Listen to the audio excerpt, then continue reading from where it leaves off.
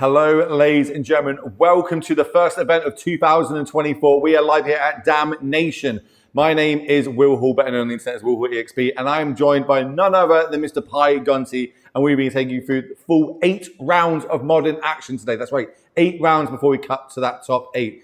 And it's going to be pretty spicy, right? We've got already in our feature match, we've got 2 off-meta decks that are going to be going pretty crazy, but everybody so far is going to be battling it out for their share of €5,000. We've got 217 players turned up today to battle it out. We're going to try and work that down to our top 8 and find out who will be walking away calling himself the Damnation Champion of 2024. Ms. Piconi, what are we looking forward to the most? I think I look for spicy decks and new brews because we got an RC in a couple of weeks. So I'm very curious, good players and also spikes, what they will play. We are seeing a very peculiar feature match in a second, but I'm very curious also to see how the best decks in the format, like Rhinos, Amulets, etc., will perform. So do you think that's the best decks in the format, in your opinion? You play a lot of Modern, a lot of Magic, and you think, what, Rhinos, Amulet kind of tend to be the tier 1 decks with the targets on their back currently? Yeah, I think so. It's a battle between those two, and probably also Yawgmoth is very well positioned at the moment. But, you know, I always play Murktide, so you do always I play really Murktide. trust my blue red. Murktide Master, that's what we call you. But we have got 2 spicy decks in our feature match. What are they? And talk me through what they're going to be doing. I think it's a battle between brothers because we see one Yawgmoth and a Foro. Oh, yeah, flavor. Yes, but one is mostly playing for Samwise combo, Samwise, I don't know. So it's Samwise Gamgee. It's the food combo deck that with Yawgmoth. And when that combo starts going off, we'll be talking through that. But it does have a Yawgmoth in it. Yes. And you spoke about the brother, who's the brother to Yawgmoth. Of course, that is Urza. So on the other side of the table, what we got? So it's basically a 4-color Urza deck. It's playing green just for I Wear Might, I think. And it's basically the old combo back in the days, Doctor Foundry plus Sword of the Meek, plus Urza, of course. So it's a value engine deck. I'm very curious to see who will emerge victorious because each deck has an engine, so it will require setting up and stuff.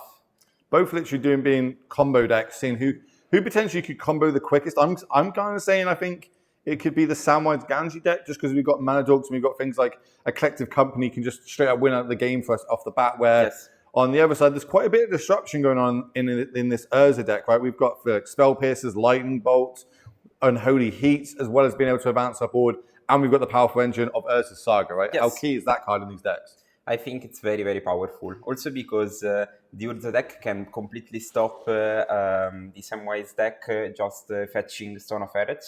So the opponent can't combo out. But we will see approaching the table. I'm going to say it looks like the players are ready to go. So let's kick it off. Round 1 of 2024 here live at Damnation. We've got Samwise Gamgee combo versus the Urza's Saga combo, Urza's Founder Factory combo, I guess we'll call it. Just Urza, I think. We got combo, basically at the end of the day, gentlemen. So we're going to see who is going to be going first. Not tight short on mulligans right now, but let's point out how cool these play mats look. Yeah. That is a crazy old Ragavan trying to get that 1 ring. Love to see it. And it looks like we've got the Urza Factory combo on the play, just leading off there with a Misty Rainforest. Do we have the turn 1 play? No, we don't. We're both players just passing back and forth. We're going to fetch end of turn here. Something that you're going to see quite different till tomorrow. So tomorrow again on this channel, it will be a whole Legacy tournament. So if Legacy is your format, tomorrow is the day that you want to be tuning in. And we're going to see, like, in Modern, we kind of crack our fetch lands willy-nilly, right? We just want to fill our deck. We want to get that our way. In Legacy, it's more big brain than that. You need to know when to fetch, when not to fetch, when to shuffle your cards in, when to keep your extra land drops in your hand. It's going to be pretty interesting tomorrow. So if that's your bag. I think nowadays even in Modern, because with the Fable of the Mirror Breaker, Ledger Shredder, there are a lot of time where you hold lands in hand. But of course, there is no Brainstorm, there is no Stifle. So it's kind of an easier thinking, I think. We've got our own Stifle in Modern, right? We've got a 3-mana Stifle currently floating around, and I'm sure we'll see a lot of that this weekend. We got more than one. More than one? Yes. I suppose. Well, let's see play, right? Come on, what else he plays besides the? I don't know. I was playing a league last week, and someone just shadowed out my fetch, and I felt so bad. I think that's I saw who's it? Young Dingo was playing that sort of list with like a couple of them in the main and trying to get people. But Talisman's going to enter the battlefield. That's going to advance our board state as well as putting an artifact on the battlefield on turn 2. And the turn 1 you're going to fetch up OG Overgrown Tomb. Obviously, they're about to get a reprint in Old Boarded. Yeah. That means I'm going to have to spend a lot more money to try and get all my shark clans again. But here we are. Me too. It's going to be fun. Let us know, chat, if you're, what you want to see on camera. If we can try and find it on the tables, we'll try and get that on for all you beautiful people watching at home. And we do appreciate you all being here. Draw for the turn. I think that might have been a Samwise. Yes, it's another Samwise, I think. He's already holding one in hand. It's and we've got Bowmasters in hand as well, holding that one up potentially. Maybe trying to snipe a small construct before it can get too big, or if card draw does end up going that way, we can try and really punish, because Bowmaster is a pretty good card in every single format it is legal in. And we see the One Ring holding in my face, and so I'm very like this Bowmaster versus Ring metagame we are still in. I think like Lord of the Rings really impact the modern a lot, and I really like the play patterns it creates, because it's not broken, it's just more interactive, more like if you die to a 4-mana spell in modern, I think it's fine. Are you telling me you want to see Twin unbanned? Yes. I want to make my blue-red decks even more broken. Let's go. I'm on the side that I think generally that card could get unbanned and it'd go. It wouldn't be as bad as people think it is. No card that's been unbanned recently has actually had a real big impact in modern, right? It's 10 a.m. Don't we start this discussion? Too early. Let's get it in the morning before everybody starts waking up. Yes. Obviously, where we are in Europe and obviously live here in Pisa, Italy. People just tuning in, not sure where we're doing this from, or this tournament is being held. And we're just going to untap. We're just going to hold up this tomorrow. We are holding up this the Bowmasters, I believe. We've got an iteration in hand if we want to go that route. Here comes our third land drop of the game. Now we're in the tank. How do we want to go about this? What sort of decisions are they going to be thinking? Just slam the ring, come on. Yes, I think you have to understand, like, because I get the struggle of your opponent fetched a green-black shockland and is heading with a white-green fastland. What is playing? Like, so is it better to make a construct because your opponent is probably playing a Tarmogoyf next turn? Or is better just to slam the ring because your opponent is trying to achieve something broken? Like the closed decklist events is very unique because of this. Like you don't know sometimes what's happening. You're using it to your advantage, right? In open decklist tournaments, everything's on the table.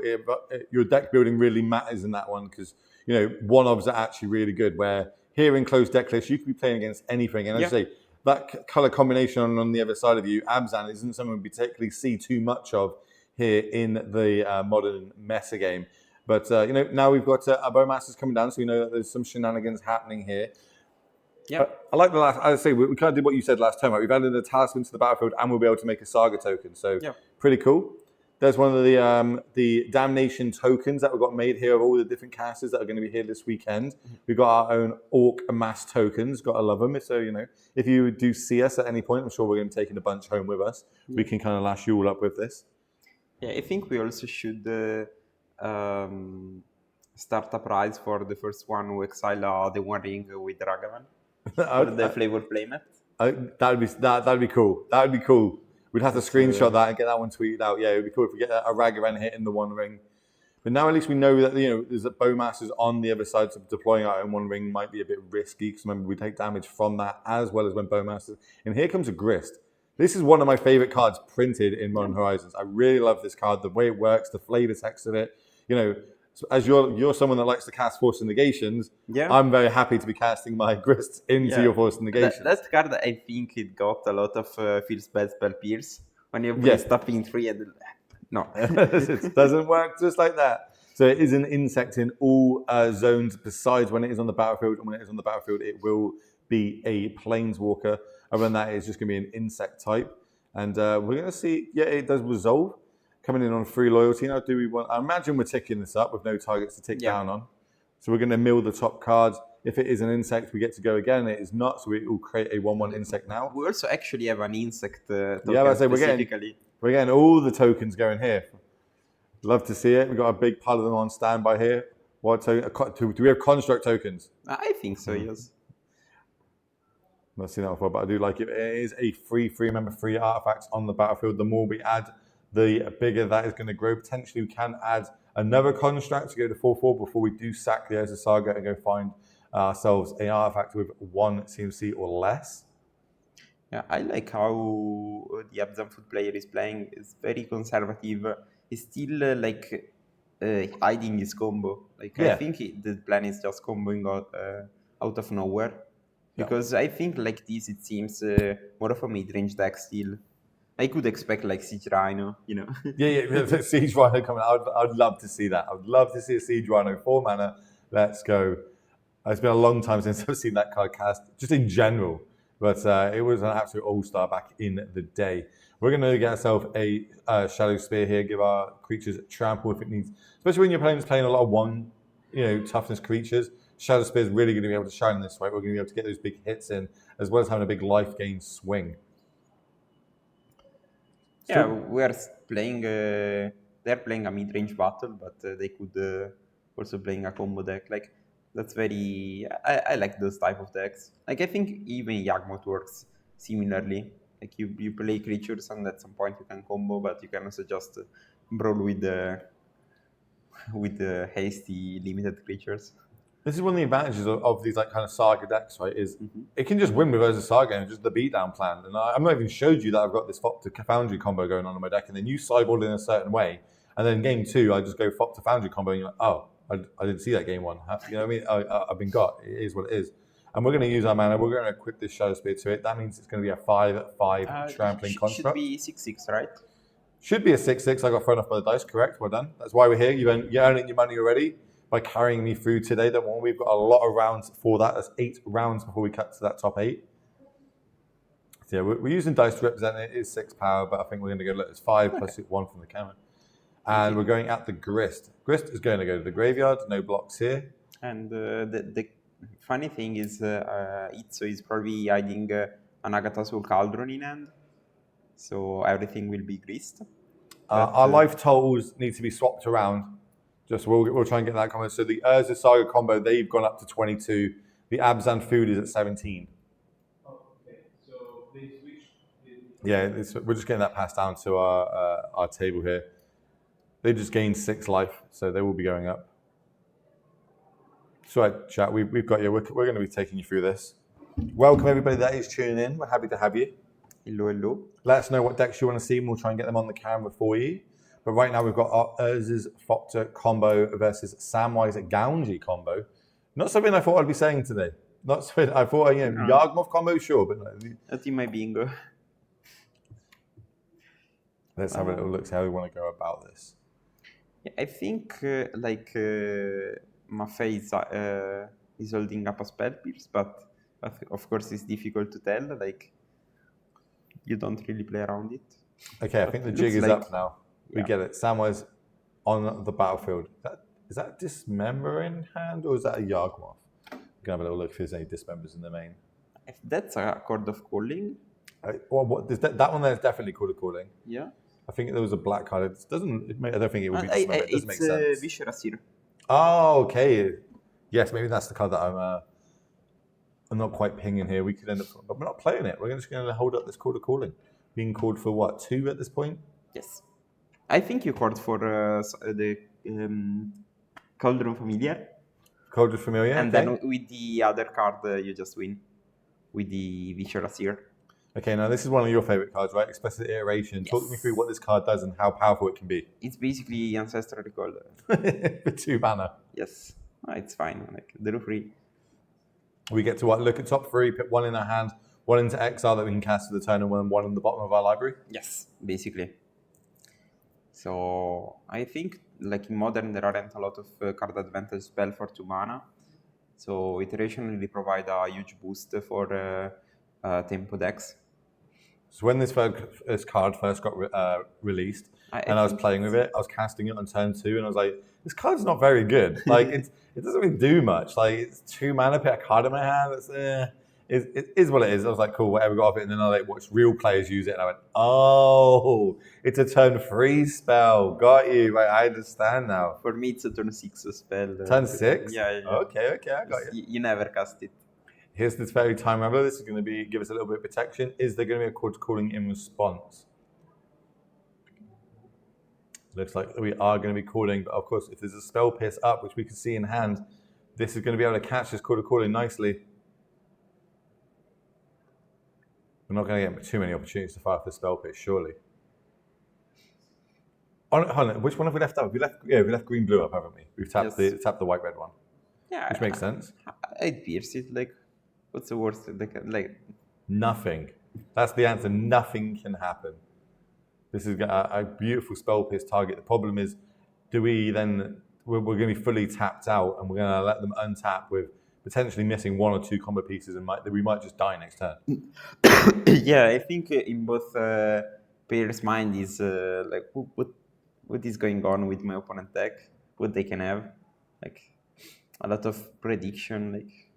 And how much of it is obviously Modern's a pretty solved metagame, right? Yes. We know what the best decks are, we know what tier 1s are, and pretty much you probably know about 30 different decks in Modern. But turning up to a Modern event of this size with a deck that's not so well known, almost, at this point, it is kind of still a brew. We've seen it turn up at the Pro Tour, but didn't have too many great results. But, turn up with these, how much of an advantage do you gain in these big events by having this sort of deck that your opponent doesn't know how to play against? I think a lot. First, because like in those big events, especially in the first rounds, people aren't super familiar with the format. So maybe they just know the tiers and how they work. So having some cards that aren't super common really gives you a huge boost. Even like Chord of Calling, I think it's a card that a lot of players don't know how it works, how to play around it. And also, just playing a deck that is not solved or not very well known is really interesting, because you can have everything in that deck, right? It's just playing 1 counter, this list. Yeah. It's like, how can you play around it? Well, the spell pierce hit the Chord of Calling there, so the die is off the battlefield, and this Teferi will resolve. Do we want to bounce something here and try and get less permanence off the other side of the battlefield? I'm quite inclined to bounce the Samwise here. The thing is, if you bounce the Sam, Teferi instantly dies for the Bowmaster trigger. So I think that's the struggle in Maffei's mind. But I think it's probably a fair trade. I don't mind that, realistically. I think that's I kind of want to squeeze them on their mana. Yeah. If you want to get your copper piece back down, that's another 2 mana sources you're going to have to commit next turn. But we're going to go to combat first. This is going to be an attack for 11. I'm not sure I like this attack, because it really shrinks the possibility of Maffei to do something with this Teferi, because at some point you can block. Like the Absent Food player could just block with the Orc-Army token and forces Maffei to just blast with the Teferi. Otherwise, it doesn't create another token. Yeah, that's what I was thinking. I was like, if I've got this Orc Amass token, I could just block that, throw it under the 5/5, chump block. Cool. What are you going to take down your Teferi? You draw a card, trigger. I'm just going to go get another one anyway. And we are going to bounce the Samwise. Orcish Bowmaster is going to trigger. It's going to ping here. We're going to put an extra counter on that Orcish army, or at least as long as we remember. I think you can't miss it, because if you resolve a part of the trigger, you can't miss the other part. You can or can't miss it? You can't. You can't. Okay, so it will have a second counter on that. We'll get that passed down to the table. Okay, we got it. Yes. There you go. Just like that, we got it passed down to the table without me typing anything. Yeah, I learned this ability back in Kaladesh, because there was this card that fetches your land and adds 2 energy. So if you fetch a land, you can't miss the energy. You have to have everything on that card has to resolve first. Got you. We're learning together, chat. We're learning together. How do we move forward? Do we have our 4th land drop? I do see it Beseiju in hand ideally we want to kind of save that one, especially against this constructs that are coming and hitting face. So we are only at 6 life points. That's a nice, like, out of nowhere that can't be countered. Could be a stifled, but can't be countered effect. Here comes Samwise again. That's going to come down, give us our legendary. Making me say you cost 1 less if needs be. But here comes Vizier. That's going to bring along with it a food token. There's another one of the food tokens we've had made. And this is lethal because Itzo can just court for a cat. And yep, we're going to code for 1. That's 2 green creatures plus the green land and 1 Orcish Bowmasters. Here is the Cauldron Familiar, the new promo card from the, I believe, like a Games Day or something that we just had. We're going to have a little read. And we're now going to talk through the combos. So tell everybody at home how this combo works. So basically, you Cauldron Familiar deals 1 damage to each opponent. You sacrifice it with the Viscera Seer ability. And you create a token when it enters for the Samwise. Then you sacrifice the token to bring back the Cauldron Familiar, and you sacrifice again, and you repeat this process enough time to win, basically. You make an infinite loop, basically. Infinite damage, infinite life gain type loop there. And that's going to be enough for Abzan's food to take this down. With Izzo, I hope I'm pronouncing that right. I am not a Italian native. Yeah, I just say Itzo. Itzo? Itzo. Okay, Itzo. Okay, well, let's go with that. Itzo. Taking down game number 1, both players moving to sideboards. Yep. We are lucky enough, though, to have access to the full sideboards. So let's start over on the Fox's side. At their sideboard that you can see here, what do you like bringing in? So we've got access to Stone of Action, we've got Wear and Tears, we've got Piffy Needles, we've got Damping Spheres, Crumble to Dust, Ratchet Bombs, Engineered Explosives, and Alpine Moons. Any of that take your fancy? I think I just put in the Stone of Eric and the Pithing Needle. I think that's it. I'm curious how many of those effects you want to not be stuck with too many 8 cards and dying to the board. But I think those are the cards that basically prevents you to die, so from dying. So yeah, I think that's really key, right? A lot of players, especially in modern, tend to over sideboard. Like they go, I've got all these 8 great cards, cool, I'm going to bring all 8 cards in, but then you're actually diluting your game plan of your actual deck, and you're like, oh, I had all my sideboard cards, but I wasn't able to win the game. I was kind of stalling a little bit. But so over on the other side, looking at these Samwise deck, obviously 1 game up here in the sideboard, we've got Haywire Mites, we've got Warden of the Tower. I'll borrow me a Warden of the Tower. Okay, another Lord of the Rings card, love to see it. A Skyclave Apparition, a Keeper of Levana, Keeper of Silence, Force of Vigor. Even I know that one's coming in this matchup, right? Even I know that one. 2 Endurances, we've got Collector Oof, we've got Giant Killers, we've got Soulless Jailers, we've got Viziers, and we've got Forged Tenders. So maybe we're really hedging towards mono red in some aspects in the sideboard. What do you like to be bringing in here? I'm very curious because I think with such a sideboard you can approach the matchup in 2 different ways. The first way is boarding in all the free drops.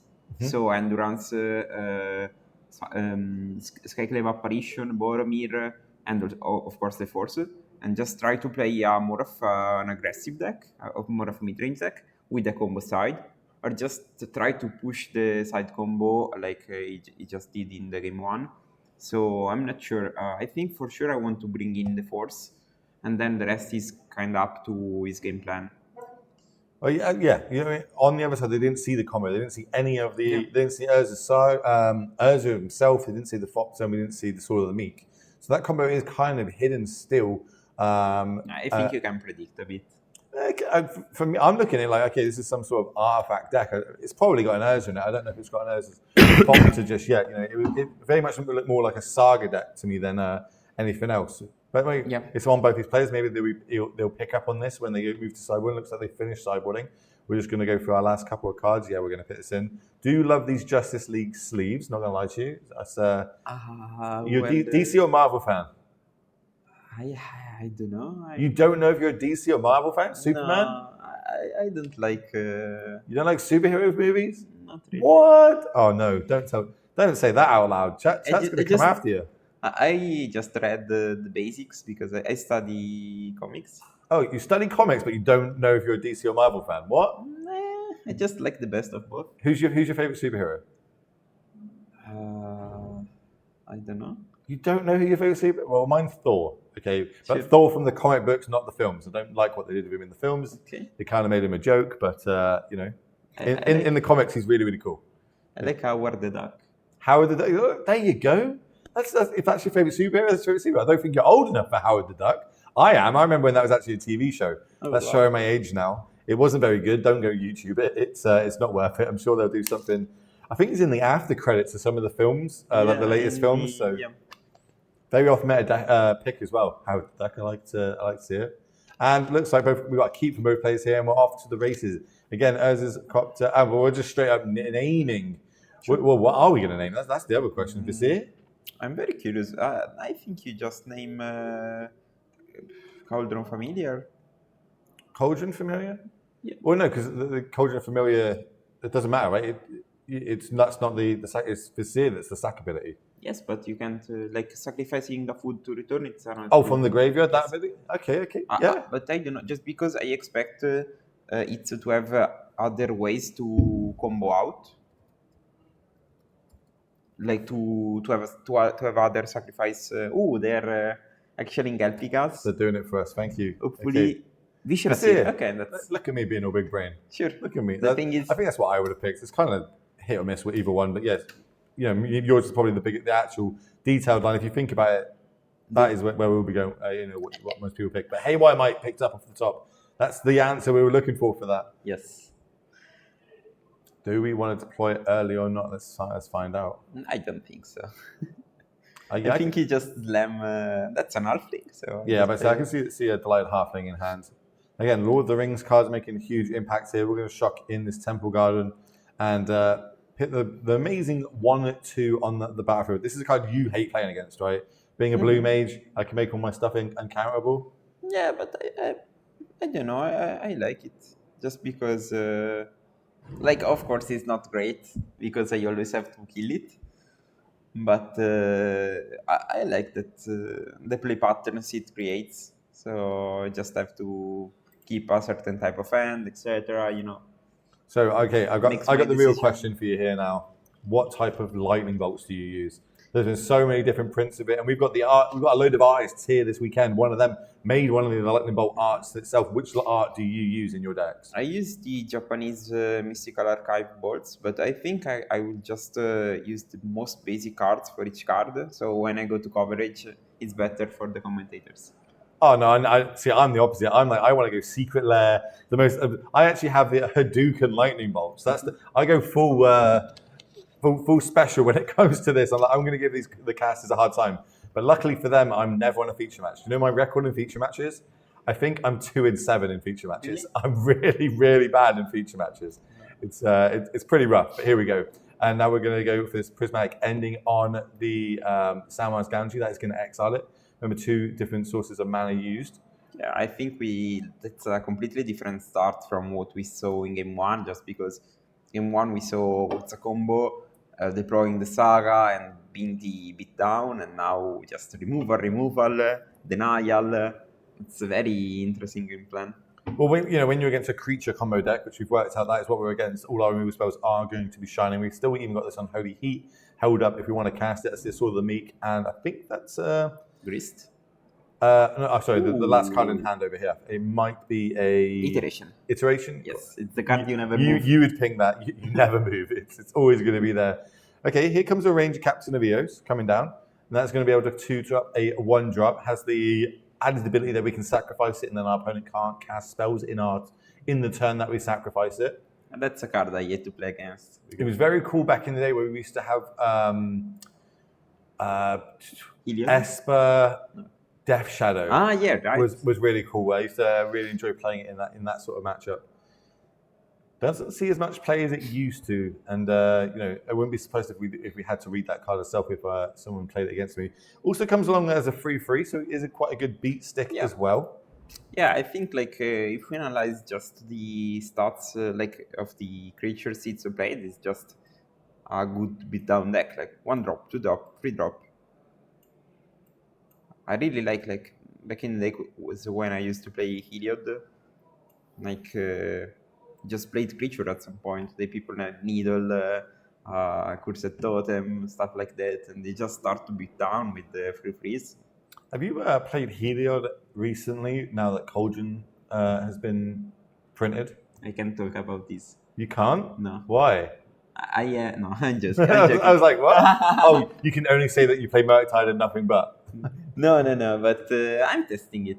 I like it personally. Like, anything with Cauldron in, I've been trying to play. Obviously, I'm a big Yardmoth player. I love playing Hunt and Scales with it in as well. And I think the only other deck that really got a shot at is the Heliod deck. I think that it gives it, only because I got absolutely trounced by it the other day because my opponent had Young Wolf in the deck and Yardmoth. I can't beat a Young Wolf. Yeah. Like it was like I'll give it -1/-1. They're like, sure, it does because that's a counter. I'll give it -1/-1. It's got the counters. I'll give it -1. I was like, oh my god, I can't kill this Young Wolf. And they also had their own Cauldron Familiar, and they exiled my Yardmoth from my graveyard, and basically they may use my own combo against me. I was like, oh my word, that's so cool. Okay, Iteration, that's going to find an Urza's Saga for our land drop for the turn. Put one card in the hand, one to the bottom. 2 mana up. What are we going to do? Do we have Delirium? I only see lands, sorcery, instants. I don't think so I think we're 1 card type off, aren't we? Yeah. Yeah, about Iliad, it's an interesting deck, but like playing on Magical Line, you go to up to 300 life and people still don't concede. So yeah, it's it's a slightly different game. Like you are playing against the clock as well on Magic Online. Where here in paper, we've obviously got 50-minute rounds for everybody taking part in this 8-round tournament. 217 players all turn up to battle out to try and win their share of €5,000 today. And if Modern's your format, today's the day for you. If Legacy is your format, well, we're back tomorrow with a full. I don't even know how many rounds it's going to be. I imagine it's going to be 8-9 rounds of Legacy action tomorrow. So if you haven't hit that follow button, make sure you hit that follow button on this channel because it will be bringing you lots more live coverage over this weekend and throughout the year as well. Because if we've got things like Paupergeddon coming up in June. So if Pauper is the format for you, again, you need to hit that follow button and stay tuned for all the updates here from Boost MTG. I'm very curious that because Itsu could have just I Were Might the Saga, but decided against it. I think like we leave it till the turn that we go off, right? We don't want to. Oh, that's a nice draw for the top. I don't know. I like to. That's one of my hate pieces. We boarded that in. Yeah, but I like to single my opponent when I'm trying to play the beatdown plan. I don't know. I feel like currently with this board state, I'm cool with them going with the beatdown plan. Like that's fine. I can deal with that. It's the combo element that's really scary, right? And I think especially even in Yawgmoth, the amount of times you win with like these creature combo decks just from beat down with these tiny little weenie creatures is a lot higher than people think than the actual combo. The combo is probably about 30-40% of the win rate realistically. The rest of it is just beat down with like grists and little 1/1 insects and stuff like that. And if we can stop that, etc. Okay, here it comes. This is, I forgot the name of it. Stone of Eric. Stone of Eric, that's the one. Thank you very much. This means whenever a creature hits the battlefield, it gets exiled. We can tap 2 and exile target. Is it target or both graveyards? Target player. Target player's graveyards, cool. Which is going to really help considering we have cards that need Delirium on our side of the battlefield. Yeah, it was a very popular card back in the days when Red Black Scum was Red Black Evoke. Evoke, thank you. Remember who you sat next to? Yes, was the top tier of the meta because they can't actually play the reanimate spell. Yeah. Because the card is in exile. But it's an interesting card, of course. Talking about interesting cards that I haven't seen cast in a long time. How about a Collective Company now added to the hand here for our Amazon Food player? Yeah, so Upkeep Company. In Dream World, what 2 cards can we just hit the perfect 2 and combo this turn? I don't think there is, because the combo requires always 3 cards. At least 3, okay. Yes, so I think in such a board state, I would just be happy to hit like a Samwise and a Grease, or a Samwise and another Ranger Capitan, I think. All right, while we're tapped out, they're going to make a construct token on the stack. We're going to fire this off now. Collective Company, look at the top 6, pit up to 2 creatures of CMC 3 or less onto the battlefield. And there's some rules or deck building restrictions, right? When it comes to Collective Company, you need to play around 30 creatures to realistically have the best odds of always hitting 2 creatures From that, it looks like we found 2. Looks like we found actually more than 2, so we've got options. And it's going to be a Ranger Captain and a... Oh, that's a thingy of woe, isn't it? Sacrifice effect, yes. It's the something of woe. Hold on, I'm looking at that list. Woe Strider. On the sideboard? No. I can't see it. It's definitely something of woe. Woe Strider. There you go. One of. Yes. Woe Strider. I thought it was something of woe, but no, Woe Strider hits the battlefield. And that's going to bring along with it a 0/1 goat token. Haven't seen how many goat tokens do we have on standby? That's something that I didn't think we would be seeing today. And it also has the ability that you can sacrifice target creature and it's scry 1. As you said on turn 1, and Pitting Needle Viscera Seer now, it's... Exactly, it's done now. Like, cool, I don't care about that Epiphany. We do care about the other artifacts on the battlefield, though, of course, because that will start exiling things if you try and go combo. So we need to get that Stone of Eric off. But we have this Haywire Might in hand, so we're not going to be too far off this combo. Yeah. The Ranger Captain should be in exile for Stone. Yep, there you go. They found it. They found the line. Now here do you go find a second one. Like we've got 1 in the main, but we've got a couple. We've got 3 more in the board. Now with Urza's Saga going to the kind of search ability, are we just going to try and shore that up? Or do we try and get something else, potentially like one of the bounce artifacts? I'm very curious what's going to happen because looks like we pulled the second one. I'm not even sure why he didn't cast any spell. I think maybe it's the Ranger Captain got sacrificed, right? We can't play any spells. But so I mean, why didn't make a construct? I think Unwurza is coming. Oh, okay. Well, it's not coming anymore, right? It's all spells, isn't it? No, it's not creature. No. Oh, okay. So look, you are a master at this. Look, exactly what you said is coming down here, making another construct token itself. You don't need to tap 2 where you can just tap 4 mana and also get an Urza. And this is going to add a load of mana because now we can tap our artifacts to add blue to our pool. And that is what, as I say, 5 artifacts on the battlefield. So these are 5/5. So that means the beatdown plan is getting shored up. We just need to stop that combo plan. And now with double Piffing Needle plus the Stone of Eric, we're really making them go through the works here. I think that green sort of token you can see at the top of your screen, that is the 0/1 goat token. And the other Pitting Needle named Ghost Rider, so that's interesting. The funny thing is, Itzo I think can still combo out next turn. It's good. I went like, okay, I'll go for Zir, and I'm going for the sacrifice route when I name these Piffing Needles. You going the other route. If we just named the Cauldron Familiar here, it doesn't matter what sort of sacrifice effects you got on the other side. If I had double Piffing Needle here now on the Familiar, you're double securing the lockout, where here we might end up getting punished for it. As another collective company is going to get cast. Looking at the top 6, that's a Ranger, that's a card that's got a signature on it that I can't make out. There's definitely a couple of land in there. And I think that was a Cauldron Familiar as the last card drawn. So how do you want to go about this? We are just probably this Haywire Might away from being able to win the game. But look at our life total, 7 life. I mean, I think the Stone of Eric is still annoying here. I'm very curious how this will be played. That's a Gilded Goose. Oh, it's a Gilded Goose, the promo Gilded Goose. It is the nice one, it's where it's like full gold and in foil, so that's going to bring along with it a food token. And then while this is happening, we're going to, on the stack, go search ourselves up a 1-drop, add that to our hand. We could go find more Haywire Mites, I guess, if we've got them in the deck, but we do have one in hand that we know about. We're having a little glimpse. Maybe we don't even, do we have any 1-drops? That's the other question is, we've played quite a few of them so far. We might just have the rest in our hand. For sure, one is a Cauldron Familiar, and I think it's just 1 Might in the deck. Yeah, 1 in the sideboard, is it? 1 in the sideboard, and that's it. Yes. Okay, we're going to go find another Cauldron Familiar and put that to hand. A special promo one. A lot of promos going on. They really make sure life a bit harder when you're a caster trying to get all these secret layers, promo cards, F&M cards, old bordered, new bordered, reprints, different arts.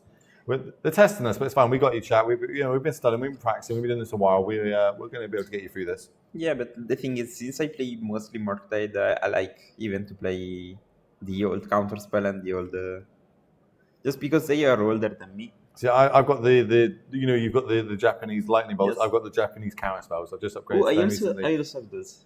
Sweet. Well, how about now the jig is up? We've got a Fopter Foundry going on the battlefield. Ouch. We are Sword of the Meek away from the combo. What is the combo? If I have Sword of the Meek in the graveyard or in play in this case, we also have Urza Saga and this Fopter Foundry. What's the combo? So basically, you sacrifice an artifact if this word is in the graveyard. Otherwise, you can sacrifice this word itself, create a 1/1. The ability of Osword triggers because you get a 1/1 into the battlefield, and then you sacrifice again, making a mana out of Urza, and you can even tap the top there if you want. So you create a +1 mana each time, and then when you have when you repeated this iteration infinite time, you have infinite mana and infinite life, so you can start spinning Urza to find your win con if you have one. Otherwise, you just pass with the 1,000 token and a lot of love. And here is Sword of the Meek. I was about to say, I'm half inclined here. I think I would sack one of these Rangers while the Fopter was on the stack, purely in case this line here that we're about to see is happening. We literally have got the full combo going. It's like, look, I'm going to draw through my whole deck. I'm going to make infinite mana. I'm going to make infinite creatures. I'm going to go life. I'm going to cast this. I'm going to bounce everything back, and you're just going to lose the game. The funny thing is, the Abzan Food deck doesn't really care about infinite life. Yeah, because they've also got the infinite but I think he should sacrifice War Ranger now, just because so he can play Spellbomb out of Urza. Yeah, okay, yeah, sure. I think they're just talking through this, and it's going to be coming back from the graveyard, so we don't actually ever cast it. That's the time. So I think we're going to sack this now in response. It's going to get exiled, of course, but we still get to go off and make infinite. We can't really cast our whole deck now, but we can make X amount of 1/1s. Okay, we're going to go for, okay, I've got my Fopter tokens here. This is going to make a large amount, I imagine. Yeah, it's fine, it's fine. The thing is, now it has to deal also with the Urza because it can gain infinite life response. Yeah, so we get this like back and forth. I don't get what's happening. I think they're just talking through the combos. I'm never actually casting this card. It's never, I'm not tapping any mana to cast it. What I'm doing is I'm tapping mana to then sacrifice it. The trigger's going to come back, and I think, yeah, we're just going to scoop this up. I don't think we were actually done that spot. I just think we were like you're out of this situation. It's going to be really, really hard for you because I don't know. He had enough on the battlefield. I would just take a draw step and see what's going on. I wonder if something like a Force of Vigor would have been able to try and swing that turn for us or not. But I think it was just might the Stone of Eric and then combo off. That would have been my plan. Well, we're going to find out. It doesn't matter, should I say. In that game too, now both players have scooped them up. We're shuffling up. No, it doesn't look like anybody's reaching for the sideboard. We're going to be going straight down to a game 3 to decide who takes down round 1 here at Damnation, live in PISA. Remember, we've got 8 rounds of modern action for you before we cut to that top 8. 217 players all turned up to battle it out and try and win their share of this €5,000 prize. Abzan Food versus Urza's combo. 2 Urza's combo, 2 combo decks here, round number 1. Love to see it. I'm still in shock that you don't have a favorite superhero. I'm still in shock by this. I don't know. I just grew up with other media, I think. I have a favorite book. You have a favorite book? See, I'm different. When I grew up, we had like one TV channel, and that was kind of it. There wasn't an internet, wasn't a thing. We had to do that dial-up stuff. Do you remember dial-up internet? Kind of. I've heard about it once. I read it in a book. Haven't had to live through the dark days of the internet, shall we say. You guys, you don't know how easy you got it now. That's the boomer Will talking. You don't know how easy you've got it, you youngsters. No, I get it. But I don't know. I think everything comes with a price. So But one of the prizes this weekend is going to be a big chunk of that €5,000. Of course, we got sponsored by Card Market. You see it on the top of your screen there. Let's be honest, if you're in Europe, where else would you buy your cards from? I spend way too much money on this website in the early hours of the morning when I'm scrolling through my phone. I'm like, I could buy that card. I could finish my legacy deck. I get it. But I can just buy a card because I like it, and that happens a lot. But you'd be surprised. So I own 4 copies of every single Teferi free that's been printed. Ooh, okay. So I not only have all the non-foils, but all the foils as well. I own every single copy of Ink Moth that's ever been printed because I'm always upgrading. I'm like, I'll upgrade to that set. I'll upgrade to that set. But I never sell my cards. I'm horrendous for it. I really need to get on Card Market and start selling my cards, basically. I'll have a small fortune, I think. Yeah, I have 5 Furies. 5? Well, I'm sorry about that. I'm sorry about that. No, but the thing is, I don't care because I bought them for cheap money when they got printed, and then they are sitting there. That's one of the. I was quite lucky as well. When they first came out, mine was Endurance. Sure. I picked them all up in full art when they came out at various prices when it was quite cheap. But Endurance was the one I saw, and I was like, this card is nuts. Like, you're telling me I can exile a graveyard for 0 mana in Modern? This is going to be huge. So I actually bought quite a few of them, and obviously then they started spiking. I was like, I feel big brain right now. He's like one of those Mangu sort of finance tweets that he throws out. And so we're having a mold of 5 here for our Urza combo deck. 2 cards going to the bottom of the library. They will be on the draw this game, remember. And we are off to the races. Yeah, I think it's a Mul 2-5 versus a Mul 2-6.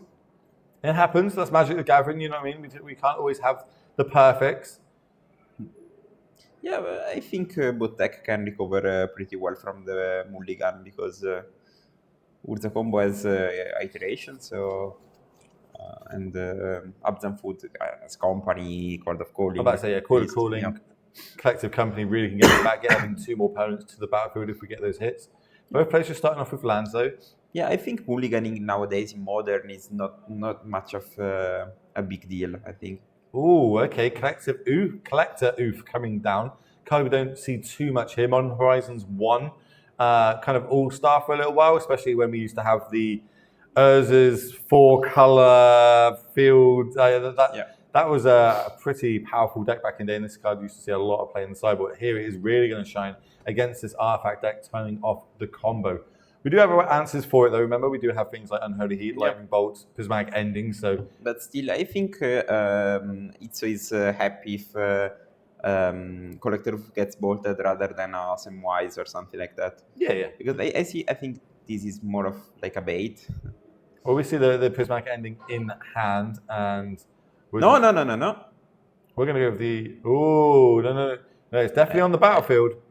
He played it. You can't cast it. I think we're going to be having a judge call. No. I think it's a reasonable thing.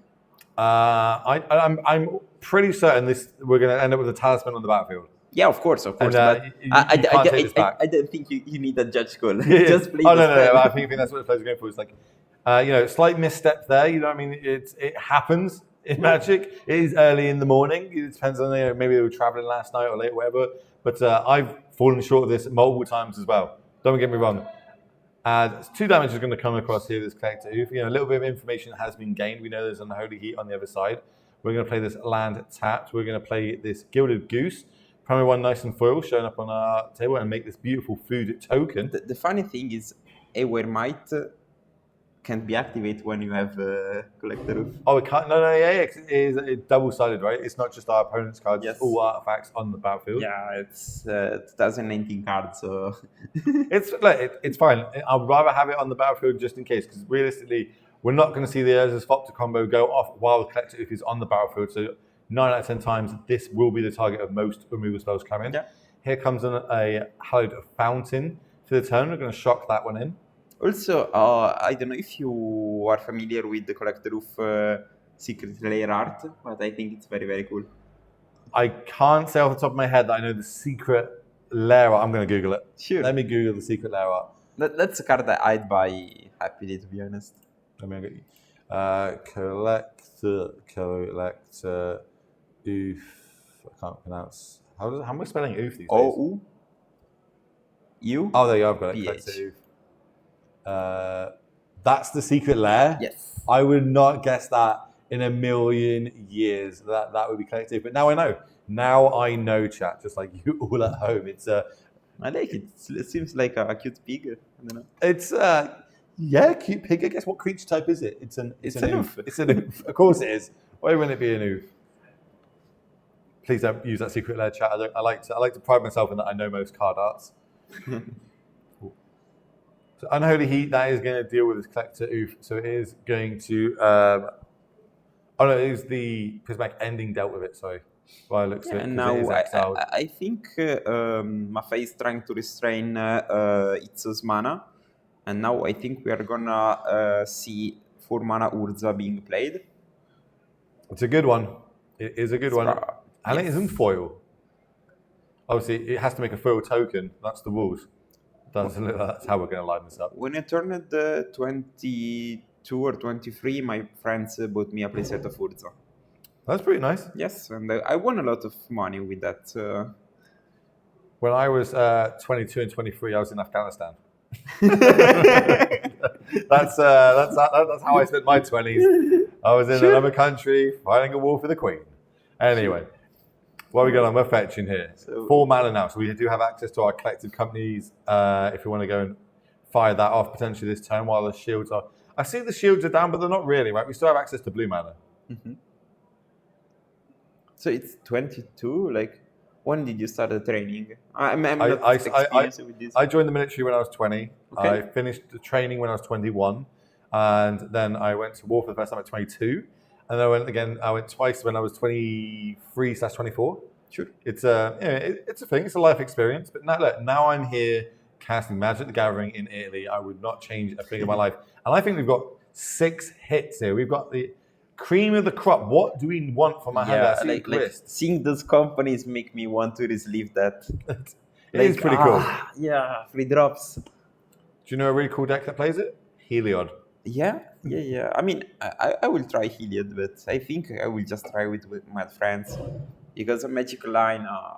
Oh yeah, the infinite click. I think that's the reason why we don't see some of these decks on Magic Online is purely because of that reason. These breach, like those are decks that people don't consider. Maybe you just mess up with a click and you lose. Yeah, that happens. The old misclick, been there, done that, and we're going to see it. Grist hits the battlefield along with, I believe, that is the Skyclave that comes down because it's, again, another promo one. FNM promo. That's the FNM promo? Okay. Or the buy a box, one of the two. I think FNM is more, I don't remember seeing it as a buy box, but chat will tell us if we're wrong. They love to do that kind of thing, but more importantly, is going to get Urza off the battlefield. Exactly what we needed to do because it's pretty scary when Urza's there. I really like how back in the days. Upkeep. Before your draw step, I would like to ditch this Gilded Goose, force a figure, get rid of your last 2 artifacts on the battlefield, and now he's drawn this one of your favorite cards, Iteration. Yeah. I think his position is still pretty behind, but I don't know. Oh yeah, if I've got an advantage bar, it's swinging to the left. Pretty hard right now. But bear in mind, I don't think there's any cards left in hand. We are just playing, face up what is on the battlefield. But that is a lot on the battlefield. An active Planeswalker, plus a couple of our resource food tokens. We've got insect tokens. We've got beatdowns. Really need to have some good hits off this iteration. I think we see Pithing Needle, Urza's Saga, plus whatever this card is that currently is held in the hand. That one's going to go to the hand. Urza's Saga is going to go to exile, and then this Pithing Needle is going to get pushed to the bottom of our deck. The funny thing is, if you just add the both combo pieces, you could just turn the tide completely. You just exile the Doctor Foundry, and he has his word in hand. So it happens. Yeah. What I mean? And both these decks can just win out of nowhere, to be fair. Here comes an attack for 4. Wrong, for 6. 6. That's going to drop life points down to 2. Maybe 7 if the insect is attacking. I don't know. Well, 1, 2, 3, 4, 5. Yeah, that's 6. Oh, maybe 7. Yeah, maybe you're right. Maybe it is 7. And that's it. That's game. And as simple as that is going to be taken up. Combo deck, Abzan Food taking down round number 1, beating Urza's Saga. So welcome back, ladies and gentlemen. Obviously, that is... do we have any backup feature matches? do we have backup feature matches? Are we going to get more pairs in to play? I think the time was almost mostly up, so I think we will get round 2 shortly. Well, we'll get confirmation on that. We'll talk a bit. If it is, we're going to go to break. If not, we'll go through it. But like, let's talk about what we just seen there. So that was the last table. That was the last. Oh, easy. That means we're definitely going to be going to a break. So let's have. I'll give you a little reminder of what's happening this weekend, ladies and gentlemen. We are here live in Pisa. We are at Damnation. You can tell by these awesome T-shirts that we're going to be rocking. We've got in the background the amazing playmats that have been made for this. We've got so many artists out there, arcade posters out there signing his signature on all his tokens and stuff. So many different artists here, so many different shops and vendors, and so many different formats being played. We've got Modern today as the main event. Legacy is the main event tomorrow. There's Pauper in the background. There's Modern events in the background. There's Legacy. Vintage. There's probably Vintage. There's probably old school Modern going on. There's so much stuff happening here at this event. There's got to be well over 400 players in that room. Just all playing Magic and enjoying it. And you can also be part of this if you want to come and turn up to these. They've got future events, like they've got Paupergeddon coming up. Obviously, there's going to be more Damnations throughout the next year, etc. So, if this is your sort of thing and you really like this, if you like good food, good drink, and good Magic, you need to start coming to these Damnation events. It's going to be pretty sweet. Because at least 217 turn up today just to play in Modern, battle it out in the 8 rounds and try and win themselves their share of 5,000 euros. Pretty sick, in my opinion. I love to see it. Yeah. I really like this reality that is growing in Italy, like Damnation, Paupergeddon. They're just big events that are imposing. Since in Italy, like we don't have many big realities like ACG, NRG in America, so I really like that the community is building up to make a lot of people play the formats they love. Because I was dining with some people yesterday night, and they told me they just get to sleep their Power 9 like one time each 3 months to play a battle in these events. So I'm really excited that the community is moving to play. That's kind of like the energy you get here in the Italian community, or just in Europe in general, is like I've got all these old cards. I really want to play these old Eternal formats. Well, we're just going to put our own events on, and we're going to do it. And people are turning up for them in droves. Hundreds of players turn up to play these Eternal formats, play with the expensive Vintage decks, to play with the expensive Legacy decks, to play with the expensive Modern decks in general. But that is going to be it for round number 1. So we're going to step away, have a short break, and we'll be back for round number 2. Make sure you don't go anywhere. See you shortly.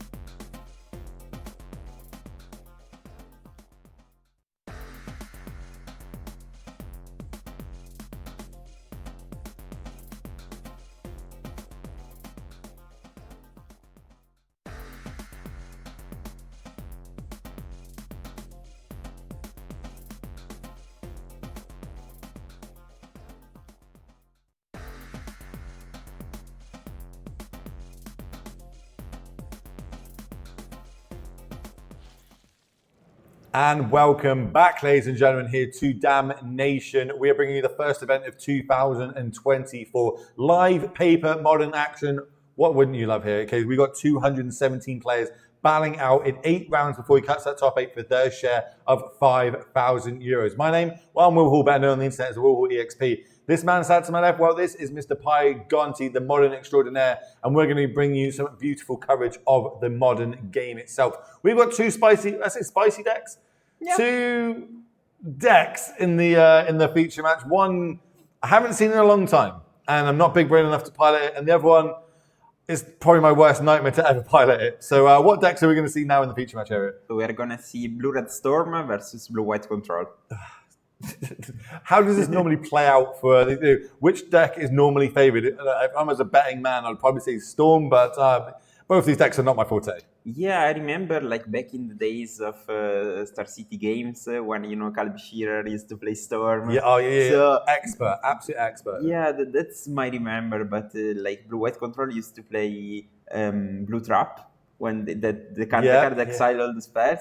So I'm getting the vibes on this matchup, but I think Storm should be favored just because Storm can play an instant speed game plan, has a lot of spells with flashback, and generally speaking, counter spells aren't very good. No, sometimes that we were talking about this last night, and I learned about this that when you're Storm, you can actually start off trying to get a counter spell battle to fire off. Like, I'm going to play this spell, you're going to counter it. Cool, I'm going to play this spell again, you're going to counter that. Great, Storm count's already 4. You're doing the work for me in this instant. And those first couple of cards, they were just bait cards. My real card is, this is my Storm card, this is going to be my combo finisher. It could be Empty the Warrens, it could be Great. Is it Grape Shot? Yes. Yeah, it is Grape Shot. I always get that and the other one that's Phyrexian mana mixed up. Gut Shot. Gut Shot and I always get those mixed up. But potentially we might see it in the list. We're trying to get them to us now. So we don't know the exact 75 of the Storm list, but it's going to be pretty hard to keep up. It's not like we can race them at all being this blue-white control deck. The only creatures we've got are Solitudes, Subtleties. 4 Subtleties in the main. Yeah. Okay, let's go. How big is Teferi Time Weaver in this matchup? Does that affect anything, or is that just a myth? I think it's a fine card to have, just because you can be safer in your turns. You can be more chill of slamming ring, not in the face of remand. Okay. But it's a card, I think there aren't very strong cards in the main deck for the blue-white control player. 4/1 rings. Oh, hold on. Is that a main deck? 2 Dolvin's Veto. That might be able to hit a timely. What's the one? Ungiven? Gifts. That's the one. I was like, what's the 4-drop that goes to blue? Is it Gifts Ungiven? Yes. I'm very curious because yes, of course, as someone was mentioning in the chat, it's a skill-intensive matchup. So we have one of blue-white specialist in Ricardo Biavasand, very, very strong player, even in Legacy. We saw a lot of top finishes in his career, a lot of Pro Tours delivering by his trusted blue-white. So it looks like we're off to the races. Blue-white is going to be on the play. That could be, the difference from life or death, having that extra mana to be able to get that the counter spells online quicker if it does come to that. So I want to touch on what you mentioned there about being a master, right? If you're a master of an archetype of anything really in Magic the Gathering, but even more so modern, where modern has got such a vast variety of cards. If you can become a master of your deck, when you're the aggro, you've got to turn aggro, when you've got to be the mid-range, when you've got to be the control deck.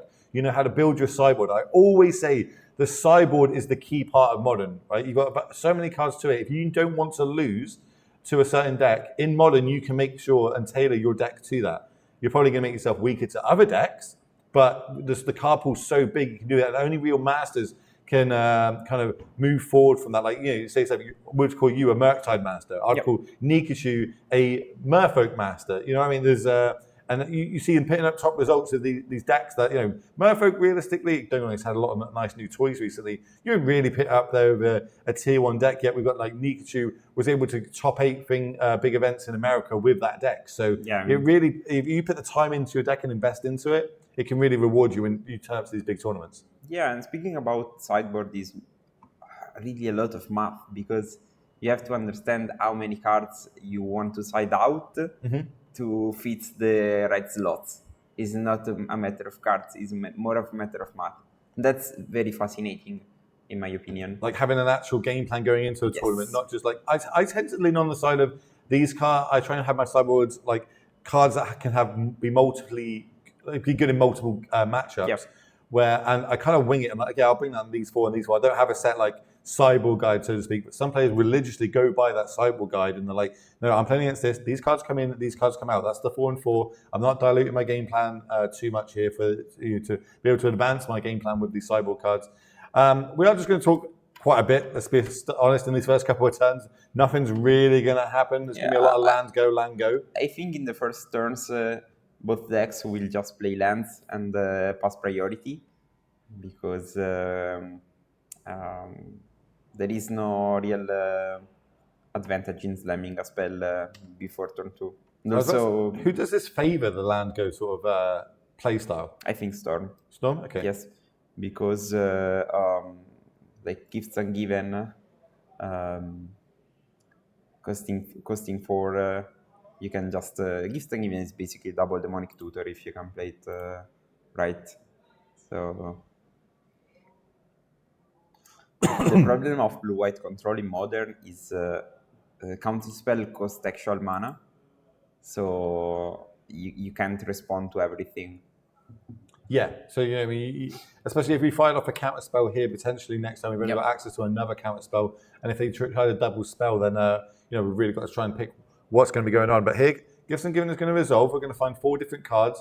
Our opponent's going to put them into 2 piles. 2 are going to go to the graveyard. 2 are going to go to hand. And I think the trick is there's never a good or bad pile, right? Like, I want all 4 of these cards. And I'm going to cast all 4 potentially anyway. It doesn't really matter. But I always think I can work out a sequence. I'm like, okay, if you've got these 2, well, I'm going to do this, and you're going to do that. Okay, I think this is the best line for me. But it never really pans out that way. I don't think I'm big brain enough for it. Yeah, I don't think. I'm not sure I like this pile, because 2 creatures in face of blue-white control land that is supposedly to be full of removals. I don't know. Unless you have a strong plan behind that, like you are planning to cast Empty the Warrens. Empty Warrens could be pretty huge in this format. Chat saying you don't think you should follow the sideboard guides, but you should read them. I guess the flip side of that is if you don't have enough time to play the format and prepare for it, people are busy these days. People have got jobs, etc. You can't just spend a lot of time just testing your modern deck. So this is why you kind of get sideboard guides, and why you subscribe to Patrons. You get all that knowledge and advantage from the full-time content creators that can do this, and then you give that a good read, kind of know the format that way, and then you just turn up to your tournaments and try and go by the way of the road, and kind of take down tournaments that way. I think there are different opinions of this, because I remember I spoke with some pro player in the past, and they told me the less time you think about sideboarding is the more time you can think about the game. So you just do what is written, and that's it. Like, you save time. Everyone's got their own approach on it. Everyone learns differently in how they want to approach different games, different metas. Sometimes, I'll pick up Murktide and I'll be playing, I'll be like, oh, I'm definitely the aggro match in this, where you'd look at it and you'd be like, no, you're the control matchup in this. We're going to see creatures go on the stack, and we're not hard casting. We're going to ditch the Supreme Verdict for this subtlety to, do you want to put that on top or bottom of your deck? I think the fact that it's fetching is probably putting it on top. But I don't know. There's no remand effect. Well, I imagine there's remand in hand. It won't be great to cast it right now, though, obviously. We see counterspell brought to the front. Is that the old school black bordered? I'm curious. I don't think so, but maybe. I think it's the Time Spiral remastered one, because it looks very bright. But it might be I think Ricardo Beava plays from. It's a very seasoned player, so it might have some relic of the past. Well, it's being seasoned. They're going to know that this is not the matchup they want to be seeing on the opposite side of the battlefield. They're now behind on lands as well. We're going to start setting up how we want to tap these. Okay, we're just moving a few. Double blue. We're going to try and cast it again. And it looks like it resolves. Of course. Eats a Leyline's Binding for its trouble. But now, if we do want to cast any spells in response, they are reduced by 1. And every counter spell, we do get a loot effect if you want to go that route. So we're going to do draw first, then we're going to loot. draw a card, discard a card. That is going to be Past in Flames. That's value. Teferi off the top. Teferi Time Reveler, of course. The powerful free drop with the stack ability that your opponent can't cast spells in your turn, but not a land. And this is the problem of blue-white. Like, you get a lot of very strong cards, but they all cost a lot of mana. You get the One Ring, Teferi, etc. But they are a bit clunky, and the Storm can really prey on this mana disadvantage. We can call it. Yeah, it's kind of what Blue White's game plan is, though, right? Like, I'm willing to accept that you're going to do your game plan for the first couple of turns. I'm going to use cards like Supreme Verdict to catch back up with, and then use my Planeswalkers to gain the advantage. But we do need land to be able to do that. We need to be holding up mana as well to try and counter certain spells. It's just a lot of uphill battle here for the Blue White Control player as the One Ring goes on the stack. Now, is this going to resolve? I don't think so. By the way, I have to appreciate the order of both players. I really like when player plays in such a way that's beautiful to see. Yes, because I think the way you play reflects the way you think. So, I also like being neat here. So we're going to see Remand on our own spell here to gain a little bit more advantage. I love seeing this. This is like kind of a 2014 play back in the day where we used to see a lot more Remands floating around the format. Remanding my own spell, so not only do I get my spell back, I also get to go one card deeper. Remember, we do have the what's this one called again? Baral, that's it. Thank you. Baral on the battlefield, so we will get the loot trigger as well if we want to go that route. Here comes a Doe and Veto coming down. That is uncountable again on the One Ring. It's going to carry it before the remand is resolved, so no loot triggers, no extra card draw for us. Yeah, but now Lenzetti can just pile up some rituals and go off again. I was about to say, what's the storm count currently? 4? 1, 2, yeah. Going up to 5 now with this. Here comes some mana floating. Here comes some more mana floating. Storm count going to go up to 6. Yeah, and now we can see the fireworks. Do we see the fireworks? Is this an empty the Warren's turn, or are we going to go I think grape shot? I think it's a grape shot turn. Okay. But I'm not sure, Well, we're going to find out together, chat. Don't you worry. Here comes a load more mana going on the stack, a load more storm counts going up. Appreciate the dice going through, helping us all here at home and us in the booth. I think are these all getting exiled, sliced? What's going on? I think these. Yeah, I think this is the exile pile. Yeah. Going through 9 spells on the stack. So what's the full game plan? While we go through the motions and we turn the wheels here, what's the end result by the time we finish here? What are we hoping to achieve? I think he is hoping to chain even more gifts ungiven, and eventually just winning with that. You pile up storm rituals, more gifts, more rituals, and at some point the storm is 20 and you just grape shot your opponent. Yeah, here comes gifts ungiven again. I think it's ritual, Manamorphose, grape shot. I think I'm not super sure because because you can remand its own grape shot. Yep, to get double the amount of triggers. Yes. And we are already at 10 storm, so that pile should be lethal. How does the gifts ungiven and the Past in Flames work? If I put Sorcery Instants in my graveyard now, can I still cast them back with Past in Flames? No. But it's only at the point where Past in Flames is cast. It's Past in Flames only see the cards that are in the graveyard when the Past in Flames resolves. Okay, so we've got access to basically a couple more remands and one more gifts ungiven. Yeah, I think so. I'm curious about this pile. Remember the way the piles work is we pick 4 cards with different names into one pile, and then our opponent will split it into 2. Mm-hmm. One of them will go to the graveyard, and 2 of them will go to hand. It's the decision of our opponent of how they want to do that split, but the trick is there is no bad pile. These are all going to be cards that I want, and we're seeing, as you said, ritual. That's another. Another Past in Flames? Yes. Another Past in Flames. So I think you can't do wrong. So we've got because now you grape shot your opponent, remand. Maybe it might be short of 1, depending on. No, because Storm count's 11. So we go Grape Shot now with the one red mana. Yes. Grape, then we go Remand for the... Oh, you're thinking about the second Grape Shot. Yes. Yeah, we're one red mana short of it. We can do what, 13, 11, 12, 13 currently? So here it comes. That's going to be on the stack for 13 points of damage. One blue left is we're going to remand that back. It could have remanded from the graveyard. Did we? Oh, remember we had an untapped land. We could just recast it. I think he played the land in the beginning of... A lot of triggers going on the stack. One loop effect from Boral. And this is going to be 12 damage by the time we finish. Yeah, I mean, I think it's and fine. And the attack for 1. 4. I mean, now we just have to pile up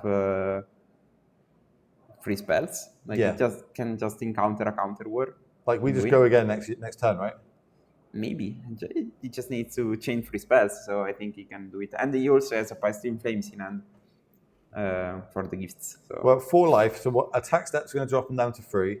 We go Piston Flames Flashback, that's 1 spell. Counter it, 2 spell. We just play Remand on that, or whatever we've got in hand, 3 spell, and then the Grape Shot's going to be lethal. Yeah. Don't have access to Flusterstorm in the main. Let's have it. Do we have it in the board? We don't even have it in the board. So yeah, this is going to be a real hard fight for the blue-white control player in game number 2 as well. We're going to fetch, drop down to 3. Very curious what the 5-drop is now. We'll find our 5th land a little bit too late here. I think it is going to be a Triumph. Triumph gives us all sources of mana. I believe that means our Leyline's Bindings are only going to cost 1. We see multiple of them in hand.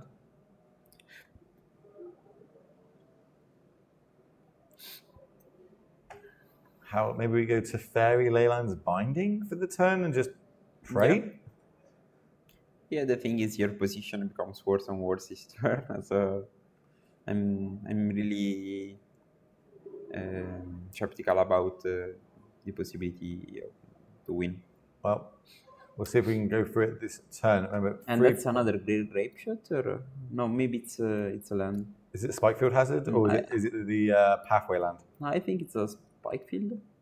Okay, well here comes the Goblin Electromancer. 1. 1 spell. Is it going to resolve? Yes. All my spells are now reduced by 1, of course. It's going through this methodical line. Like you know you've got the win. You just need to make sure you sequence it in the right order. And realistically, I don't think there could be too much of a bad order here, as long as we end with Grape Shot on the stack with multiple Storm, with Storm count 3 or more. Yeah. But we've got the added pressure of being on camera as well. Mm-hmm. So you don't want to mess up, because your friends are going to clip this and start sending you it if it does go bad for you. 3 mana. Here comes the Past in Flames. Second spell on the stack. Give flashback to all our spells in the graveyard. And yeah, that's enough. We're going to be scooping it up. Game 1 going to our Storm player here on the right of your screen. So we get to move to sideboard for both of these players. We've got access to their deck lists. So let's break it down. What is in the sideboard for this blue-white deck? Well, we've got Dress Downs, we've got Doman Vetoes, we've got Special Purges, Leylines of Sanctuary, we've got Crumble to Dust, we've got Chalice of the Void, Prismatic Endings, and Wear and Tears. Do you like any of that? Probably the Dovin's Veto. Dovin's Veto? And I think that's it. I'm trying to think if there's anything else. Like, Leylines of Sanctuary, I guess, can stop a Grape Shot, but... also stop gifts even. Yeah, and they can stop gifts. But I never trusted Leyline, because it can just be bounced, and I think the basic sideboard is minus something plus 1 Echoing Truth from Storm. Like it always has been like this.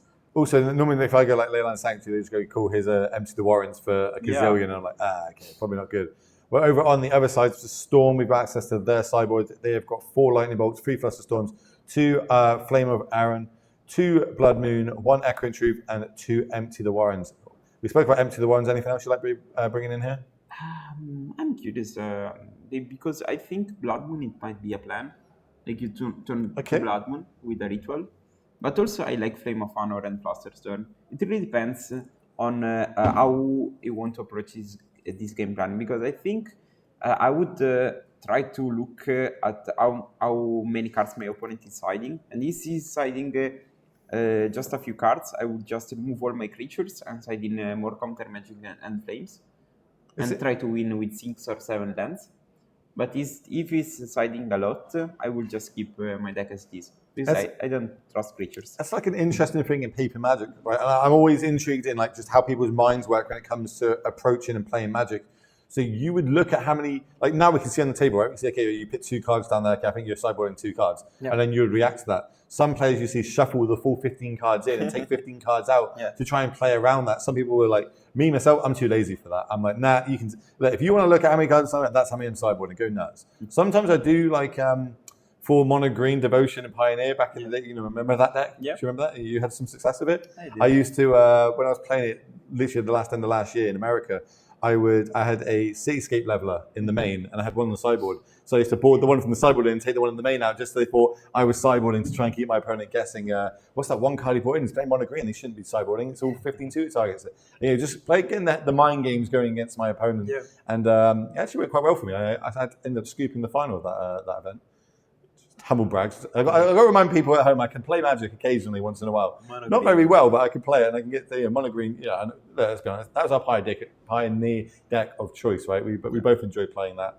I remember actually I cast the event that you managed to take down in Europe. It was a nice sight to see. In Warsaw. Warsaw, yeah, over in Poland.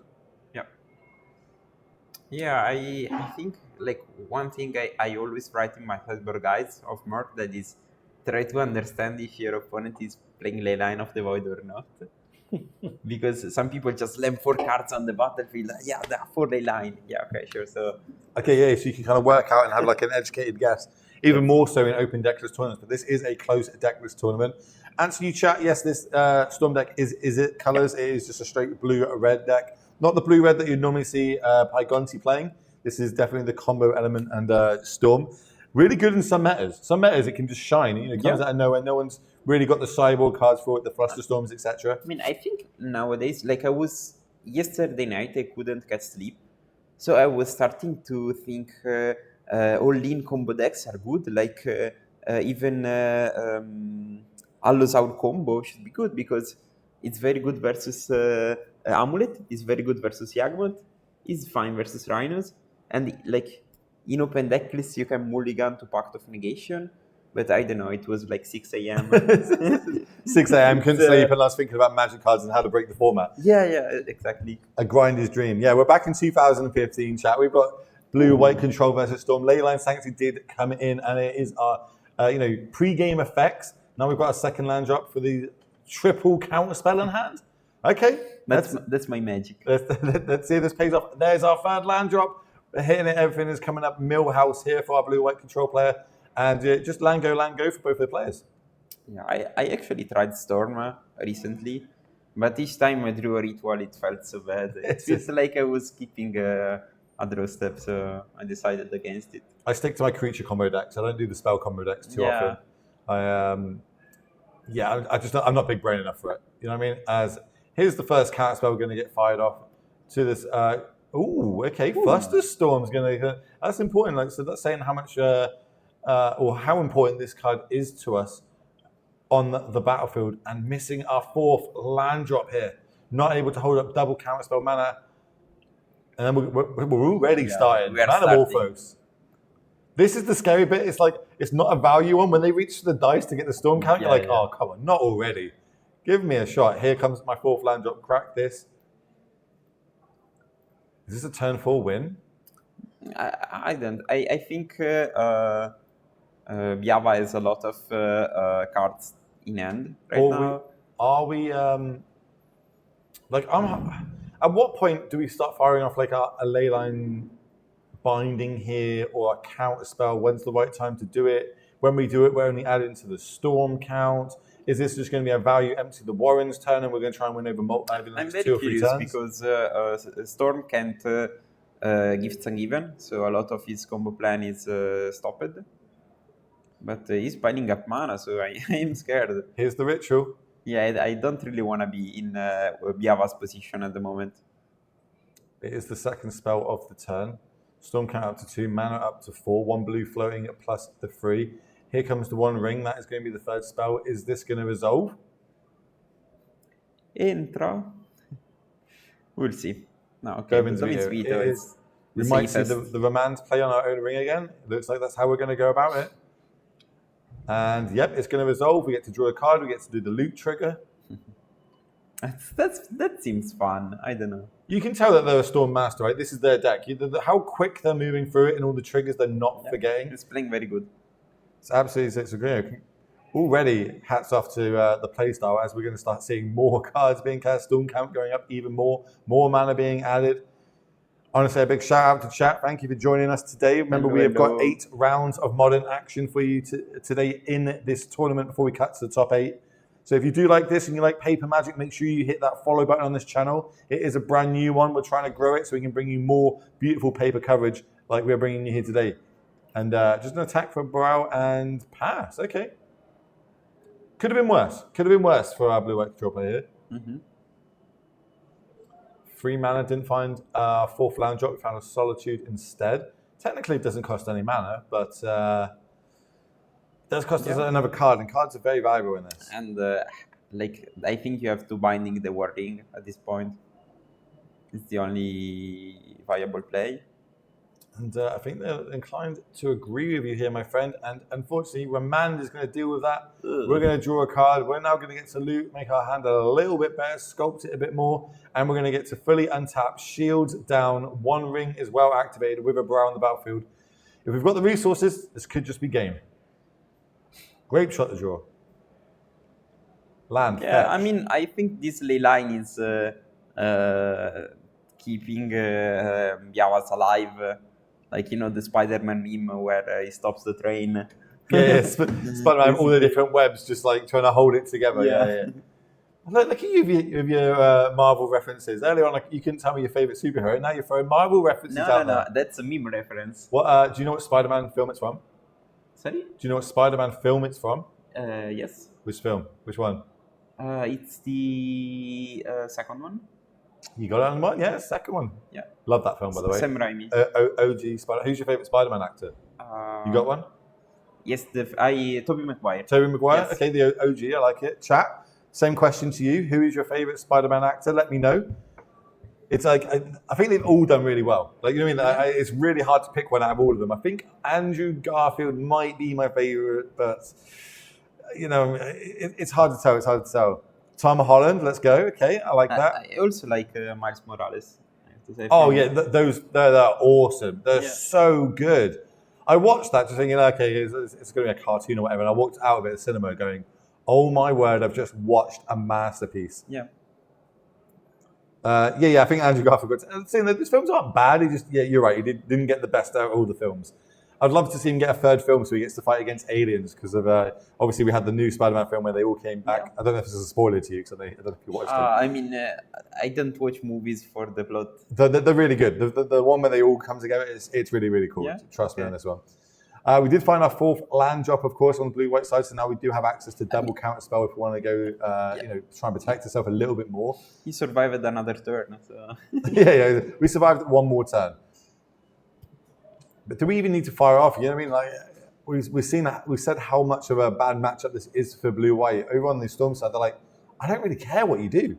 You're not going to win the game quick enough before I have a full grip of cards, a graveyard full of cards. This 1 ring potentially isn't going to kill them. I've got a Brow on the battlefield, so all my cards are going to reduce. I'm just setting up that, and in a second I'm going to fire off all these spells, and you're going to, be picking up your cards. Yeah, I think the 1 ring might be smart in Storm. Like I haven't seen much of that card. I probably someone did a 5-0 recently, but I think it might be smart because you can play that as fast as on turn 2. So we got a Flame of Venor on the stack before the ley line's binding ETBs. We're going to draw 2. Remember, it only costs 2 because it is reduced by 1 because of the Brow on the battlefield. Yep. And just passing the turn back, but 1 ring is now sorted out. We're going to start off with combat, dropping down to 16 turn clock. Let's go. Thank you for the subs, chat. We appreciate it all. Just being here, supporting the channel.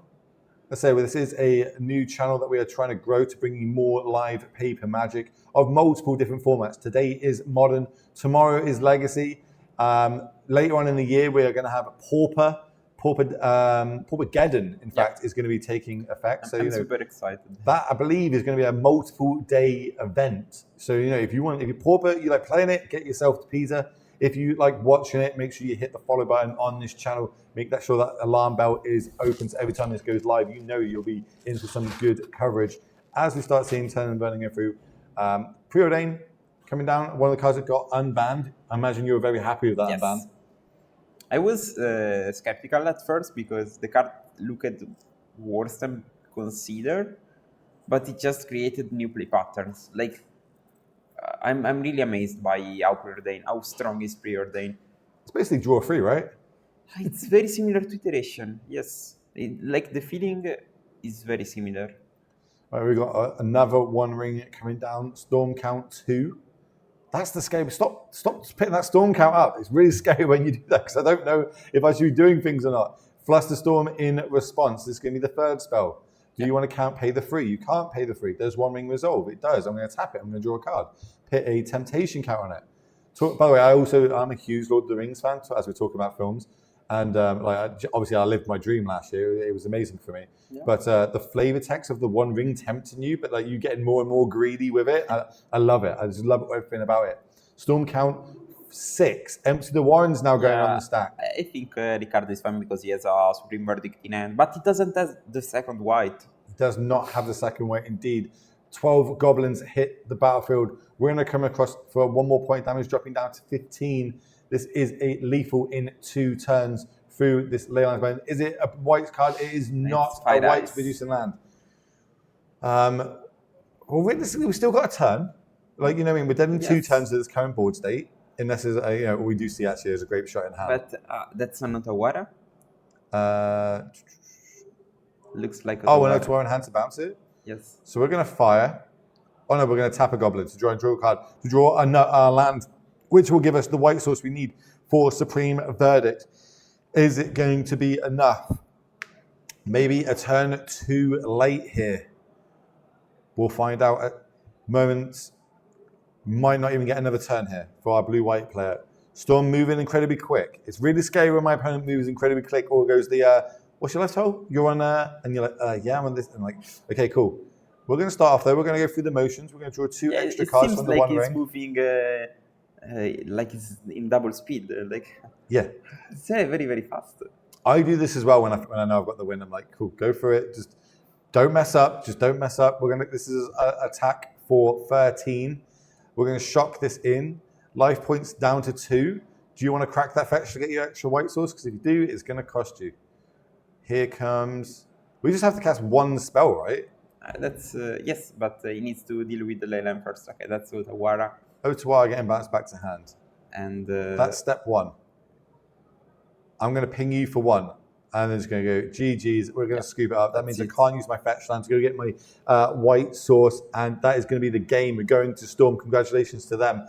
Obviously, we said it was going to be an uphill battle for them to be able to even take a game in that matchup. But unfortunately, completely losing the match 2-0, letting the Storm player advance to a 2-0 record here. 8 rounds of Magic left to come, though. So they're still starting off with the perfect record, but it is going to be an uphill battle.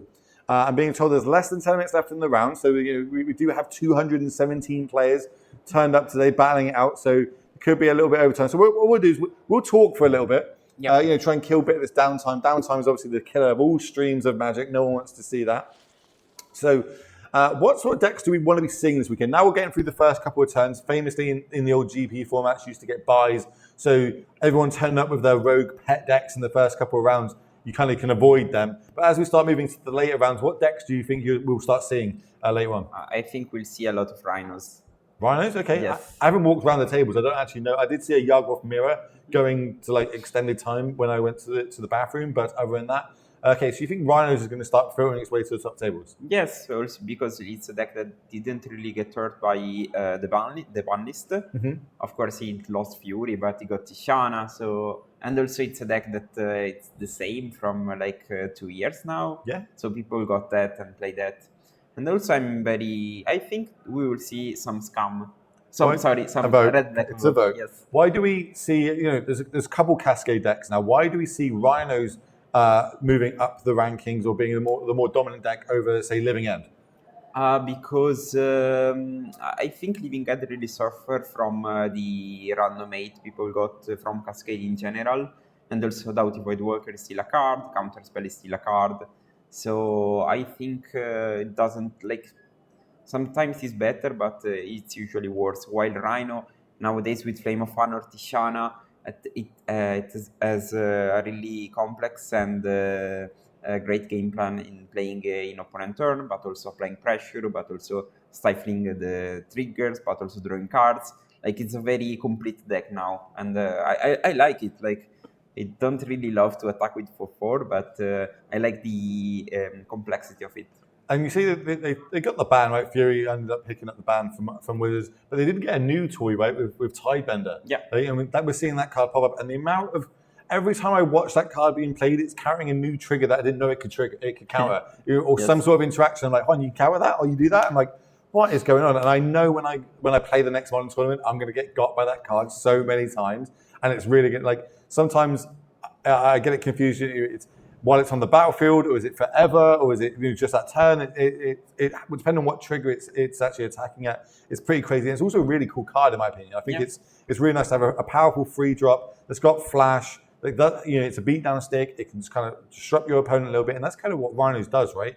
It just disrupts your opponent enough until it untaps and puts 10 to 8 power on the battlefield, and then it just protects it even more with things like Force of Vigor. It's got the small little kill spells, and it's even got ways to refill its hand now with Lion's Revealed. Yeah, and also Flame. The Rhino game plan is strange because you get this powerful effect of creating a huge power, like maximum 10 power on turn 3. And then you got those small edges of dealing 1 damage with fire, or tapping a land, or stifling a trigger. But those are small, but are good enough, because then next turn you attack for lethal. As a Yardwolf player, I don't want to be playing against Rhinos the best I possibly can. It's such a hard matchup. They apply too much pressure and can kill all my little mana dorks too quickly. But chat, I want to know what you want to see. If you were playing this weekend, what deck would you be on? Because there's 217 players here. We can walk around the tables. We can find all those decks that are doing well. And I've already seen Merfolk in the chat. If I go see a Merfolk that's 2-0 now, I'm going to be like, can we get this on the feature match? Because you asked for it. We're here for you. We're trying to give you the best show you possibly can have. And if you're going to take the time to watch us, we're going to take the time to give you the show you want to see. So it is going to be pretty cool all round. So remember, we've got 8 rounds. That's the end of round 2. We're going to have 6 more rounds. Then we cut to the top 8. 217 players battling out for their share of €5,000 here live in PISA. I'm Will Hall. This is Pygonti. We're going to have a short break, and we're back with round number 3. So don't go anywhere. We'll see you soon.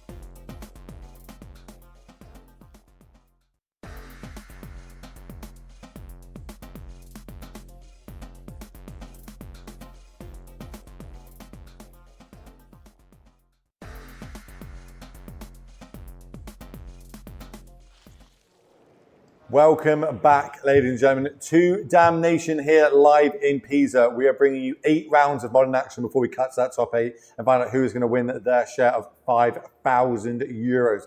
We're in round number 3 and we have got some spicy decks for you. Before that, I need to tell you who we are. Well, I'm Will Hall, better known on the internet as Will Hall EXP. This gentleman to my left, that is, of course, Pi Gonti, the modern specialist. And, we might have your favourite deck in the feature match for this round. Which 2 decks are we going to be seeing? So we are gonna see Murktide Regent. I think it's a Temur deck though with the Questing Druid versus a white black Evoke, I think, or just white black mid range deck. Yeah, it's an Evoke deck, I believe. Yeah, we've got Ephemerates and other ways to kind of cheat it into play, shall we say?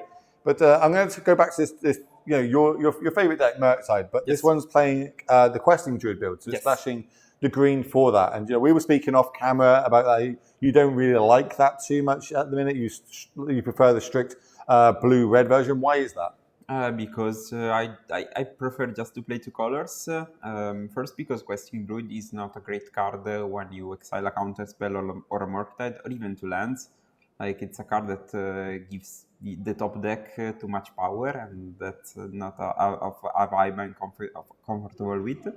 And the second reason is playing 3 colors means you are much more exposed to Blood Moon, and you can't really play strong with that. You can't play. You can't even play your own Blood Moons in that, I guess, as well, right? Like it turns off the advantage of you playing Blood Moon, which when you're just a straight blue-red deck, you can kind of gain that advantage, especially against like Titan decks or these greedy control decks that they're meant to be blue-white, but realistically they're splashing these triumphs to try and get Leyland's Binding a little bit cheaper. So it's interesting. And then let's talk about the other deck. This like kind of the black-white ephemerate list. It's full solitudes and griefs. Kind of for someone we've seen before. Normally we see this in the red-black colours. Now obviously Fury has been banned. We see a lot of people moving across to this. And we show the power of Ephemerate over potentially one of the Undying effects that we kind of see, because nothing actually hits the graveyard in this instance, right? We're just flickering it. And it's even worse when you do it on a grief because it's 3 triggers. It's like, oh my word, it's pretty nuts. Why do we see players more going towards the white list now? Or why would this player go towards white over the red?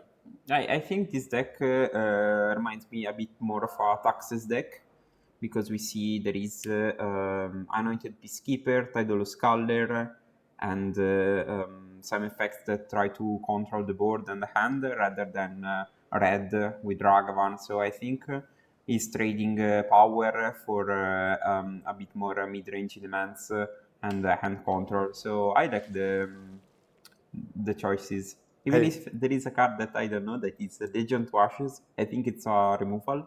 We will have a look. I want to say we're swapping Ragavans for Mana Tides. Yes. Do you know how much of a fan I am of Mana Tide? That like 1 mana instant counter unless you pay extra 1. I love when people get got by this. I hate when I get got by it, but it's so cool to see on camera. Hopefully we'll be able to see a couple of them now. Play draw dependent, obviously, on how good that card can be. 2 copies in the main. Who is going to be leading off? And it looks like it will be our black-white Evoke deck. Don't listen to what it says on the screen, chat. That is not real. I'm Wizards trained. It has to be Evoke. I'll try and get that changed for you all here. As Murktide's doing what Murktide does, right? The powerful turn 1 play of Dragon Mage Channel into Bauble. Tell me about why Dragon Mage Channel is so key to this deck. Yeah, the thing is, I don't even know what that term means, so I'm just used to say that word, but okay, so turn 1 DRC, that's my magic, that's what I like to do. And ouch, Bowmaster, sniping. Oh, that's you on the battlefield. Hey, there's my token, Orcamas token, let's go. These are here at Damnation. It's very horror-themed Magic Festival. You can see the play match, you can see the t-shirts we're wearing, and all the casters and kind of crew. We all had our likeness made onto tokens, onto Orcamas tokens. So if you ever see us at these events or at future events, because I'm definitely taking a bunch of these with me home, you can get yourself an Orcamas token in our likeness, done in like a zombie theme. And hats off using my tokens. That's one way to get more feature matches, is use my tokens. I tell you, chat, it's a pretty cool one. I love to see it. Yeah, hats off to the artists for doing that. And that's just a big shout out to these events in general. So many artists out there. We've got RK Post floating around. We've got Jeff's out there shivering. There's so many. You can bring your legacy deck, get a lot of it signed. Your modern deck, get a lot of it signed.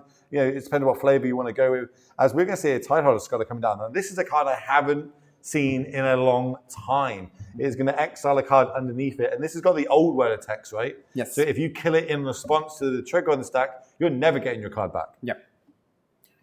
Let's have a little look. Finally, good tokens here. Yeah, you know, chat, you've got this. I want to say a big shout out to you all. Thanks for joining today's stream. Obviously, this is a new channel. We are trying to grow this stream so we can bring you more amazing paper coverage. Today, it will be modern. Tomorrow is legacy. In the future, they'll be going with Paupergeddon. You know, it's a Damnation, Paupergeddon, very horror-themed names for these events. If you're a big fan of Pauper, well, I believe there's going to be a 2-day Pauper tournament happening on this stream. So make sure you hit that follow button. Make sure you follow on all the socials to keep up to date on when that will be happening. Talk me through what's happening here. We're seeing Dragon Race Channel go through more survey triggers, filling up that graveyard pretty quickly. Finally, that DRC is delirious, so we can get some races going even for the Mortite player. Also, that being a free should block the black-white evoke creatures currently on the battlefield. Yeah, it'd be pretty sick to see how it works. Paupers, where you have to put paw print gloves on to play. No, I don't know where I'm going with that. So something about dogs and paw. I don't know where I'm going with that. Appreciate it. Thank you very much. All the feedback. Let's see where we're going to go with turn 2. It is going to be a Dolphy, a Voidwalker entering the battlefield. We don't need to know what that one does, but how about that into a Grief? Yeah, I'm very,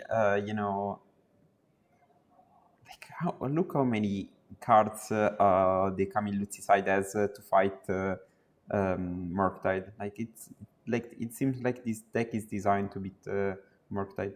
Each card is very strong. We see Solitude in hand, Grief. Well, you were saying that the reason to play Murktide at the minute is it's got quite a good matchup versus Rhinos, which obviously has got it's pretty good in the meta right now. So maybe this is a counter to the counter of the meta coming into this weekend in this tournament. If you think a lot of people are going to bring in Murktide, well, a blue-black evoke deck, black-white evoke deck might be the way to counter that. I'm not sure, but well, we're going to find out. We're going to find out in this round for sure to see if it is going to be, if it's all talk of it is going to be able to take down the powerful menace, which is Murktide. I'm like, which card got exiled by Grief? I believe it was a Bowmaster, not the one underneath there, but like a second one that's kind of off the screen at the bottom of our screen. Okay, might be. And we're just going to hard cast this Ragavan. We knew about that one though, obviously from the Grief the last turn. We're looking for some sort of like ephemerate shenanigans going on here. Yeah, right? I think. Unholy Heat trigger. Survey trigger, that's going to keep that on top. We want that card. It's interesting that it just didn't care about because another line could have been kill the Tidal Scholar and just take back my iteration. I suppose it's kind of scary to let them untap with Adolphe Voidwalker. If there was like another Thoughtseize ephemerate type line, they're going to gain so much value. Here's a big card off the top. Murktide itself, we get to delve up to 5 cards from our graveyard. All the sorcery and instances we do, or no, is it non-creature cards, isn't it? Or non-creature? No, you can exile whatever. No, what's the ones that give it +1/+1 counters? Instant and sorcery. Instant and sorceries, yes. The more that we do, but we've also got to tie into the fact that there is a Dragon Race channel on the battlefield, so we want to try and keep Delirium the best we can. I would have just paid one more to keep an extra card in the graveyard. Yes. Makes sense. We aren't seeing the graveyard currently, but I think there is just there isn't any Delirium yet. No, well, especially while Delirium is going to be turned off, because remember, all cards that are now dying, stuff go to the graveyard, are going to be going underneath this Dolphy Voidwalker. Here comes a Solitude. We're going to exile a white card from our hand. That is going to gain us another 6 life. It's 8. Oh, did it get the full 5 counters? I thought it had 3 counters. I don't know. I think it was a 6/6. Okay. I could be wrong. We'll find out. That's why we've got live counter pads down here on the table for everybody. And okay, now might see the power of a questing druid. We're going to exile the top 2 cards of our library. We can play them to the end of the next end step. First, though, we've got a Survey Trigger. Do we want to put this card into the Dolphy Voidwalker exile pile? Lots of piles being made here. And we've got a Unholy Heat and a Spell Pierce. Unholy Heat, great draw here that can deal with the Dolphy Voidwalker. I think, yep, that's going to get exiled. Survey Trigger, that's going to go to exile as well.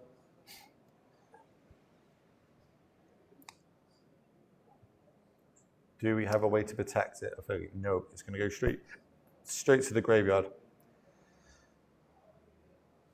We don't have the green mana, so we can't hard cast this Questing Druid, try and get that build up. Because remember, the longer that sits on the battlefield, the bigger that will get. Every blue and red spell gets +1/+1 counter added to it. Really getting restricted with our mana right now. Oh, okay, I'd love to see it. So we're going to get the cheated out evoked grief here. Undying is going to be cast on it, so it comes back. No more cards left in hand to get rid of, though, but we do have a 4/3 with Menace on the battlefield. And I also like this small attack. So do I, because it's using my token. Get in 1 point of damage. Top deck, what sort of cards are we looking for to get back in this game? I think any spell works, like especially a removal, so you can cast an iteration. But I think that you're still in a dominant position. Okay. Interesting. Oh, it didn't look like it was a playable card that you just kept in hand. Maybe it was a counter spell or something. Like a preordain, whatever works a lot. Oh yeah, preordain, especially because we've got a Dragon's Channel on the battlefield, and we get that extra kind of look at the top of our deck. But while we're not doing anything, we're going to still keep turning this grief sideways. Remember, 4 damage a turn with Menace. Game is going to be over in 2 more hits. We need to do something. What? Are we just going to pass the turn again? Nothing ended. I think in upkeep there will be a fatal push. That's what. What's the target? Which one we're taking out? Dragon's Channel? I think so. And what's the reason behind doing this in upkeep? Because you restrain the mana. Okay, well, it paid off that way. Spell Pierce was the card in hand. I don't have our 2 mana to play for it. We get our Survey Trigger, land. We don't want that to draw that for the turn, so that gets to go to the graveyard. It's a little bit of a tempo swing there in the Murktide's favour. Still looking for that kind of big hit. They want to be connecting with this Ragavan. They want to be connecting with this Dragon's Channel. They need to start applying pressure. They can't just leave this grief on the battlefield much longer, or we will lose game 1. And, Island into Murktide. Are we going to fully tap out for it? Leave Island up? Yep, yes, we are. I didn't get the island up, but it is what it is. It is what it is. It's a 5/5. More importantly, it can block. Yeah, now the Doughty race is... the Griff race is... okay, this one, I have to go look at. Anointed Peacekeeper. Thank you. Anointed Peacekeeper. That's the one where we get to name the card, right? And it Yes. costs 3 more. What card would you be naming? 2 more. What would you be naming in the spot? I think iteration, probably. So you can't remove... You can't kill the 2 mana discard spell. The Tidal Scholar? Tidal Scholar. You can't kill it and play iteration in the same turn. Okay, I'm down for that. I think. Okay, now we've got a bit of math going on.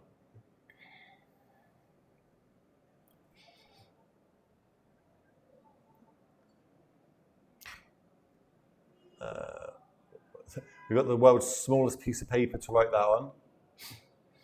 But don't worry, we'll get confirmation on what that is. Big top deck. Can we hit another? I suppose another iteration would be I think even a land now is fine, because you can just play fetch and step for a shock land and play druid next turn plus another spell. I think now Camilluzzi needs something big as a top deck.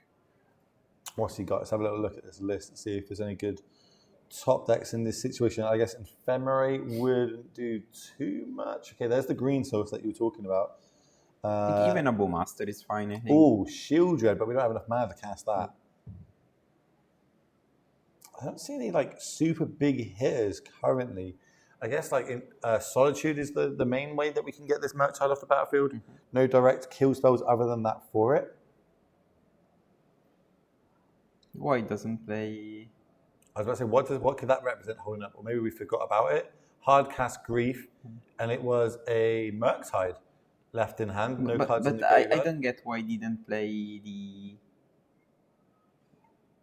Questing Druid. Maybe they forgot about it. The other thing I want to go back on is both times we've cast Murktides so far this game, we had the option to pay the extra mana and leave an extra card in our graveyard. If we did that for our first 2 Murktides, we would have been able to play that Murktide that turn. So these little interactions do add up, chat. The pressure of being on camera, these things can affect all players. I told you, my record on camera is horrendous. There's a lot of pressure that comes with it, especially if it's like your first time on camera. I like to be on camera. Like, I have a lot of space for me. No one is coming. I can call a judge, and there is a special judge for me. I think I have a very good record on camera. Well, I have a very... Well, you've taken down many tournaments on camera. I have not. Mine all happen behind closed doors, so people don't see how bad and how lucky I get when I win these events. But we're in the tank from this card that we've drawn. Obviously, now the Questing Druid is on the battlefield. Every blue and red spell we cast, it will get a +1/+1 counter, as long as we remember our triggers. I'm guessing you can miss the +1/+1 counter. I haven't actually asked a judge for that. Chat will tell me though. I think you can. You can miss whatever. It's a. If I was a betting man, I would say you can miss it. But no, of course. Or just like something enough. Half the time I learn how cards work by watching coverage. So, people at home all might be in the same situation, might not entirely know how this interaction works. But I like to explain it to people. We like to find out together. So I don't make these misplays myself when I do play at my F&M or my local winner box, or potentially with the RC coming up. That is the last place you want to start making bad decisions when you've got things like Pro Tour slots on the line. This is going to be Lightning Bolt. Lightning Bolt is going to target the Grief. It's going to put a +1/+1 counter. We're going to get the Survey trigger. Just a little bit of shortcutting by the players by putting it in the graveyard a little bit early. We're leaving that card on top. We want that one. Draw a step. Both players top decking. Shield Dread would be a great top deck. It's very interesting that's probably a good card. Wow. Okay, so Iteration was the card name. That's why we're paying 4 for it. Get a Survey trigger to start off with. Do we want that card?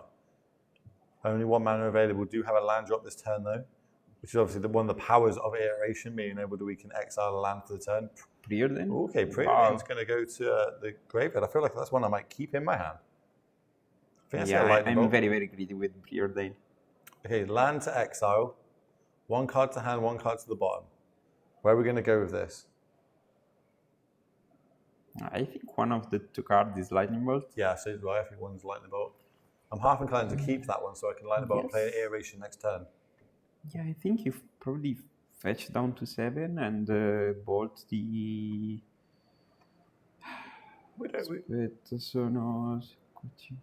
Why would we fetch first? So you don't miss the Scribe? Okay, so you need to take maximum. You put more priority on the Survey trigger than you do your life total in this situation. Yes, maybe. I don't know. Like, it was also fine to hold up the bolt because I like to hold up the bolt because you can maybe win randomly with drawing another one. I didn't get a good look at what that card was in hand. I'm not sure if it was the Lightning Bolt or not, but we're going to go... I think so, yes. We're going combat. We're going to turn both these 3-powered creatures, I say sideways. One of them does have Vigilance. Looks like they're both going to be coming in. There's a pair of 3/3s on the other side with this Dragon Reach Channeler and the Questing Druid. Could get completely blown out by Questing Druid here if we did have that Lightning Bolt, so to speak. We are Lightning Bolt 1, grow our Questing Druid to a 4/4 and block. But it looks like we're going to crack in response. Go down to 7. Lightning Bolt is at the bottom of the deck, so it was the other card that was put to hand. Island going onto the battlefield, not taking any more damage than we need to. Maybe it's another Questing Druid. I don't know. Another, Seek the Beast. Yeah, Questing Druid the ability. Okay, I'm going to block here. So we're not blocking. Okay. Maybe it's a removal spell to get the Tidehold Skull so we can then play the iteration that's going to cost less now, or maybe it's nothing. Okay, sure. Gonna be interested to find out what that is. Maybe it's a counter spell. Yeah, I suppose it could be counter. It's one of the things that we wouldn't end up playing. No targets for it just yet. 7 life versus 9. It's getting really down to the wire here for both of these players. Ooh, 4. Life total's been updated. Yeah. 4 to 9. Yeah, Grief connected. Let's have a little look-see. Can't get a good look at what's in that hand. Can you afford to attack? Maybe, like the good out to 1. Well, there's no reach in this way. It's not the black-red list. So don't have to worry about lightning bolts, etc. Looks like we are. We're gonna hit the pressure on, saying that you either have to deal with my Murktide or you have to deal with my my board.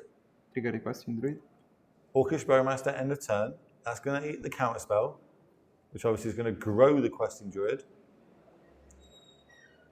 3 threats on the battlefield, 4 points of damage we need to make, but there's 2 blockers plus 1 card in hand. Yeah. Can we get this damage through, or at least deal with the Murktide? That's a very aggressive attack. I don't know. I kind of like it. It's making me say, you've got this turn to either deal with this, or I'm going to try. Or I'm going to be able to finish the game and kill you. I don't know. Laying the graveyard out. It might just be a pair of land in hand. One is a land for sure. The other one, I'm not sure if it's like an ephemerate or... It looks like a white card, but... I think when my opponents start to do like this and look at random cards, I smell a bluff. Oh, yeah, you're smelling a bluff, sure. And sometimes, well, that's a big part of Magic, right? Is trying to bluff your opponent, you're trying to get the mind games going. And well, here comes the big attack. In with everything. Remember, the Grief has got Menace, so 2 creatures have to block that. We're going to block like this. My token's going to go bye-bye, so is that Ragavan. Questing Druid's going to eat the Tidehold Scholar. And this is... And we're just going to scoop it up and go to a game at number 2. So we're going to see your favorite deck taken down at game at number 1. Yeah. Well, we've got access to the sideboards, so we can have a little look, see what's going on. Let's start off with the Murktide side, because this is your bread and butter. Looking at the sideboard, we've got Blood Moons, Analysis Hearse, Engineer Explosives, Forced Negation, Subtleties, Mystical Disputes, Cast into the Fire, Dress Down, Stone Scoring, Flusterstorm, and Magus of the Moon. Any of these cards take your fancy? I like Stone Scalding for sure, because it trades very well with basically any creature in Camille Lutz's deck. And I think Subtlety is fine. For Grief, Solitude, etc. And also it's free, so it's another creature that Camillozzi has to deal with. And then I usually am a fan of Cast into the Fire, because I would suspect that Camillozzi is playing Stormforge Mystic. Okay. In black, so you get, and sometimes it's good even to clear an Orcish Bowmaster. And that's it. I'm not, maybe even the Hearse is fine. But I'm not super sure. Yeah, well, it also doubles up as a threat, right? That's like the unwritten rule on Hearse. People don't just think, okay, it's a graveyard hate card. It gets in the battlefield, then all of a sudden it's like you've got 8 power on it, and any of your threats are going to turn this big 8 power creature on, and you just end up winning games with these big hits. Yes, so, but also like how many not that after all. Like I would suspect Camillozzi is playing at least a playset of not that after all. Yeah, like I'd say it's between like 6 to 10 to 8 normally. We've got obviously access to the deck list. Going over the sideboard, we've got options of Piffing Needle, Chalice of the Void, Engineer Explosives, Mirian Crusader, hello, Doloran Magistrate, am I saying that right? Probably not. Shieldred, Celestial Purge, Fatal Push, and Kaya's Guile. I love me a Kaya's Guile. Any of these take your fancy? I think probably Shieldred, Purge, Push, and Kaya's Guile. I think. I don't. Miriam Crusader seems a bit odd. In this matchup, of course, it's tough to kill, but needs to connect 5 times and doesn't talk with any other card in the deck. So I actually like Kaya's Guile in this matchup. Obviously, we can exile a graveyard, we can make them sacrifice a creature, we can also make a blocker, or even potentially gain some life if we need to in a sticky situation. Yeah, it's a strong card. I'm not sure with what Pinard is gonna side out, but I would personally side out some spell pierces. Okay, so you don't like So the early counter magic, basically. Obviously, we saw a very timely spell pierce in that game one, but yeah, you think it's one of the weaker cards in this matchup. yeah. In general, like you usually don't trade well with mana, and I hate when I die holding spell pierce in hand with a lot of 2/2 attacking me. Yeah, okay, I get you. Like So you'd rather have answers than kind of reaction yeah, spells. Got you. I think counterspell is fine because we saw Camilluzzi playing 2/1 evoke creatures, Sheoldred, 3 drops. So I think counterspell is a decent card here. But I think Pierce is a bit odd. Hey, well, they're going to be on the play this time. Oh, no, they were on the play game one as well. So, we were able to break serve over on the Murktide side. Genuinely one of the best decks currently in the modern metagame. I need to point out yet again these playmats and how cool they look. This is the Damnation 3 playmats with Ragavan, of course, stealing the one ring. Kind of done in that horror theme, which is kind of the setup of the whole tournament. This whole weekend is all horror themed. All the art, all the t-shirts, playmats, even the life pads. I did tweet out one of the life pads and how cool they look, done in different colors and how it's all written down. So if you're a fan of horror and rock music, etc., this is a really cool place for it to happen. So shout out to this channel, PISA MTG. Make sure if you haven't hit that follow button, you hit that follow button if you're enjoying not only modern action but all the eternal kind of formats or formats we don't tend to see too much on Twitch. We've got Legacy tomorrow, full day of that. Pauper coming up later on in the year, and for me, though, personally, Modern is my favourite format, so I'm really happy that we're here today. Looks like Dress Down is coming as well. Dress Down potentially be able to turn off some of these ETB effects happening on the other side of the battlefield. We also see Spell Pierce, so... Basically, what do you know, Pyganti? What do you know? They're going completely against you. Maybe they want to try and stop one of the early Ephemerates or something like that. Yeah, I don't know. Maybe it's fine. Well, we're going to find out. It looks like we might have some sort of... Is that 4 Cs maybe in hand, did I see? Or is it? It could even be... There's no Leyline of the Voids, is there? No Leyline of the Voids. It's just going to be a land pass, I think. Yeah. And now there is this funny sub-game where... do I play Preordain in face of Bowmaster or not? So do you normally make them have it, or would you play safe in this situation? Just pass. Maybe next turn is fine. We do see a lightning bolt in hand, so we can deal with it if it does hit the yes, battlefield. But then my opponent untaps. I don't know. I like to play this. I don't like to play spells first. I like to be the reactive. Okay, well, we're going to crack end of turn, go get yourself a Godless Shrine. OG art, remember these are coming out in old boarded now in the new set, Ravnica Remastered, which is, I believe that the pre-release for that's like only in a week or two. Do you like playing your local pre-releases, or are you not about that?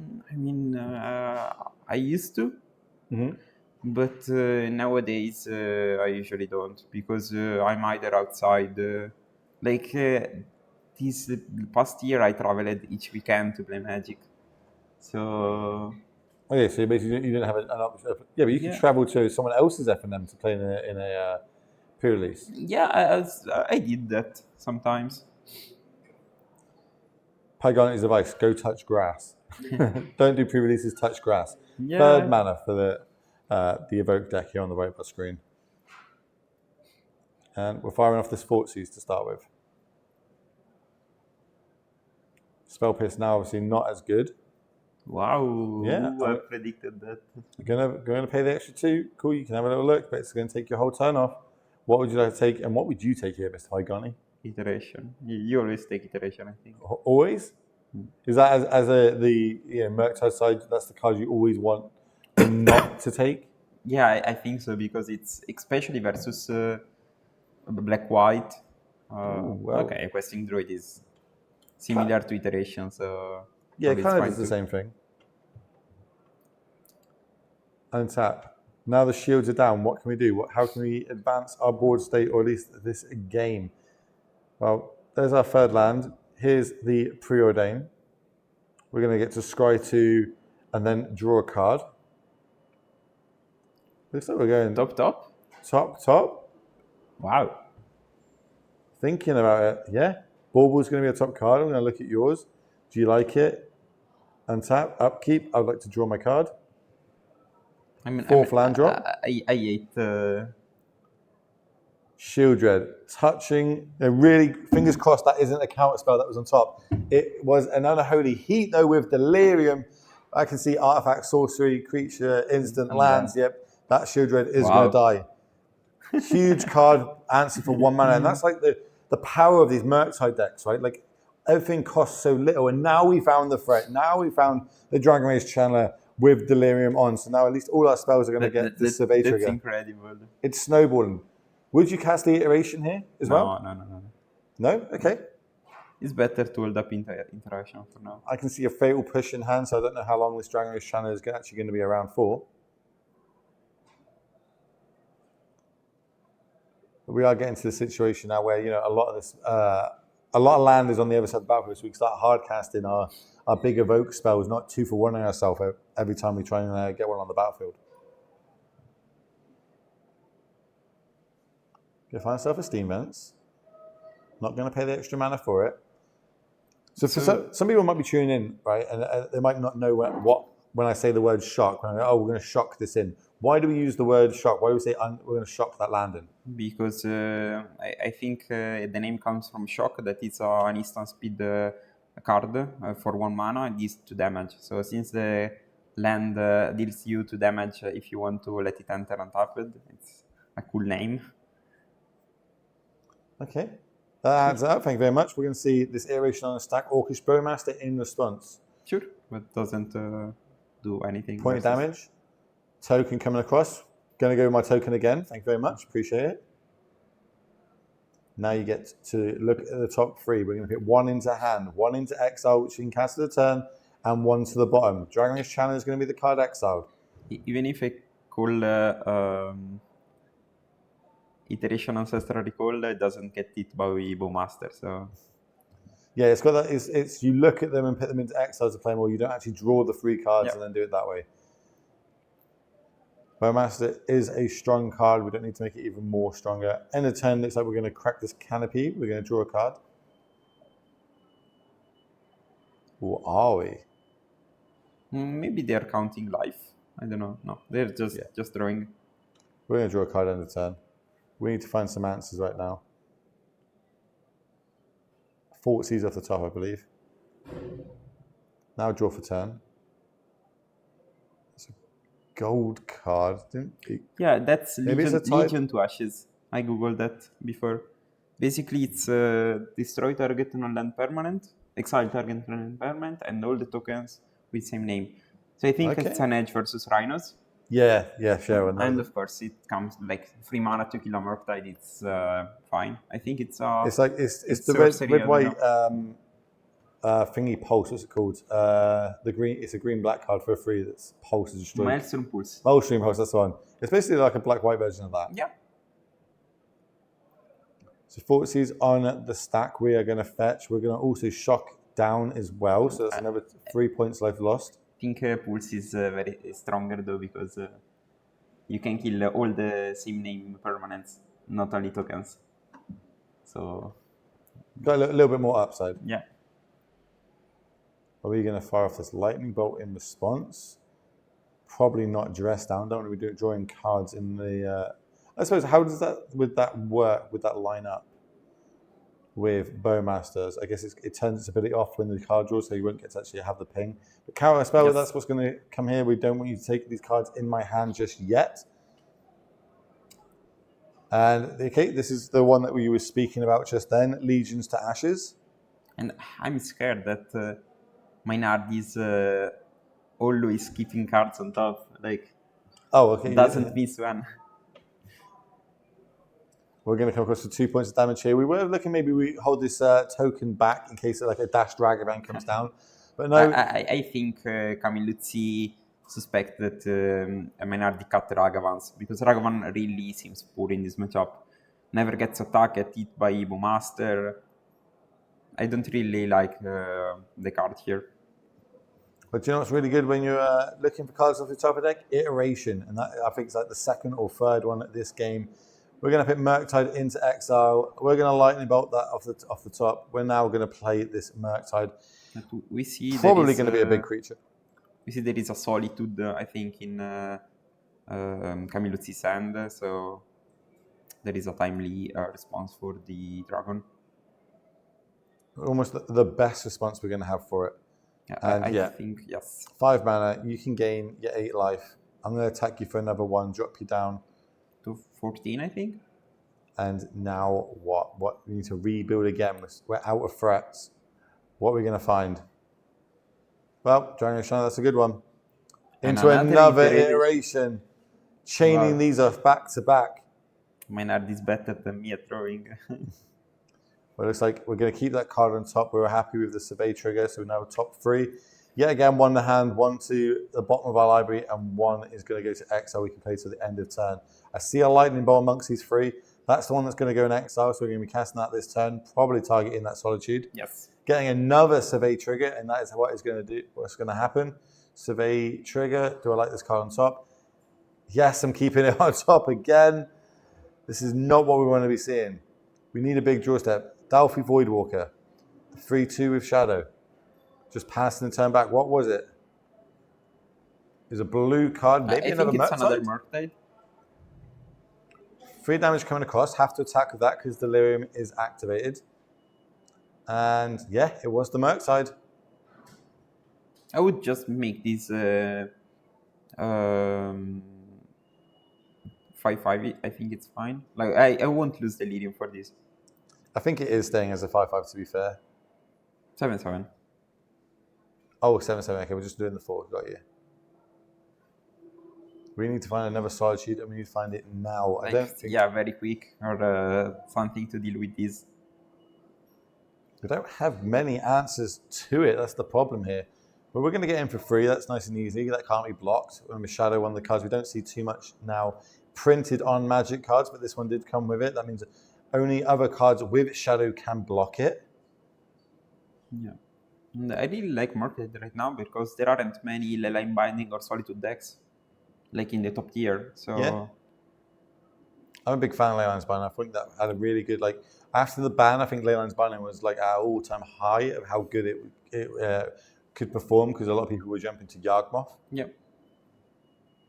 Yeah, by the way, chat is commenting on the tokens. Yeah, they are great and they did an amazing work of creating a whole world of playmat tokens, art style. I really enjoy this Damnation tournament, even for the flavor of each thing.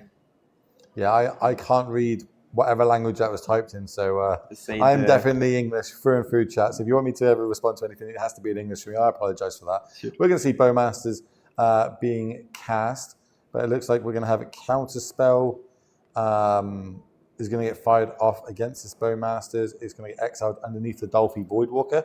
That now means that we've got access to counterspell if we choose to, use it. But really, we need a answer to that Murktide. I don't think it is. Handshake extended. Murktide is going to be taking this game down 2-0. We're going to see if we've got any other backup feature matches going on. I'm just going to type that in the chat. Backup matches, a question mark. And while we find that out, we're going to have a little talk for that. We're going to tell you what's happening this weekend. So first, let's break down this talk, what we saw there. We saw the black-white evoke. Normally, we see it being black-red. We've taken the red out, added it to the white. Didn't really pay out there. Is this the matchup that we came to prey on? Why are we taking red out for white? Ragavan's such a good card these days. Fable the Mirror Breaker is such a good card, even with the Fury ban. I'm not super sure, to be honest. I don't really like the white splash. Okay. Because the fact that it's red-black is so good at putting pressure. So each card, like Shieldred, etc., really matches your plan. While here, since you play a lot of removal, push, Solitude, etc., you don't have a real way to run through. So I think you are always behind. And Tidal Scalar, etc., aren't very good cards, I think, in this moment of the meta. Whereas even Murktide, that is probably the fairest deck, can just top deck iteration, questing druid, etc. But imagine when your top deck is Primeval Titan, Yagmoth or the we see Chord of Calling, the One Ring, Urza. Like I think these card spells aren't great in this moment of the meta. Well, we saw that then, the iterations just getting chained back to back to Yeah. back. The top of the deck was very nice in that matchup, and it paid out. And just play powerful cards in a powerful format, you're going to win a lot more games. Good question for you here, though. Do you prefer the team of Murktide lists with Questing Druid over the OG Izzet versions? I personally don't. We already talked about this. Basically, I think staying straight blue-red is better. You get a lot of good cards even in blue. I'm a huge fan of Ledger Shredder, and I think that card is very helpful at discarding you bad spells and chaining more stuff. But yesterday night was I was dining with Mango, and they told me again about Questing Druid. So I think even after this match, I will try it again. I think it depends on the meta game, because of course Shredder is very strong versus Rhino, where Questing Druid is a bit meh, because you always need counter magic, while versus these mid-range piles, Questing Druid is so much better, because it's a continuous flow of cards, and at some point you just find the cards you need. So I think both versions are viable, and I'm excited to try. I just love to play Murktide.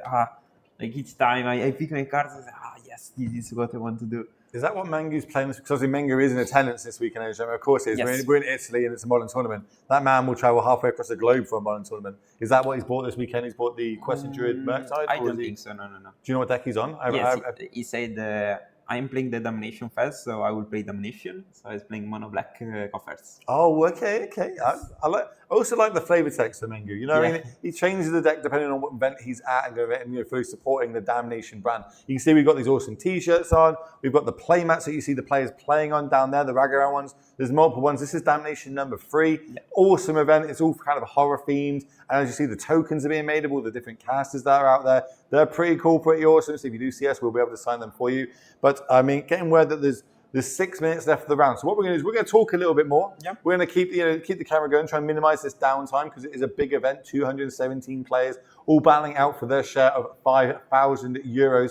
So the game rounds can take a little bit longer than some events. So we're just going to talk a little bit more. So if you've got any questions, let us know in the chat and we'll do our best to try and answer them. So I think we all know the answer to this question, so I'm going to kind of skip over it quickly for you. But what deck would you play if you were turning up this weekend? Yeah, we all know it's going to be Murktide. Yeah, blue-red with the 2 or 3 Shredders, probably. With 2 what? Ledger Shredder. Oh, with the Ledger Shredders, okay. I think I would...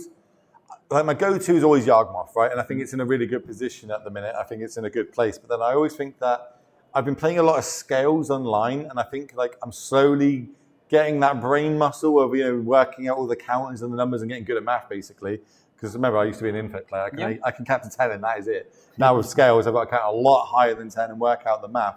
And I'm really enjoying the interactions behind them. My only problem with scales is it's picking up there's a lot of enchantment artifact hate for it, and a lot of force of vigors getting thrown around. It's really hard to try and fight through that because if I go all in, all my counters on an ink buff, say, or a walking blister, well, not probably not walking blister, but they can destroy things in response. You pick up a lot of this extra hate, and that's kind of why we see graveyard decks like Living End not doing as well as the Rhinos lists, because there's a lot of graveyard hate out there, and just instantly crosses over to these graveyard decks. Like I've seen Sodak actually doing quite well with Dredge recently. Now that's a blast from the past. Yeah. You know what I mean? Like you say with all these ley lines and endurances floating around the format, that deck trying to shine. Do you think maybe some people out there are playing Dredge this weekend and we might see that moving to ley lines? Like yesterday, again, I was having a drink with people and they told me, I have a friend that always plays Dredge no matter what. So I think, yes, like in this paper tournament especially, people just play what they love. Like as me for Murktide, I would just play Murktide. People just play what they have, what they like. So, and we talked about specialists. So I think a very good Dredge player can win a tournament like this, of course.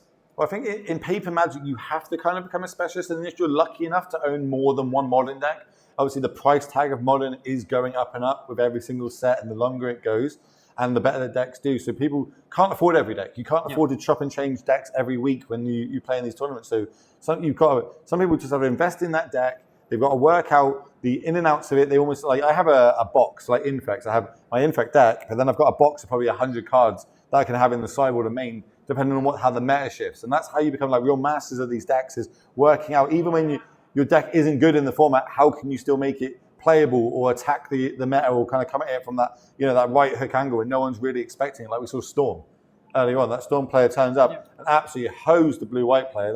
It wasn't even coming back. So that they were at least 2-0 in this room. And just being an expert and off-meta deck can really benefit you in the long run, I think, moving forward. And that's why I think a lot of people get drawn towards Modern, because you can just pick a deck and stick with it, right? Yeah.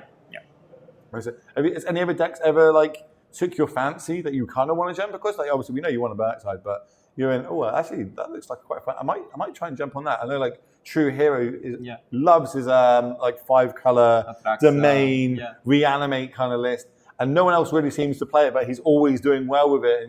And any decks like that ever took your fancy that you want to try and jump across to? I play every deck on Magic Online. I think I play one league of each deck often, so I get I played Scales for a while now. I think I played 2 months of Scales.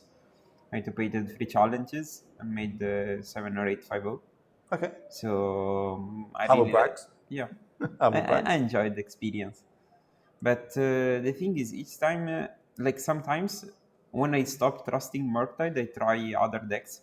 And then when I pick up Murktide again, I feel I'm playing a broken deck. You feel like, oh, wow, actually, I remember why I'm playing these. Yes. You have to take a little break once in a while, kind of handicap yourself, playing these lesser powerful decks to really appreciate the big deck. Question from chat for you. Do you think that, with Evoke now post-ban of Fury, do you think it's still a legible deck? Can we still play it now that Fury is banned? Or do you think we need to shift across to what we just saw in the last round, more of the black-white synergies? Well, I think Red-Black is very strong. Actually, it's online is doing a blast also. The previous LMS by Legacy, he won actually the event. And I think, of course, it lost a bit of its power, but the metagame seems a bit slow down. Rhinos even is picking up more interaction than power, and Yagmoth is a slow combo deck. So I really like the position of Red-Black Evoke in the meta. And I think I'd still play Red, because I think Ragavan, Terminate, and Fable are probably the best card you can play. If you don't want to play Red for any reason, I would just play Ring. I think the One Ring is the only card that can make a mid-range come together. Otherwise, I wouldn't touch the format. Because, as you can see, you have to play Not Dead After All, or Ephemerate, or silly cards like that are terrible top decks when you are behind. So if you play Rings, you can mitigate the cards. Otherwise, you always fall behind. So if I own black-white Evoke, right? I own a black-red Evoke, but I've just lost Furies. That's the only deck I've got. What cards can I use to replace that? I don't want to buy a whole new modern deck. Sure. I just want to keep playing my red-black Evoke deck. What cards do you recommend taking? Almost replacing Fury's role, or now I've got to change my deck and build it slightly differently. What sort of cards should I be looking out for? The main one I'm thinking in my head is Seasoned Pyromancer, maybe? Yes, you can play a couple, 1 or 2 Pyromancers, just because the number of Orcish Bowmaster is decreased as the number of Red-Black Evoke decreased. And then I think you should play at least 1 or 2 Shieldreds in the main, because I think nowadays that for mana is achievable. Shieldred is very, very powerful and tough to beat for a lot of decks. Even for Rhinos, you have the Flame of Honor immediately, otherwise it can block Rhinos, it can provide extra life, and when you are ahead, the card is unbeatable. Yeah, the card's so good. It's almost unbeatable for Yawgmoth.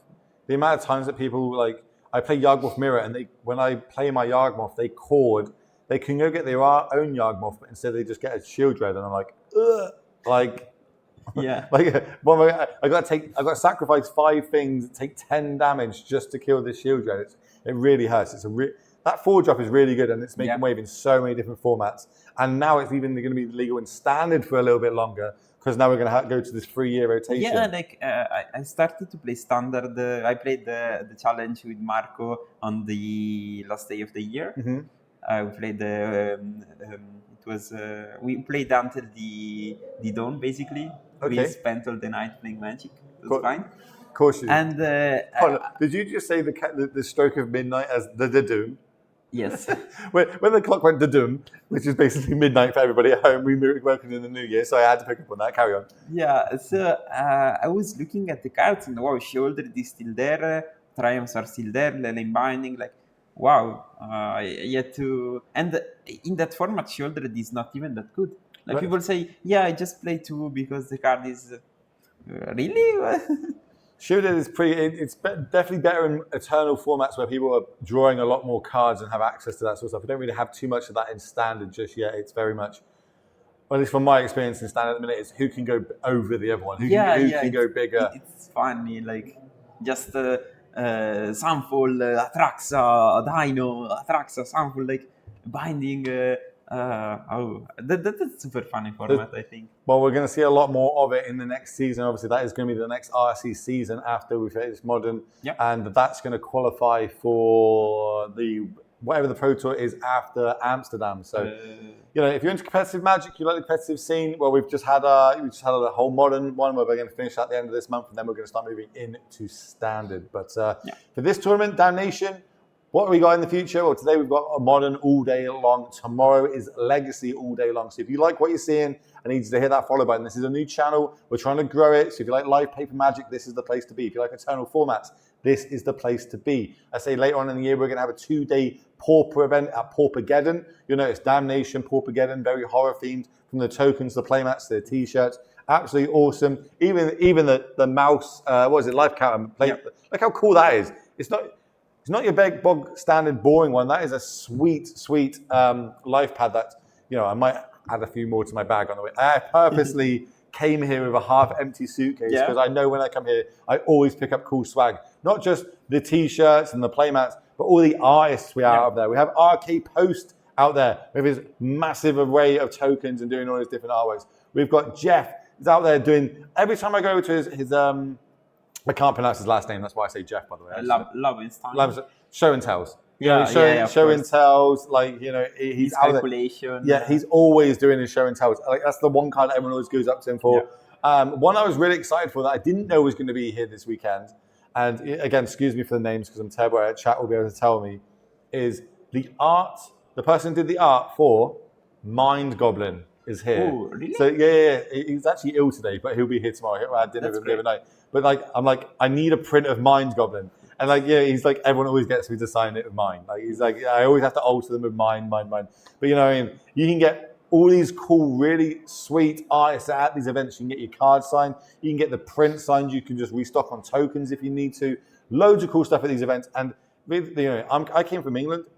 It's quite cheap and easy to travel to PISA. Yeah. I literally flew here on like a 2-hour flight, which cost peanuts. I got a €5 train that was 2 stops, and that was it. I couldn't go wrong. There was no I could miss my stop. It's just you get on at one end and you get off literally at the other, and then I walked 5 minutes to the venue. It is so easy to turn up to these events. And then you got on top of that, the food, which is amazing here. The alcohol, if that's your inclined, which is great here. Yeah, the city itself, which is awesome. There's ice skating across the road. Do you know what I mean? Yeah. A bit for everybody, depending on if you're having a good day or a bad day. Really looking forward to it. But on that one, I've been told that is the end of the round. That we're going to have a short break, and then we're going to be coming back yet again for round number 4 of 8. 8 rounds of Modern before we do cut to that top 8. So a lot still to play for all the players in the room, and a lot more Magic coverage for you all at home. So don't go anywhere, and we'll see you shortly.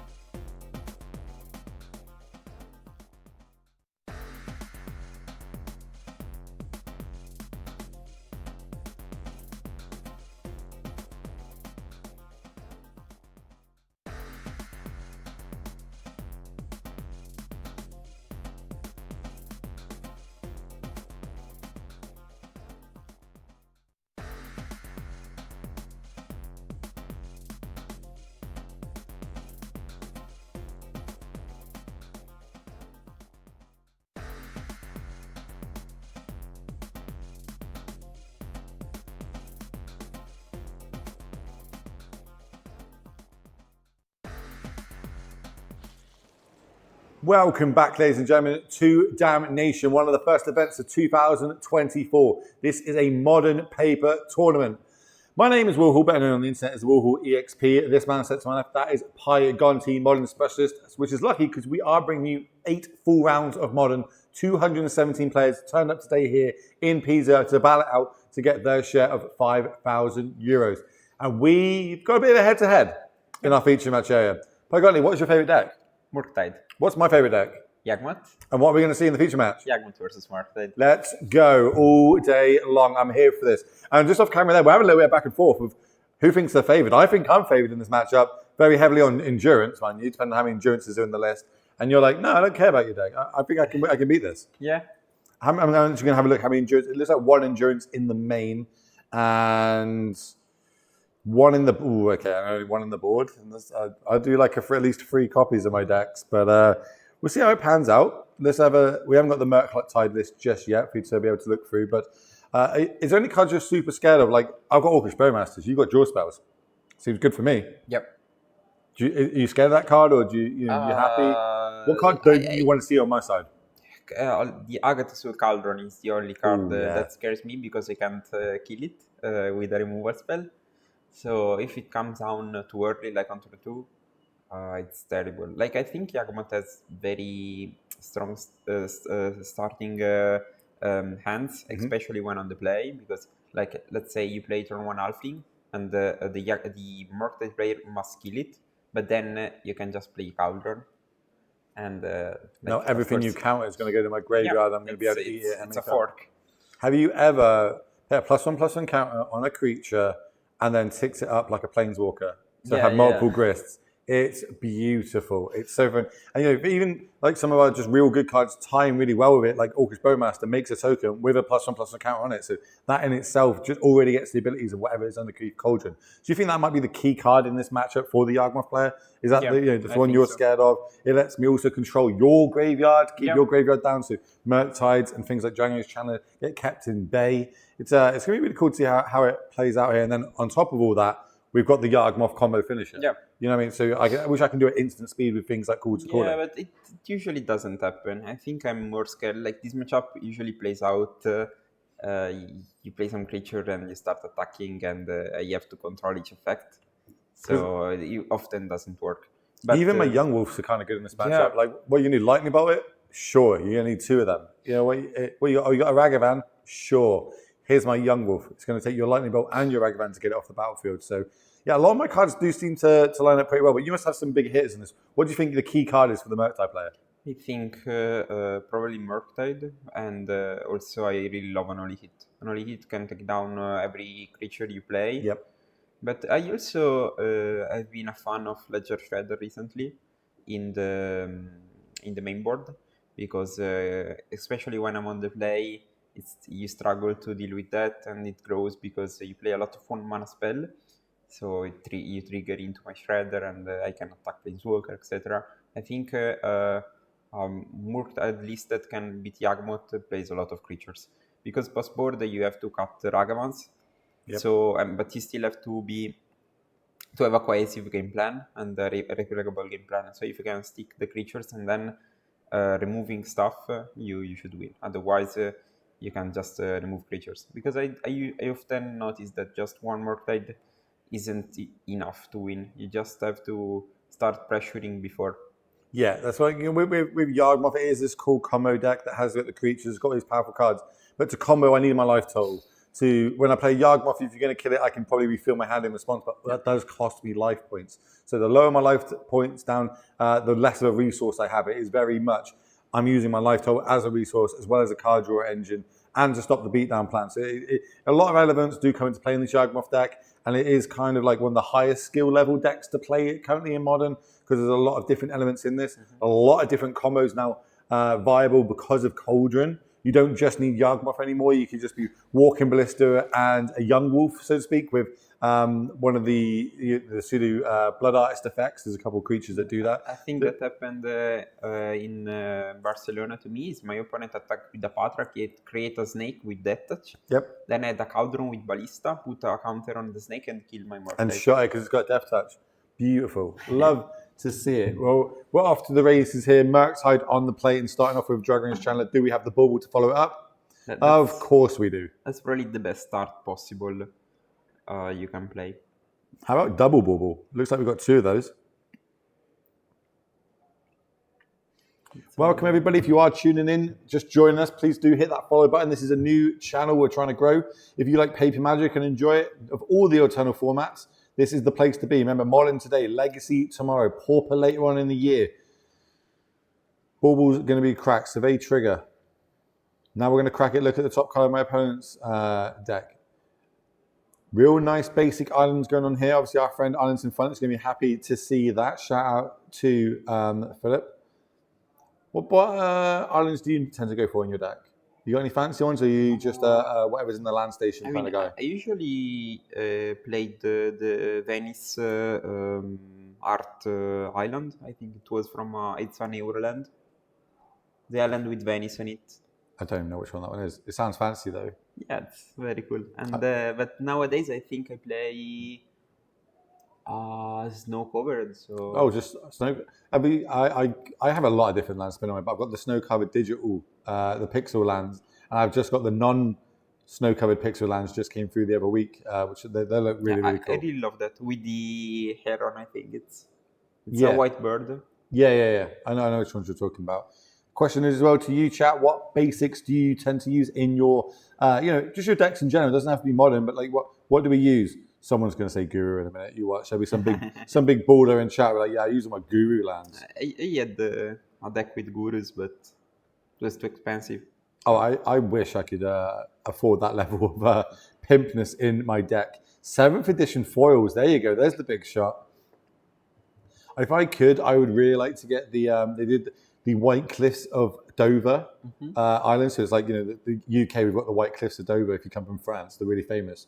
And there's a magic art of the old European lands that they did. They used to do sets of European lands. Yeah. One of the arts on that is the Cliffs of Dover. I'd love to get that, but it's really hard to find, and it's got a nice little price tag to it. Ice Age, Beta, like to see it, chat. Like to see it. The Ice Age ones are really nice, to be fair. The OG snow covers are where it's at. Especially when they used to be really popular in Modern, back when Modern Horizons 1 was printed. We're going to see this Wall of Roots is going to eat this Sylvan Scroll. That's the one. That's the one. Yeah, it's beautiful. That is beautiful. We're going to come across Ragavan connecting here. Wow. That's going to be important. That's going to hit the one-off Eldritch Evolution. Yeah. Are we just playing it as a one-off? We have got really cut down on that. Yeah, there is just a one-off Evolution. That is the RC promo, of course. We're having a little read of it. You do have to sacrifice a creature as part of its cost, but you can go 2 up a card with CMC 2 or more than the card that you sacrificed. What card is Stern Scolding? Yeah. Yeah, Scolding. I think it's a Japanese Scolding. Talk about cards that are good against Yawgmoth. That card hits every single card in my deck. Yeah, I play 2 main deck. I'm curious if Chitin is playing my recent list. I just posted a sideboard guide yesterday night for my patrons. So very curious. I really trust my list recently. Okay, Grist coming down. Is this going to resolve? Looking at the Spell Pierce or going, Subtlety would be able to deal with this? I think it's probably... Looks like we've got Subtlety. I'm ticking this up. Going to go hit a Dryad Arbor. Don't want that one on top of our deck, so we get ourselves an insect token. To be honest, I like to subtlety it pitching a Pierce, because then you can connect again with Ragavan, and if your opponent is not great at Magic, you can... it could be a mistake. You can get the Grist off the top of their deck. Yeah. No, we're on about ditching the... Yeah, Spell Pierce doesn't work, but we can use Spell Pierce as the blue card to ditch for Subtlety, and then Subtlety can pick Grist on top because it will still count as a creature while it is on the stack. See, I knew someone would say Guru lands. There's always one person. Mirage Bait, the Mirage ones are beautiful. I think that Swamp is one of my favorite of all time. So we're going to Unholy Heat. Is Delirium turned on? We've got Artifacts, we've got Land, we've got Instant. So. Have we played a Sorcery this game? No, but there was a Murktide milled for the second bubble. So Delirium is definitely on. Yes. Which means this is going to be going bye-bye momentarily. Kind of cut on our red mana sources at the minute, so Ragavan probably not going to come... Oh, we've got a treasure token, actually. Yeah, but I don't think you just ambush into an insect. Maybe He can just play the Ragavan without dashing it. But I don't know. We'll see. Remember, Orcish Bowmaster is a card, and that lines up really well against Ragavan. But yeah, that's just going to resolve. We're going to have the Grist go to the bottom. I think... was that upkeep? Yes. Yeah, it was upkeep. It was upkeep, so we could get the kind of the scry trigger here. We're going to go to combat, get our 3 damage in before we start nuking our graveyard and turning Delirium off. That's an interesting move. Look, this is exactly, in my opinion, what you need to do against Yawgmoth. You need to apply this pressure. Just having a 5/5 flyer is so hard for me to deal with, especially once I've already got a Grist in my graveyard. I'm getting a bit stuck on lands here. Yeah, also it's 2-turn clock now. 5/10. Yes, Pygonzi is going to be playing in it, and I am going to be casting it. Yes. So we will both be at the RC end of the month. Hopefully, you're going to send 24 players to the Pro Tour. Yes. And one of them being Pygonzi, of course. Hopefully, yes. I mean, I'm testing with a very strong team. So I'm really having a good time. We can talk about that then, the roundabout testing for big events and how we go and how people at home should go about trying to do that if they've got events coming up. Like the RC. Here comes Agus' Soul Cauldron, one of the new cards printed. That's really pushed us over the edge. Now we can make this insect token on the battlefield its very own Grist. I think it's fine. Like, it resolves, and then you probably dash Ragavan into it, so it's priced to block. I'm fine with that trade, I think. Because I'm going to make another insect token. Yeah, sure. The real problem is Murkside. Okay, so I like this Pierce then to immediately recreate Delirium and also just scry 1, surveyed 1. We're going to pay the extra. This is going to resolve. We're going to exile this Grist. That's going to go into the Cauldron. And Cauldron got this like unique, nice flavor text that we currently don't really have on many other cards in Modern. We can exile a card, and then any card exiled underneath it, the card with the +1/+1 counter gains the abilities of it. And then when you exile a creature from a graveyard, you can hit +1/+1 counter on target creature. There's 4 playmats out there? Yeah. I think there's 4 different playmats. This is Damnation number 3, Damnation 1, 2, and 3. I think if you go onto Facebook and type in Damnation MTG Festival, you'll see on there not only today's event, but also the organizer. And they post all the photos on there. You can see all the prizes, when events are happening. Go give them a follow. They also do it on all the socials. They've got a Twitter. They've got this Twitch channel. Make sure you follow it all up, especially if you're into kind of your horror magic, your big tournaments, your eternal formats. This is where you want to be, chilling and kind of throwing your follows.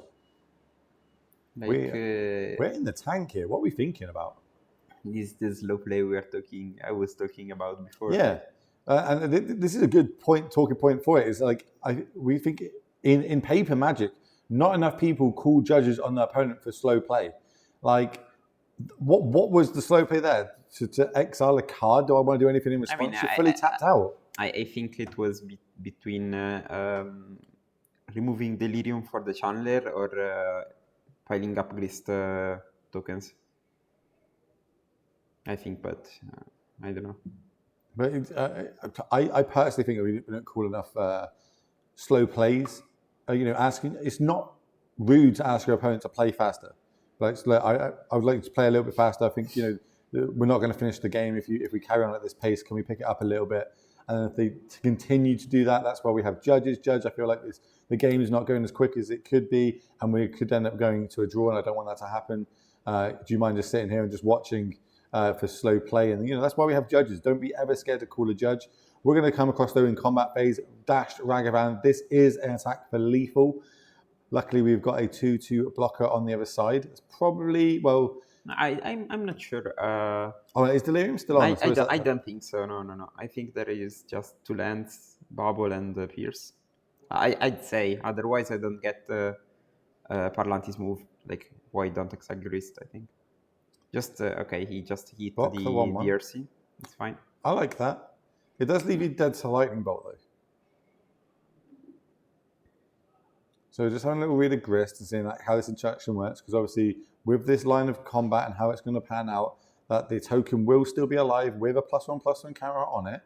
And the way that, if we exile, we won't be able to get another creature on the battlefield just yet unless we hard cast it, actually, to be fair. So 7 points coming across.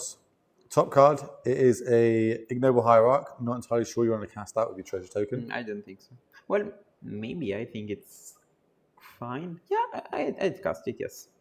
Because we know Chitino's Hand is just iteration plus Supplicity, so I think you want to keep the blue card in hand for the pitch effect. Okay, interesting. Yeah. And I think they agree. They're going to card cast this, get the 0, Ragavan 1 gets bounced. with Exalt. Yeah, Ragavan's going to go back to hand. They're going to pick up on that momentarily, I'm sure. Because remember, it did get dashed in. That's why it was able to attack the turn it came in. There you go, picking that up, put that back in your hand. It's just like, please, can you not have that in play? It's a bit of a headache for me. But even now, like with 1 mana up, you can't even say shields are down because subtlety is a card. Yeah, and I think the only card that can make Parlantis survive this turn is Grist. Yes, there is a 1 main deck endurance, which obviously could block because it does have reach, but it's not ideal in this situation. It is just going to be a chump block at the end of the day. And also, maybe he could exile Grist plus and then find Yawgmoth, like the previous turn. If you exile the Grist, find Yawgmoth, so you proliferate, and then you can trade the Mortgage. But decided against this line. I think, Yawgmoth is very marvelous for the amount of lines you can play. It's got to be something. 3 life and no way to block these flying creatures. But see, like, it's like 1 minute is flickering the cards in his hand. Mm-hmm. So again, nothing happened. But I need you to play a little bit quicker. I understand this is you can have a complicated line here, but I think like sometimes situation and board states do take time to break down to get optimal. But if you do this too many times, you are going to eat a lot of the clock, and then potentially when it comes to a draw, you're going to start moaning, and you can't really be in a position to moan. But looks like we've got a line. We're going to go with the poisons, something of poisons, Vizier of Poisons. Yeah, Apatra. I always forget how last bit. I said potions once, and now it's like kind of stuck in my head.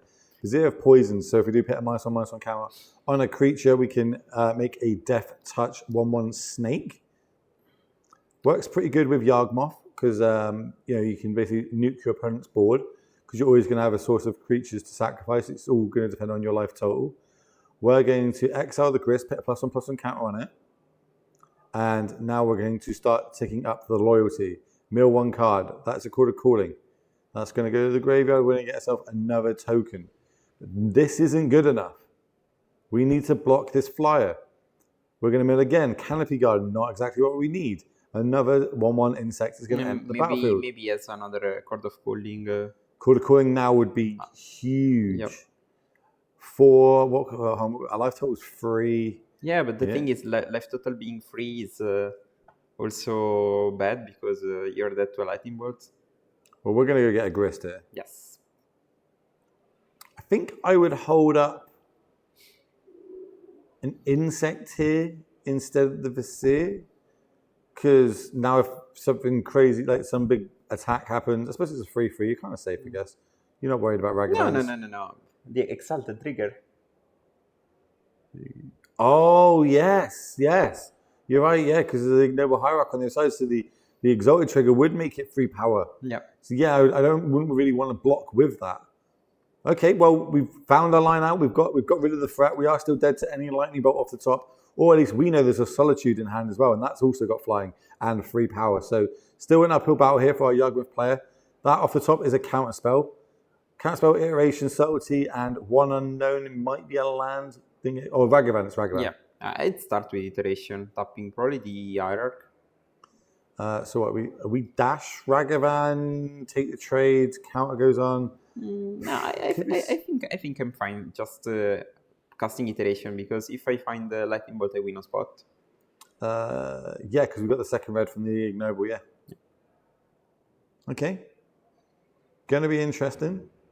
Yawgmoth doesn't have too many ways to gain life besides some decks play Shield Red in the main. This one does not play Shield Red in the main. No.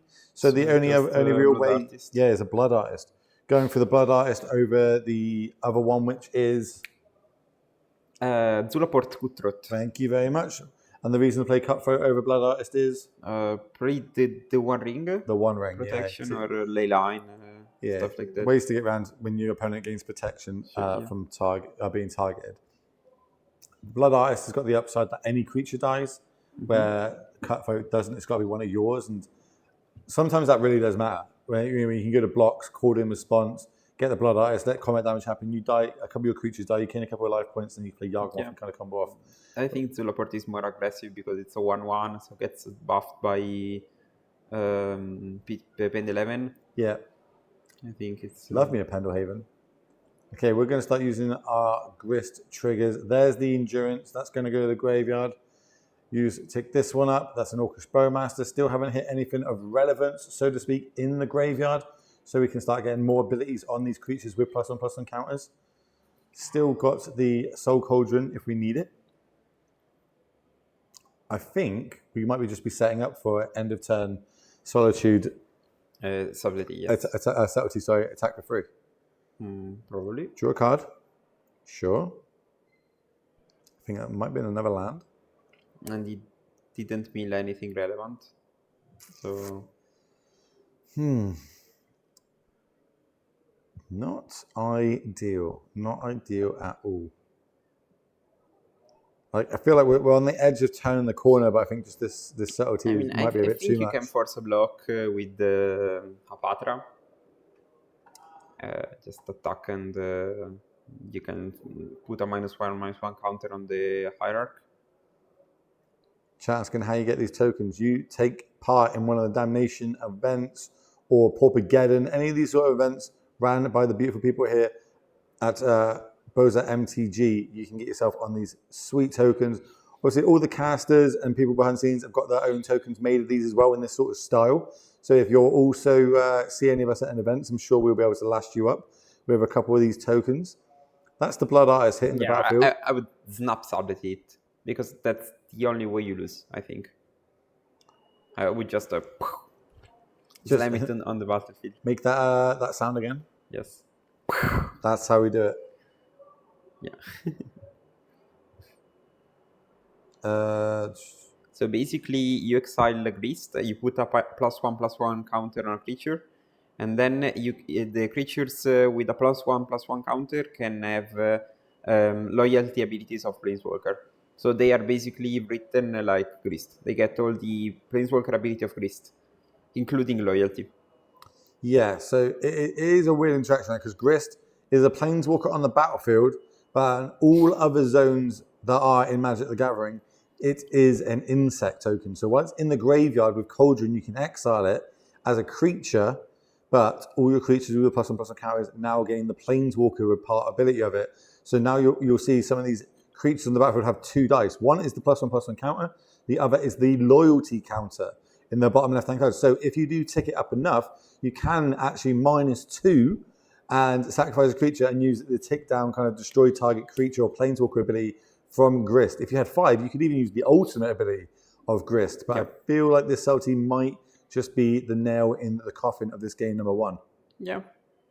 Yeah, I personally would have played a different game just because the Parlanti really needed to miss with the 4 creature of Cauldron, and it didn't also have the cord. So I think this subtlety was really lucky to hit something relevant.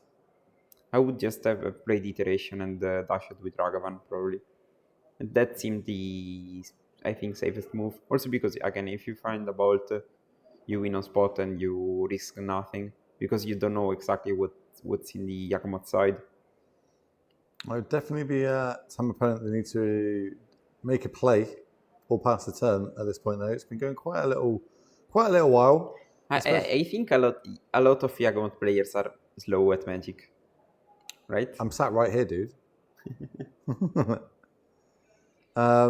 Yeah, you should. Attacking with the Patra is fine.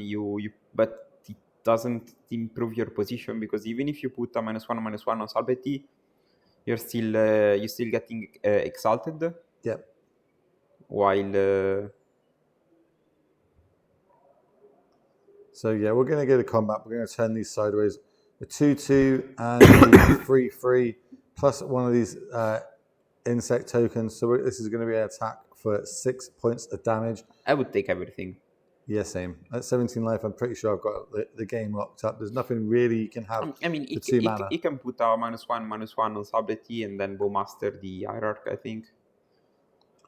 Ooh, yeah. To be fair, we haven't seen a Bowmaster yet. Bowmaster could be the way to get out of this situation, or at least survive another turn. But that might be all we need here to be able to untap with this sort of like powerful a mass of cards that we have managed to maintain.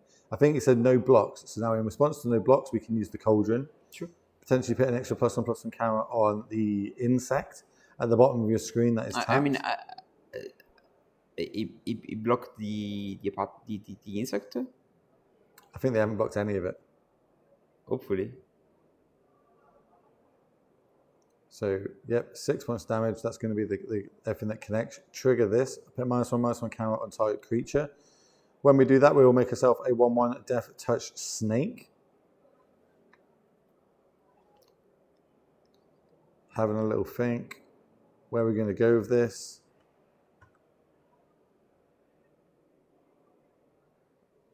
Put it on the subtlety. Yeah, and hopefully, can you miss Exalted? Chat. I don't think you can. Can you miss Exalted?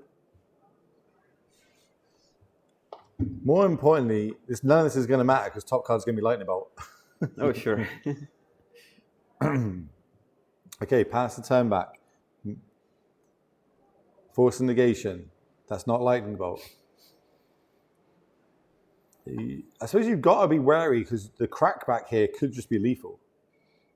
Yeah, I mean, you just attack for free, but I don't know if you forgot about the... Lightning Bolt, don't worry about it. Don't worry about it, there's the Lightning Bolt. The other card is Brazen Borrower, I think. Yeah, Brazen Borrower land. Again, this is okay, we're taking Spell Pierce just to double counter anything that comes our way. I'd like to go to combat. Attack, exotic trigger, 3 damage. Sure. Scoop them up. Cool. Thank you very much. We can go to game number 2. Almost turned the corner there for Yawgmoth, but just not enough. Again, that early pressure, getting that elite life points down within bolt range is going to be able to do it, and that nice tiny subtlety. So we get to go to the sideboards for both of these players. Starting off on the Yawgmoth side, well, we've got access to Chalice of the Voids, Fatal Push, Go for the Throat, Fulminate Mage, Necromancer, Legion's End, Haywire Might, Reclamation Sage, Force of Vigor, Soulless Jailer, and Endurance. Which of these cards do you like to bring in? I think Endurance, Fatal Push, and Go for the Throat. I'm not sure about Legion's End, it's probably too slow. And you probably cut some bad mana dork. Some 1-drops. Right? Yeah. You know, what I mean, the ones that die straight away. Yeah, you can use the answer in chat. Why didn't you use the Grist to kill the Murktide? Because we already ticked it up that turn, so it went up to 2 loyalty. Unfortunately, going across to the Murktide list in their sideboard, we've got Cast into Fire, 2 Magus of the Moon, 1 Alpine Moon, Unlicensed Hearse, Engineered Explosives, 2 Duress, 1 7 Scrolling, 3 Flusterstorm, and 1 Chalice of the Void. What do you like here? I think 2 Dress Down, 1 Hearse, and 1 Cast. And you cut 4 Ragavan to Pierce. Always Ragavans. Yes. This is not the matchup for that powerful 1-drop. Terrible. The I score, think it's 6 for 6. 6 for 6.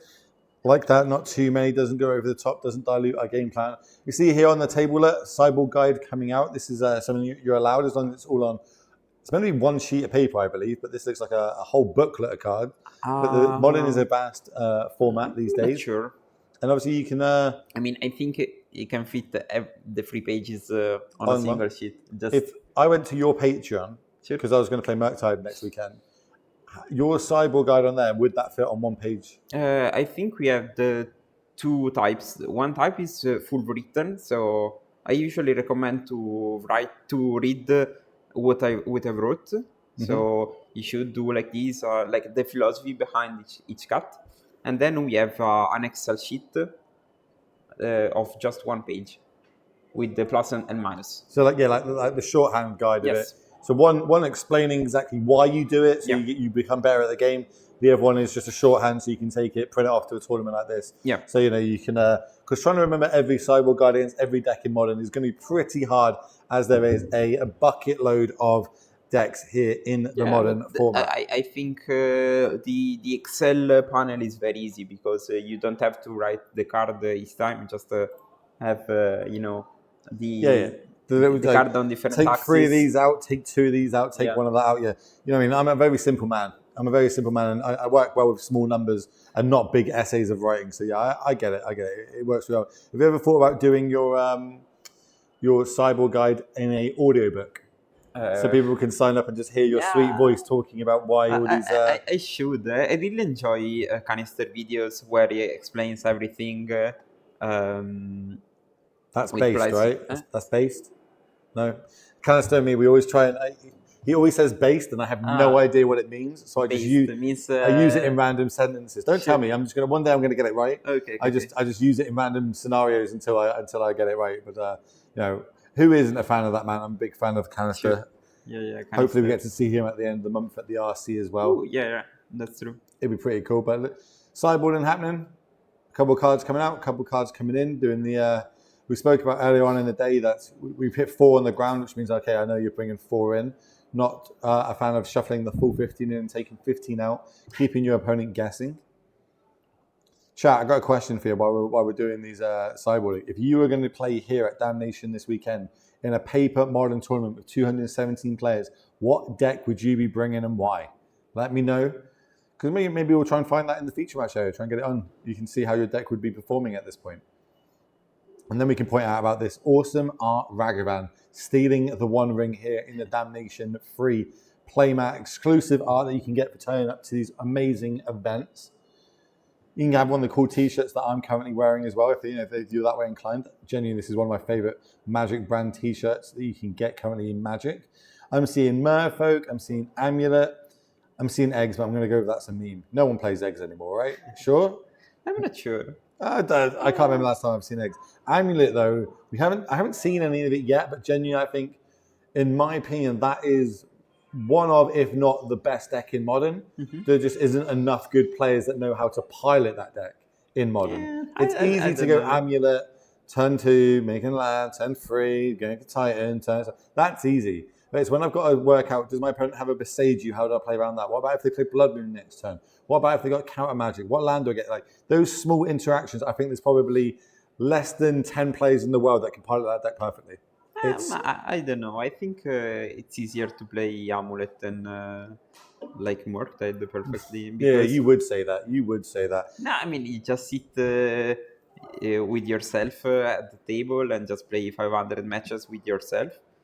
And you learn Amulet, but you have to actually have someone alive in the other side of the table. No, that's what I'm saying about Amulet. Like, it's easy to do the goldfish sort of thing, but when it comes to your opponent actually interacting and how threats of you. I think you have heuristics about what to play around. Like it's like Doomsday. Do you think it's more difficult to play Doomsday or to play like Delver? Amulet's a lot harder to play than Doomsday. I think it's Doomsday. You've got to make a pile, right? There's probably 6 different piles you can end up making with Doomsday, depending on what situation. I think there was more than 15 when I read the primer. But I don't know. Well, it depends. In the meta, right? Realistically, there's like a go-to 6, and there's some really niche options. But with the way the deck's built, it's only we might end up seeing a load of that tomorrow. Doomsday is a popular deck, and it's quite cheap to pick up compared in the Legacy format. Question about is Mengu playing? Mengu is playing currently out in the field. I'm sure if he continues doing well, we'll be end up seeing him in the feature match shortly.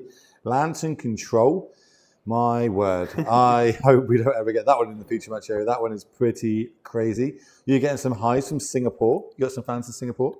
Hello. Shout out to Singapore. Team Press, I love Question Jude and I am poor. Now, look, Magic is a game that's within everybody's budget. Yeah, I think Murktide is maybe one of the less expensive decks in the format. How much is Ragavan? It's 40, I think. It's rough. It's rough, that is. But that I suppose every card deck has got its price point, right? Cards that are really expensive. I think Yawgmoth's probably one of the cheaper ones. How much is Endurance? How much is Bowmaster? Bowmaster's like what, 20 quid each now? No. It's 40 at least. 40? Yes. I'm rich. I own like 8 of that card. I'm rich. I didn't even know it, chat. Watch out. This mustache is going to get dyed a real color. It's not going to stay ginger for much longer. Now I know that that's a real thing. Maybe when I got Yawgmoth, it was cheap. And then, now it's everything's kind of spiking a little bit. Yeah, Cauldron also is very expensive. That's another card I own a lot of, Yawgmoth. I think I own like 8 copies of Yawgmoth because I just upgraded my old copies to the old border copies. Oh, okay, sure. Aren't you a fan of the full art? You prefer the old layout? No, I don't like the full art ones. They're not for me. I like full art cards, just that art is not for me. I like the old bordered style. Old border is very, very cool. Phyrexian? Is Cauldron 40 as well now? Yeah. Yeah, I bought my Cauldron for 160, I think. 180 maybe. They were like 12 quid when I got them. Jeez, yeah, sure. Love it. Love to see it. Okay. All right, enough finance talk, ladies and gentlemen. Someone will end up buying these cards and then they'll start shouting at us. I mean, I think I know I have to buy the cards, so I don't care about the prices. Yeah, sure. Yeah. Tell me how much I owe you and I will pay. The only card I'm still refusing to pay is Shieldred, because 90 euro for a Shieldred. Hold on, what? Yes. Okay, I got two. I got two. To be fair, in my local F&M. By the way, there is magic happening. We should probably talk about that. Yeah, sorry. But in my local F&M, one of my locals, the last 2 weeks in his prize packs has opened 2 Shieldreds. Words like, you are made of money. Okay, so what we've been seeing here, we're now on turn 3. Grist is about to enter the battlefield. I'd expect a Stern Scolding in his spot. I'm not sure how many. Well, we can see a subtlety in hand, so there's definitely a way to do this if we have the extra blue card. But we start off with Dragon Reach Chandler into a Preordain. Love to see it. Shoot, I'm shooting it all day long. What is that token? Oh, it's the Canopy token. Yeah, 100% I'm sacrificing this. Yeah. I suppose the only downside to that is if there's a removal spell, if there's a Lightning Bolt or an Unholy Heat in the token in response, we would have to sacrifice the Wall of Roots. But I don't care. I remove the pressure from the battlefield. They decided to go the opposite way. Calling is going to get milled, and we're going to get an insect token. I'm going to go out on a limb here and say that it's not on yet. So that's a Magus of the Moon going to the graveyard. So that's creature, sorcery, land. Is this instant? I think it's still 3 types. I don't know why. Sorcery, creature, land. No, I think this is just 3 times, and this would end up being the 4th, right? Yep. I think Shieldred's got this price tag because it's like obviously a standard all-star. Well, it's really good in standard. It's not super backbreaking, but it's really good in Pioneer, and it's in a few modern decks. So that's why you see its price tag high, because we're not like Pokemon, where Pokemon it's on the rarity of the card. Where in Magic, the price of our cards from how playable they are. And if your card's playable in multiple different formats, the good chance that price tag is going to be going up and up and up. And while people pay that price tag, it's not going to start coming down. So I think what is happening on the screen is there is an Endurance coming up. Probably because they are stopping in strange ways. So yes, this is just casting to fire 2 for 1 the tokens, but strange ways of 2 for 0 because the tokens were kind of free. Does this do 2 damage or 1 damage? 1/1. 1 damage to target creatures. Okay, so it is 2. You can target 2 creatures with it. Yes. Endurance is the card that's going to cast it, and this is what I like. I like a aggressive endurance in this matchup. Yeah. The only way you're winning is with that when you start getting Murktized down and your graveyard being full. If I can get that out, shuffle your graveyard away, I'm not scared of early Murktides. You're now going to be a whole 4 card types away from this Dragonless Chandler being able to fly across and deal with my Grist. I think it's the time to slam this Sablety. Otherwise, you just pass with the F6 basically. I just Sablety pitching a Murktide, and at least I deal with Grist. Everybody's talking about prices, Shieldred, and why she keeps a price tag in there.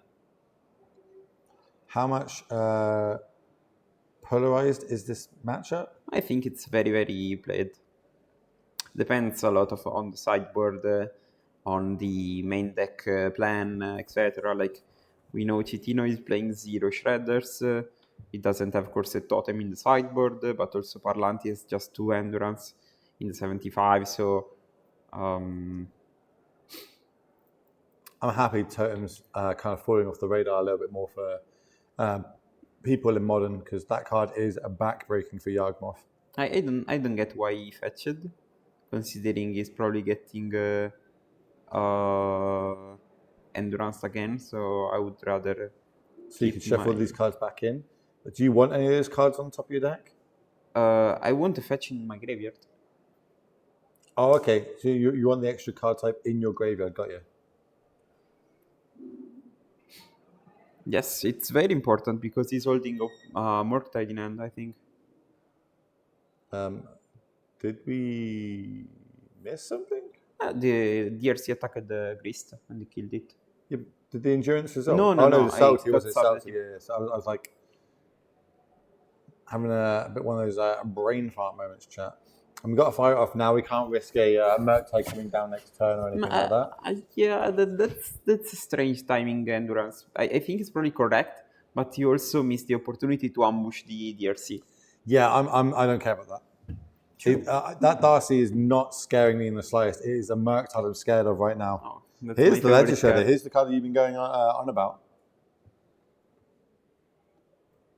How's the Stormplay doing? I will ask our crew down the bottom. Yeah, there are a couple of Stone players. I was walking through the table before. Looks like a played deck. I think a lot of people are here for Legacy, so they play Storm in Legacy, and they said, yeah, I want to play Team Modern because I have fun, and my big event is tomorrow. Okay, Ledger Shredder coming across. That's a point of damage. I like this aggressive take. Also, like Endurance lets me play like an instant speed. So end of your turn, I flash it in, you counter it, I untap. I've now got access to my mana with potentially no counter magic up for you. So it's like kind of double-edged sword. Yeah, I really like this plan of Yawgmoth of having basically a flash game plan of Orcish Bowmaster into Endurance into Chord of Calling. Like, I don't like this block. I have an answer for the question of how is the Storm player doing. I've just got confirmation that they've dropped the tournament. So I think we have got the highlight of their game here on the feature match, and then they probably lost the next couple of rounds, unfortunately for them. They've gone back to 2014, where the Storm deck probably belongs and was shining, let's be honest. So, block. So what is there to do in response? What am I missing? 1, 2. Oh, Bowmaster. Bowmaster.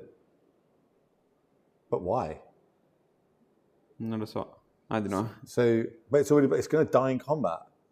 Yeah. Are we? Oh, hold on. If we kill this, the lightning bolt could finish off the endurance, and we basically think the endurance is worth keeping around. So if we kill it before combat damage, there isn't 1 damage on the stack for the endurance, so a lightning bolt wouldn't be able to finish it off.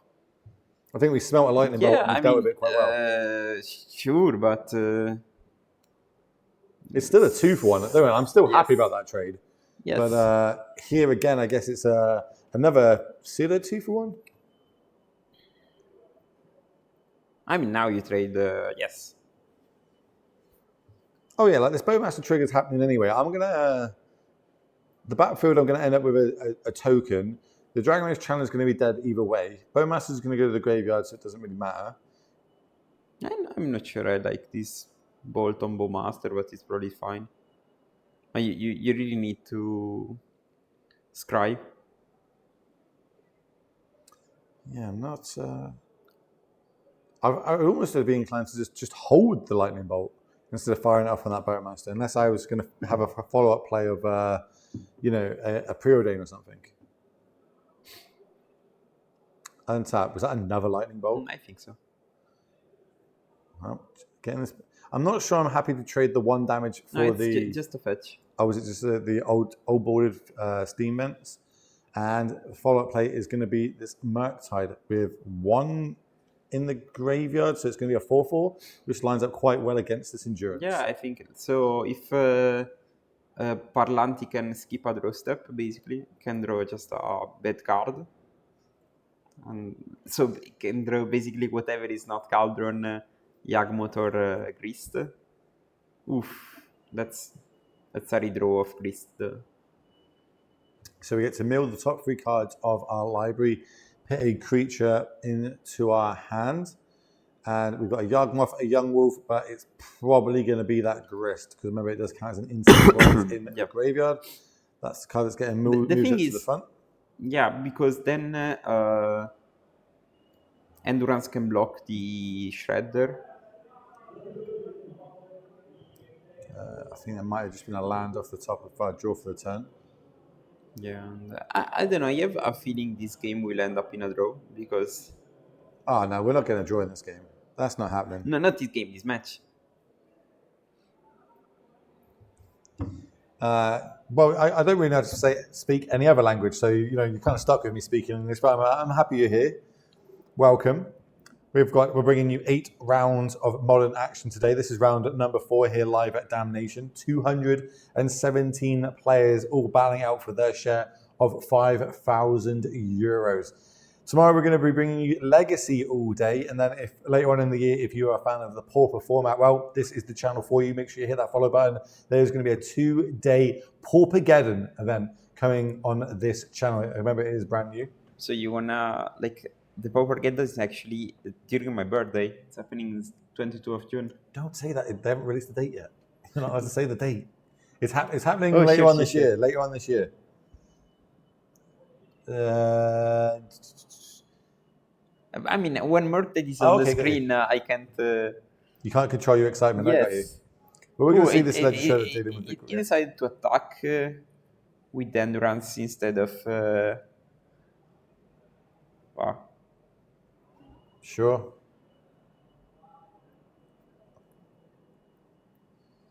And it happens. That's another Bowmaster?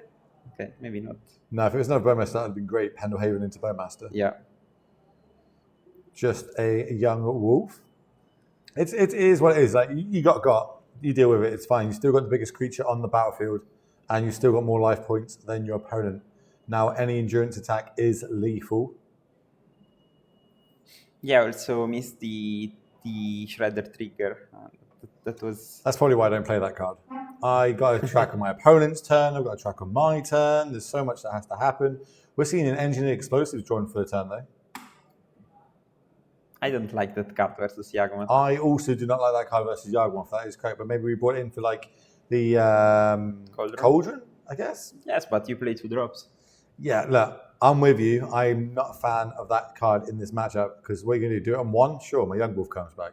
Do it on 2? Great. We're blowing up your stuff as well as mine. Well, you don't have any access to any more colours, so it's not going to be able to get rid of this. Getting in there with the Young Wolf is aggressive. I mean, I like this attack because Citino is at 3. So we're going to go for a double block there. Yeah. Please tell me we're Pendelhaven. Please tell me we're Pendelhaven. Why are we not Pendelhaven? It's a 1/1. He's playing a 6-drop now. Yeah, maybe boarded in so that secret tech 6 was. Don't. No. I think the fact you've written the life total down might be. This doesn't work. Okay, well, we realised it a little bit late. You can activate, but we are in the end of combat. Yeah, fair one. You can activate it, but the damage is done. Okay, counter magic on the Cauldron. Sure. We have got a Young Wolf versus a Ledger Shredder.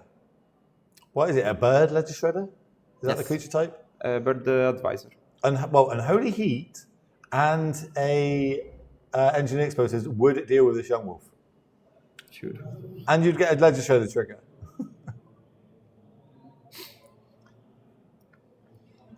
Is there a bracket? Not yet. We're still in the Swiss.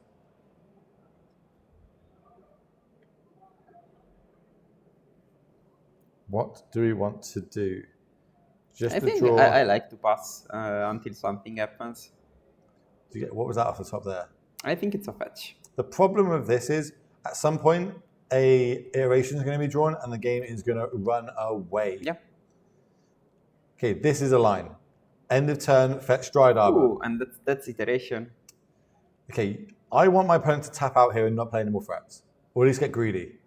Because I can go end of turn, get my Dried Arbor, pen home my Dried Arbor, win. That's 3 good cards though. Unholy Heat, Preordain, and Dress Down. Yeah, I just exiled the Preordain and grabbed my Unholy Heat near my heart. And Dress Down, it's strong, but... Remember Ledger Shredder, if we do cast our second spell, do get a trigger, potentially a +1/+1 counter on it. Unholy Heat to hand, Preordain to exile, Dress Down to the bottom card. We're going to cast that. Now Ledger Shredder trigger. Get to draw a card, discard a card. If it's a non-land card, we get to get a +1/+1 counter. We are going to Chord in response. With Bowmaster, I think. Yes, that is 2. I was like, that's the only one, that's 2. But then the oh, this is beautiful. So they're going to get Bowmaster, they're going to shoot face for 1, that's fine. You're going to go Lightning Bolt or Unholy Heat to kill it in response, that's fine. I'm going to fetch my Dryad Arbor up, I'm going to attack you with 2/1/1s. I mean, I think it's dead anyway, right? Well, it wouldn't be if we held up one of the But heats there. he has the Orcish army, right? So whatever, like he can tramp into... Oh, no, with the endurance, yeah. So I thought you meant without the That's me. Bowmaster. That's you. You're on the screen. These are some of the awesome tokens that are happening here at Damnation. All the casters, we all had our likeness put onto a sort of zombified Orc Amass token. You see in Pygontes there on the screen.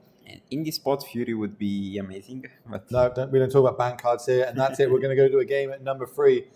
Only 2.5 minutes left on this clock, though. We've spoke many times about the slow play and how it affects paper magic. And I think I would have called a judge at some points in this game. I think it's been a bit slow. But, I'm shuffling and passing. Or maybe they're having a little talk of, there's 2 minutes left. I can't win. Oh, I can't win. I'll be like, no, I'm playing Yardwolf. I can win. I can do this. I think even Murdered can win. Turn 1 DRC, turn 2 DRC, Bubble, Preordain. No one's reaching for the sideboarding here, so it looks like we're just going to get a straight shuffle up and go. Is the way to get a play mod from Singapore? That is a good... I think so. I can ask. Can chat by the playmats and have them shipped. Question asked, chat. I'll get back to you when we have an answer. Wait, they are talking about dice with 1 minute on the clock. Come on. Like, you stole my dice. Oh no. Sure. Yeah, okay. I think they want to draw. Like at least one player want to draw, and the other is dragged by. Okay, so I've got word back that you need to go to Facebook, find Damnation MTG Fest. Follow them and send them a message directly, and that way they'll work out how much it will cost to get a playmat sent to you. You also, while you're on that Facebook, you can see all the different playmats they have, because this is the Damnation free playmat that we're seeing with this kind of crazy Ragavan stealing the One Ring. But there's many other arts out there that they've done that they get the artists to do. They're all really, really cool. And yeah, I think we've accepted this. We've had the handshake, and this game is going to be a draw for both these 2 players. So on that one, we'll come back to the booth. And yeah, it happens in Magic. We spoke about it during that game. I honestly feel like there was some longer turns than they needed to be from both players, though. So like no one at fault. I just think there's a thing to do with paper Magic, and it's getting highlighted more and more the more paper Magic we get to see, especially now we're coming back to paper Magic, and it's growing and growing with every different event that we see all around the world. And I just think people need to call judges more on your opponent. No one's going to look down on you. No one's going to be angry at you for doing it. It's a part of the game. You need to go judge. Like, you can give a warning to your opponent, but look, if you don't hurry up, I'm going to call a judge because I think you're taking, more time than you should. And that's what judges are there for. They're to help the game integrity and keep it flowing. I think the slow playing stuff is probably one of the most difficult thing to deal with. It's pretty hard. It's not like you call a judge and your opponent doesn't immediately get a slow play warning, and when the judge goes away, your opponent still plays slow. I'd be moaning. I'd be moaning all the time. Be like, no, judge, I need you. I want you to sit right here and watch this game, and pull the chair out for them, and fluff it up a little bit. But we had our heads-to-head. We had your deck versus my deck, and there's no outcome for the winner. Yeah. So we didn't manage to get a game 3, unfortunately. And the round is, I believe it's gone to the end round's gone to time. Is it? Yeah, I think so. There's no time left on the round. No time left on the round. Okay, cool. So we're gonna have a little talk, try and kill the downtime, and then we'll go have a short break because luckily we managed to get some lunch in just before then. But I suppose that brings me on to saying that people don't talk about this, and it really winds me up. People don't talk about this, right? And I'm going to look at you while I do this. Why don't people talk about bringing good food and good water, like a lot of water, to Magic events when you're here all day? Like you might have a McDonald's in the morning, which, let's be honest, is nutritionally terrible. You're going to sit in a hall where you're going to use your brain all day long. You're not going to drink any water. You're not going to fuel yourself, and you're going to be dehydrated, and your plays are going to get worse as you go along. Why don't we talk about drinking more water and eating healthier while we're at these kind of events, just bringing snacks? I actually wrote an event report for my Grand Prix top 8 a couple of weeks ago. And they mentioned that I think I drank half of like a middle bottle of water each round. It's like, so key. Yes. You know what I mean? If you dehydrate your brain, because you're dehydrated, your plays are going to get worse because your focus is going to be all over the place, or you'll just forget triggers on certain things that could cost you the matchup. So yeah, I think that's really important. I think people, if you're going to go to the paper tournament, it's easy. Take a plastic bottle of water, take a recyclable bottle of water, take a carton of water, drink out of a tap. Do what you need to. Just stay hydrated. You can also go to VIP area in the events. I think that those are very good to even refresh your brain and chill out. Move out from other people because I think that really damages your mental game is when people come to you and say, I just lost to a terrible deck. I was so unfortunate. I played so good. And say, I don't want to talk about this. But those are your friends. So you got to remember, no one ever beats me. They just get lucky. Yeah. No one ever beats me. They just got really lucky. That's all it is. Yeah.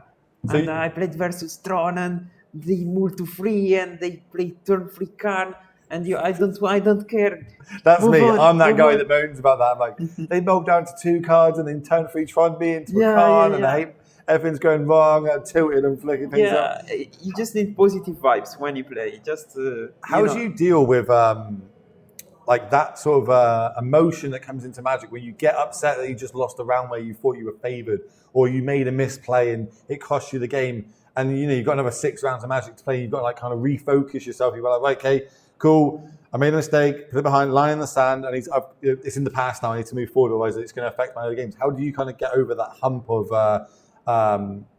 what's the word, like doubt, like grief of it? I used to play 18 hours per day when I used to grind Magic Online, so I don't have any emotion playing Magic. But it happens in the last Grand Prix because I played very bad versus Yagmoth. I made a mistake and I lost for my fault. So I had to completely forgot about it. I spoke with no one about how bad I played. So I forgot. I take a coffee and I drank 2 bottles of water. And then I was happy, and then I follow the event at top 8. Chat makes a good point that making mistakes also is a great way of learning the game and not making those mistakes. Right? Like we've all done that. Some people ask me, how do you get better at Modern? I'm like, just play it. Yeah. Play it and get beaten a lot, and then work out why you got beaten. Or talk to your opponent. Like, is there anything I could have done in that situation? Oh yeah. If you had this, or if you sequenced this in that line. It's better for you to do that. It's just playing and growing, watching streamers, reading content guides. There's so much like information out there for you all to be able to move forward and grow as a player. But yeah, I think it is really good to be like, failing is not always failing. It's learning. You turn that failure into a win. It is annoying when sometimes you could have done something differently and you didn't, and you misclick. But that is what it is. That's part of Magic and how it grows. But one thing I like to do is try to leave the tension and create a good behavior in the table, treating my opponent as a friend, asking where he's from, the name, like having a chat. So we have better communication in the game. So if we get a judge call, we can move on quick with that. And I like to see my opponent as a friend, as someone like me that want to win, but also want to have a good time. And this change of mentality really made a click, and now we play better and more focused. Yeah, kind of establish that bond while you're playing. Sometimes Yeah. it's not always as simple. I only speak English. Like if my opponent doesn't speak English, I'm stuck. I'm like Sure. sign language, thumbs up, like pointing at things and it resolve. But Magic is a universal game. No matter really what, people can kind of get a judge of what your opponent is doing. On that one, is there any more questions?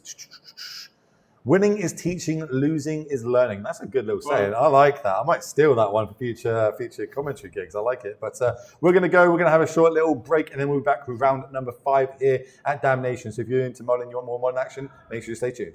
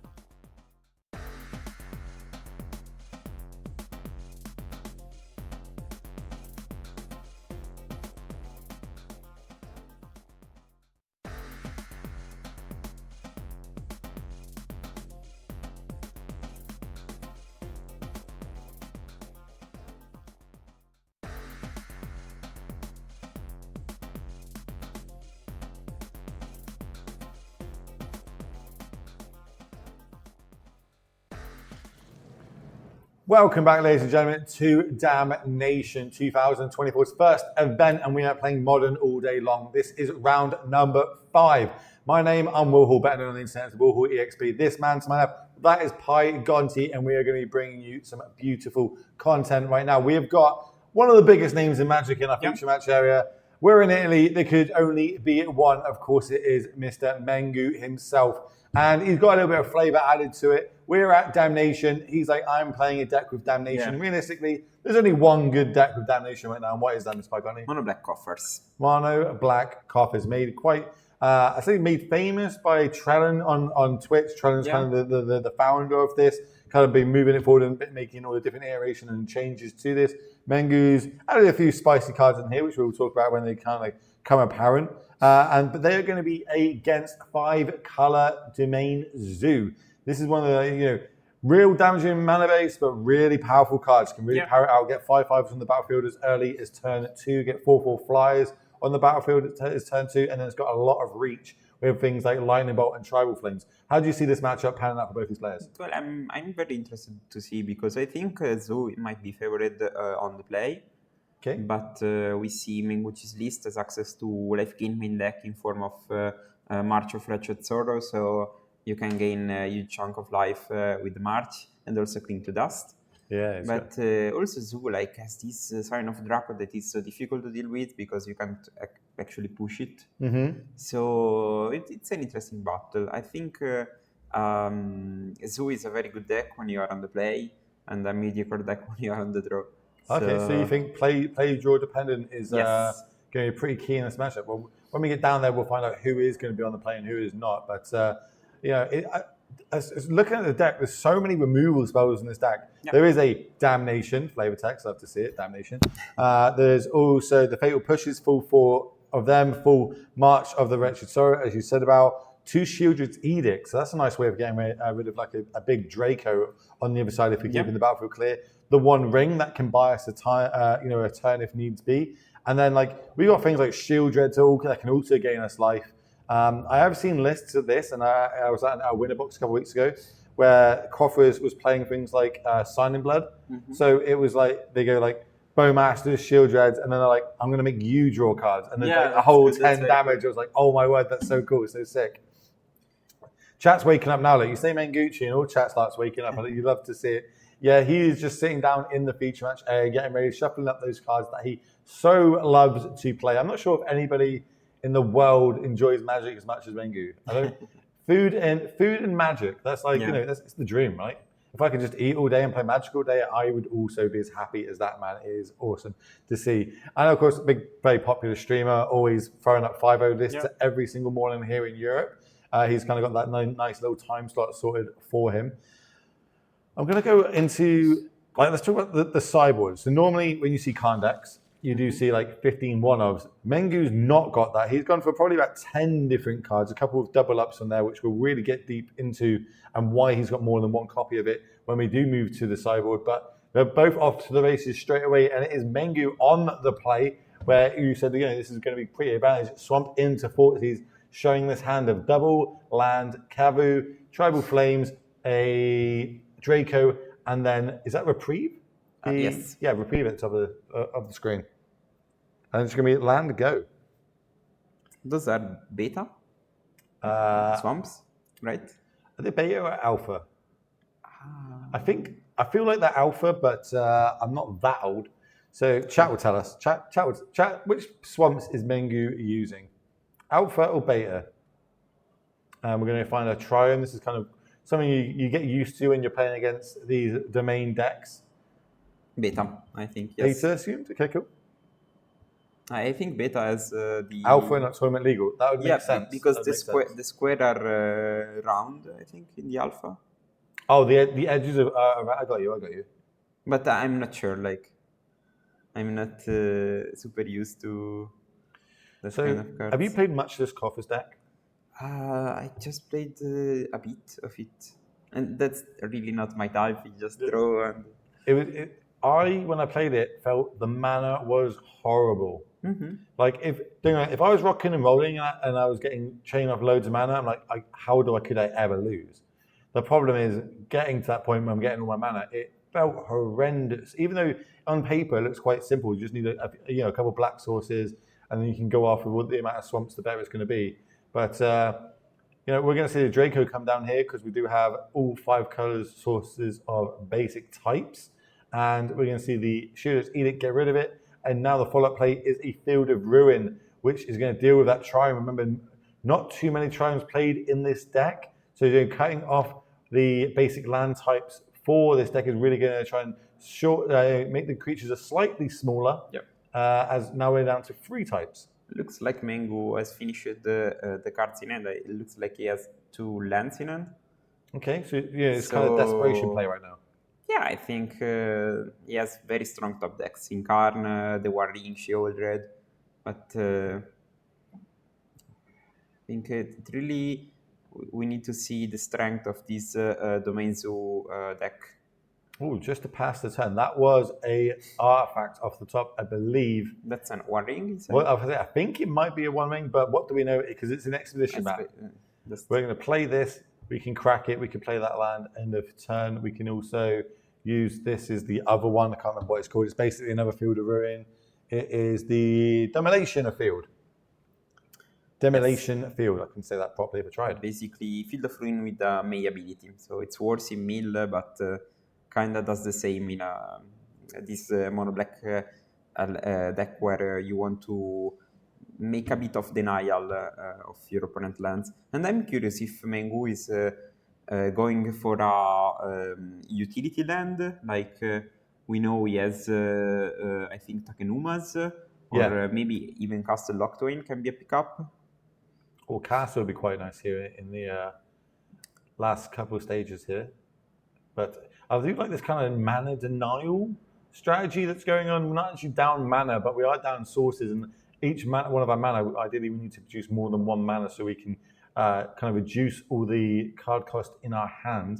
And they only run a certain amount of basics. It's not an open decklist tournament, so Mengu doesn't know how many, but he has played a lot of Modern Magic, so he must know there can't be too many left in the deck. I think it's always 2, but I'm not 100% about this information. It's well, between me, you, and all of Twitch chat, it is only 2 in this list. Sure. I mean, I would just imagine it's 2 because until you get punished, until you get blown out by it. The thing is, all your fetches both white and green, and the other colors are quite bad to fetch out because I think green helps you having the exile, like the disenchant effect in green, while white still lets you cast Leyline Binding. Okay, here comes a Draco onto the battlefield. Obviously, we're missing blue mana. Let's see, got draw for Mengu head there. Needs to draw something big. And then look, we're cracking. We're going to get coffers here. Nope, we're cutting this mana off already. Cutting them off red mana. Yeah, which is probably quite. We're not even going to go find any mana. That was. And it's smart for Mengu to cut red because we know that Kelly has Tribal Flames in hand from the Thoughtseize. Yes, I think that was a Ragavan off the top, but can't cast that, not with red mana, being pretty sure of it. Another swamp for Mengu.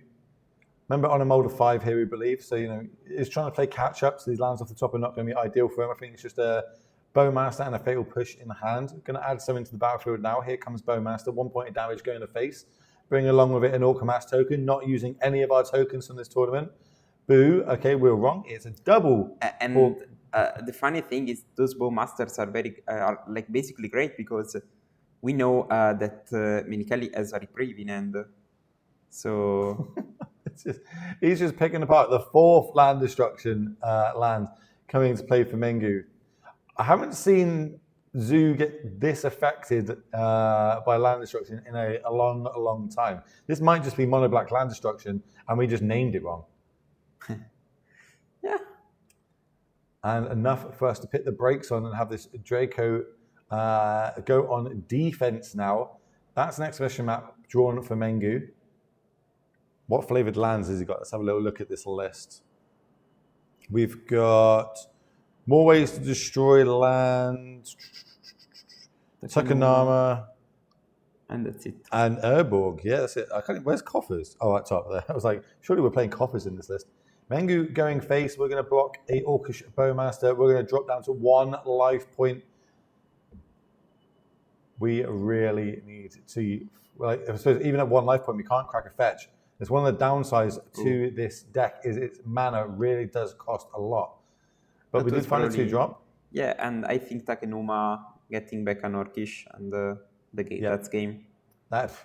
But with little resources as that, just 2 Bowmasters and a bunch of land, Mengu uses his big brain power and manages to get there and take down game number 1. That is not how I would have written that one up, but here we are. It is what it is. Let's move to the sideboarding and see how it's going for both players. We're going to start off on the 4-color domain zoo side because they need to come back again. They've got access to obviously Gennaio because they are a Gennaio deck, Prismatic Endings, 2 natural states, 2 Flusterstorms, 2 Tear Absunders, 2 Rest in Peace, 2 Haditsu Consumes All, 2 Teferi Time Ravelers, and let's see. Free. I love how they've written it down on the deck. At least it's free reprieve, not remand. What do you like bringing out here, if anything? I don't know. I want maybe the Teferi, but none of these are basic lands. Going off that game 1, I want to be bringing in more basic lands. I think I like all the cards in my main. I dislike basically all the cards in my side, but I don't know. Maybe it's gonna bring maybe Tirasander for the ring.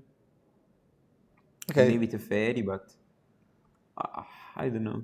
Do you think we just got cheesed out that game 1? Like it's just, Mengu only really had 1 line. He was forced into it because he only had 5 cards, and it just happened to pay out for him. Yeah, I don't know. Maybe I think it could have been more aggressive. It could have just cast Tribal Flames for 4, and then won the race with Flyer, but decided to hold up Reprieve and got destroyed. Okay. That's interesting. Well, over on Mengu's side, obviously, Coffers is famously a Khan the Great created deck, so it tends to have a lot of one-ofs in the sideboard, but we'll talk through the cards that aren't one-ofs that potentially could end up being brought in.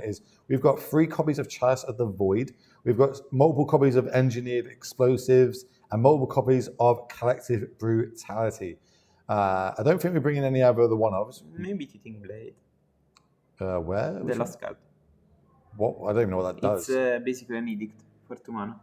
It's an artifact. Oh, it's that new one that got the limited All-Star. Okay. I like we're bringing some unknowns here. It's Staring Bridge as well. I'm pretty sure that's staying in the sideboard. But do you like Collective Brutalities, Engineered Explosives, or Chalice of the Voids in this matchup? Maybe Explosives, but I don't know. I think the main deck is fine. You probably want to cut the Temrakul, so... How good is Explosives in a deck with only black mana? I mean, that's true, sure. I think it's only strong versus Rhinos. But yeah, in general, it's like when I play Murktide, I like Explosive versus Zoo, but I think that's only for Rhinos. And maybe for 1-drops like Hammer Threats. Maybe. Yeah, I mean, I suppose in this format, they have like Wild Nakatls, Ragavans, other than that. And it tends to be a lot of 2-drops. Is what we would be leaning towards to get those big hits in. But we'll see how it pans out. Both players coming to the end of their shuffling, so we can talk about these sweet playmats that are on the battlefield. This Ragavan stealing the 1 ring. And it's going to go into like a bit of a rocky type, like horror theme with this art. And that is what Damnation is about. It is a horror MTG event. Everything, all the art, the tokens, the play style is all kind of horror themed, and this is of course Damnation number 3. We've got Paupergeddon coming later on in the year. That will again be televised on this channel. So if you like what you're seeing, you like this live paper magic, then I need you to hit that follow button for every time they go live so you don't miss anything. Also go follow on all the socials. So maybe you can be part of this if you're this way inclined, you like to travel for a bit of Magic the Gathering. Multiple formats. We've got Modern today, we've got Legacy all day tomorrow. It looks like we're taking a mulligan on both sides. Okay, both players not happy with their open hands. When I did play this, the Coffers deck, I did mulligan a lot. So the mana base just it isn't there for me. I'm not happy with it. Yeah, makes sense. Also, I think you're basically playing a very repetitive deck. So mulliganing to a hand with removals really helps you against the domain deck. Oh yeah, the Sunken Citadel. But Mango is playing Nasanken Citadel. So. Yeah, he's not got that in his 75. Yeah, and if you want to purchase Damnation merchandise as well as other Bose playmats, etc., you can just write Damnation Fest on Facebook or on Instagram, and you can DM the page, so someone will happily respond you. It is 8 rounds today of modern action. Before we cut to that top 8, we are currently in round number 5. 217 players turned up today, battling it out for their share of €5,000. And obviously calling themselves the Damnation champion. That title in itself is pretty darn cool, if you ask me. And it looks like we have got a keep, based on one side, a mulligan number 5 for our domain zoo player. Mengu is down to 6. I see a couple of removal spells and a shield dread in hand. And it's just going to be a land go. Another shield dread off the top for Mengu. Firing off this expedition map to start off the game. Yeah, we got all 8 rounds today, so 3 more after this round, and then potentially a top 8, depending on obviously how it works out.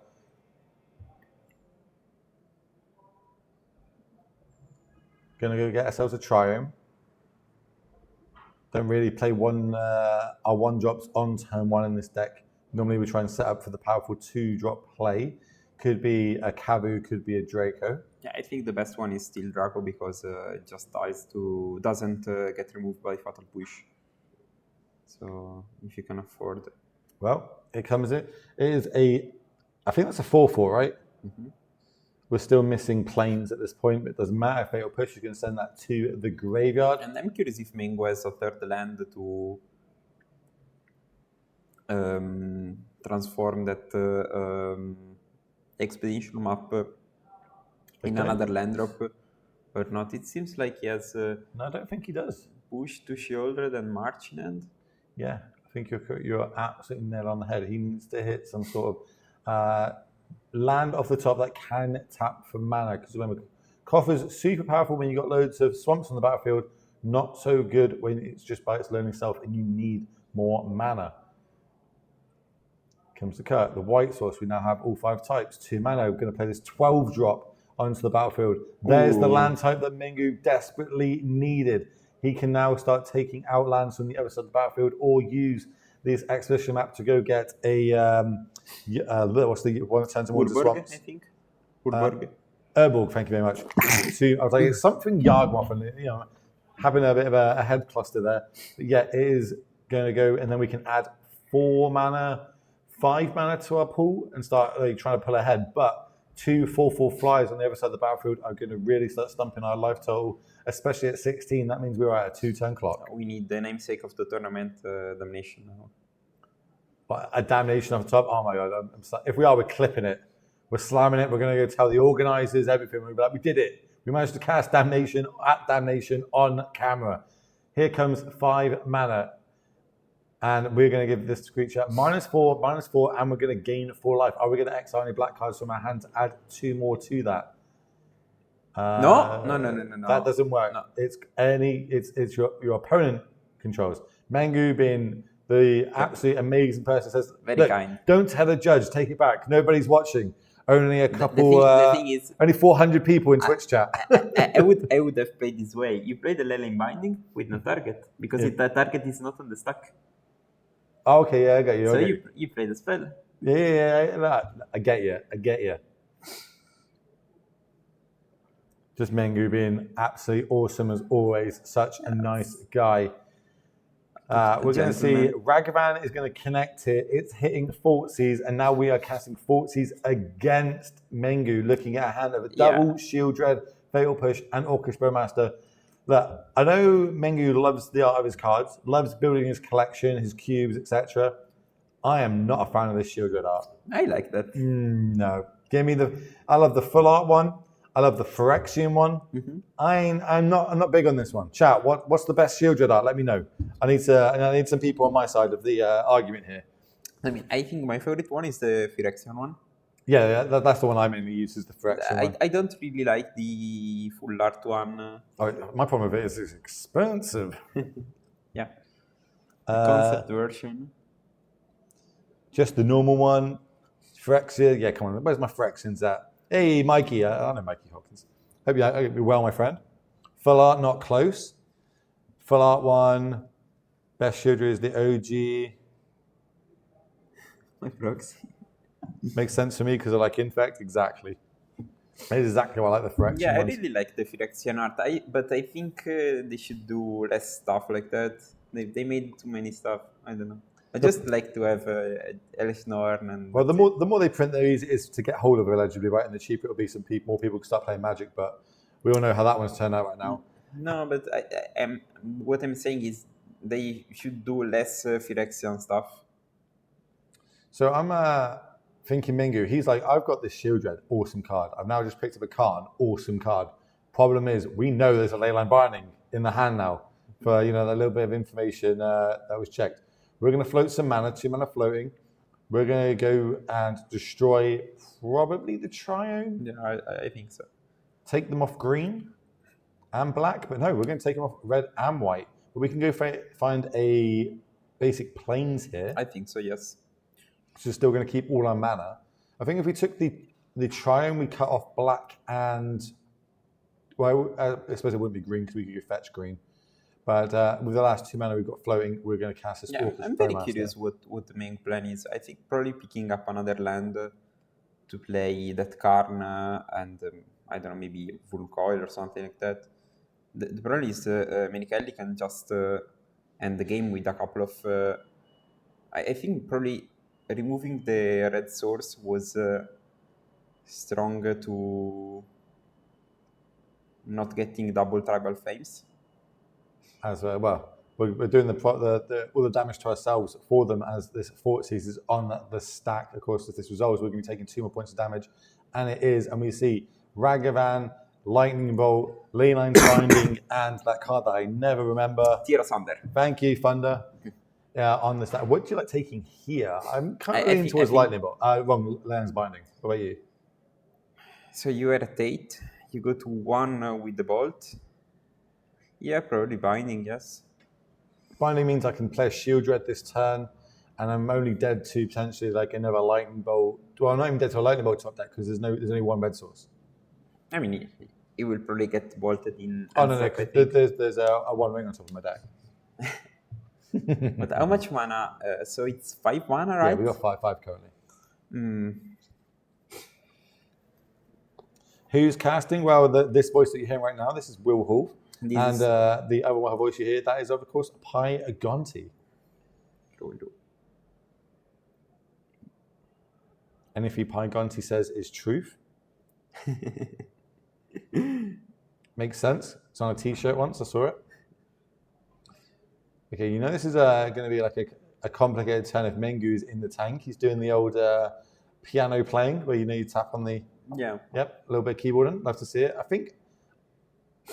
I would be inclined to play the Shield Dread.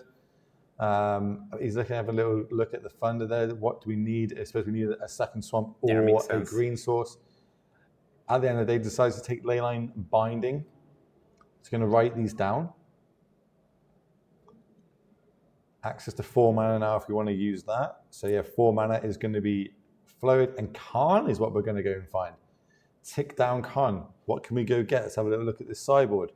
I'm looking at Ensnaring Bridge. No, we're going to go for the blade. The blade where they sacrifice a creature.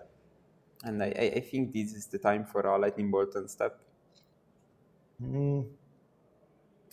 Yes. Lightning Bolt you. I got to 5. Okay. That's relevant. Tap the top of my deck. Rip a Lightning Bolt. Was it a Lightning Bolt? It's not slamming it. Huge draw step here. 4 damage coming across at Karn. Then you see that's not a Lightning Bolt. And now Tribal Flames. Yeah, then Tribal Flames just as the Chibate. I think it is a land. That is going to be a Temple Garden. No, I like this plan of... Expedition there was a warning. Is it? I thought it was Expedition map. We'll find out shortly. Sure. Well, 4 mana's being floated, so I wouldn't be surprised if it is a ring. Oh no, yeah, that is definitely an expedition map there. We're going to go sack. You're going to sacrifice a creature. 2 mana left floating. I like to play the map. There's the map, 1 floating. Crack it. Is there a line that we could have taken here by cracking map first to gain more mana this turn? I think he's gonna grab another Field of Ruin just because I want to prevent remove the red source. He's like, you're only out. This is your one shot. He got there, top deck. It's fine. We're going to a game number 3.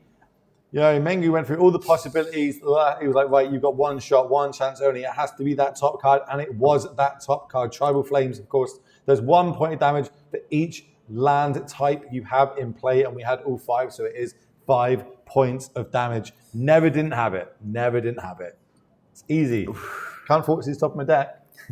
Facts. Both players moving back to the sideboard. As you spoke about earlier, I see 2 cards pulled to the side. So now, is that giving you indications? What would you be thinking? I have no clue. I think probably he's gonna remove because he's gonna side in 2 more cards. I don't know. I think he's taking 2 out and 2 in. It looked like 2 red cards. Maybe it's Ragavan. Maybe Ragavan gets worse on the draw. Probably it's Ragavan. Yeah. So yeah, but these are amazing playmats. This is Damnation free playmat of choice. So the whole Damnation is very horror themed. So this is a horror themed Ragavan stealing the One Ring. If you want to get these yourself, you can go follow the Damnation MTG Fest on Facebook. DM the actual company there, and they can work out getting you a price of how much it costs to get these to you. It's not just this one. This is Damnation free, and I promise you all. I think there's 4 playmats in total actually. All 4 playmats are as cool as this one. They'll probably throw in some really cool life pads as well. The life pads we've got here this weekend are really, really cool. I tweeted one of them out recently if you want to go have a look at that.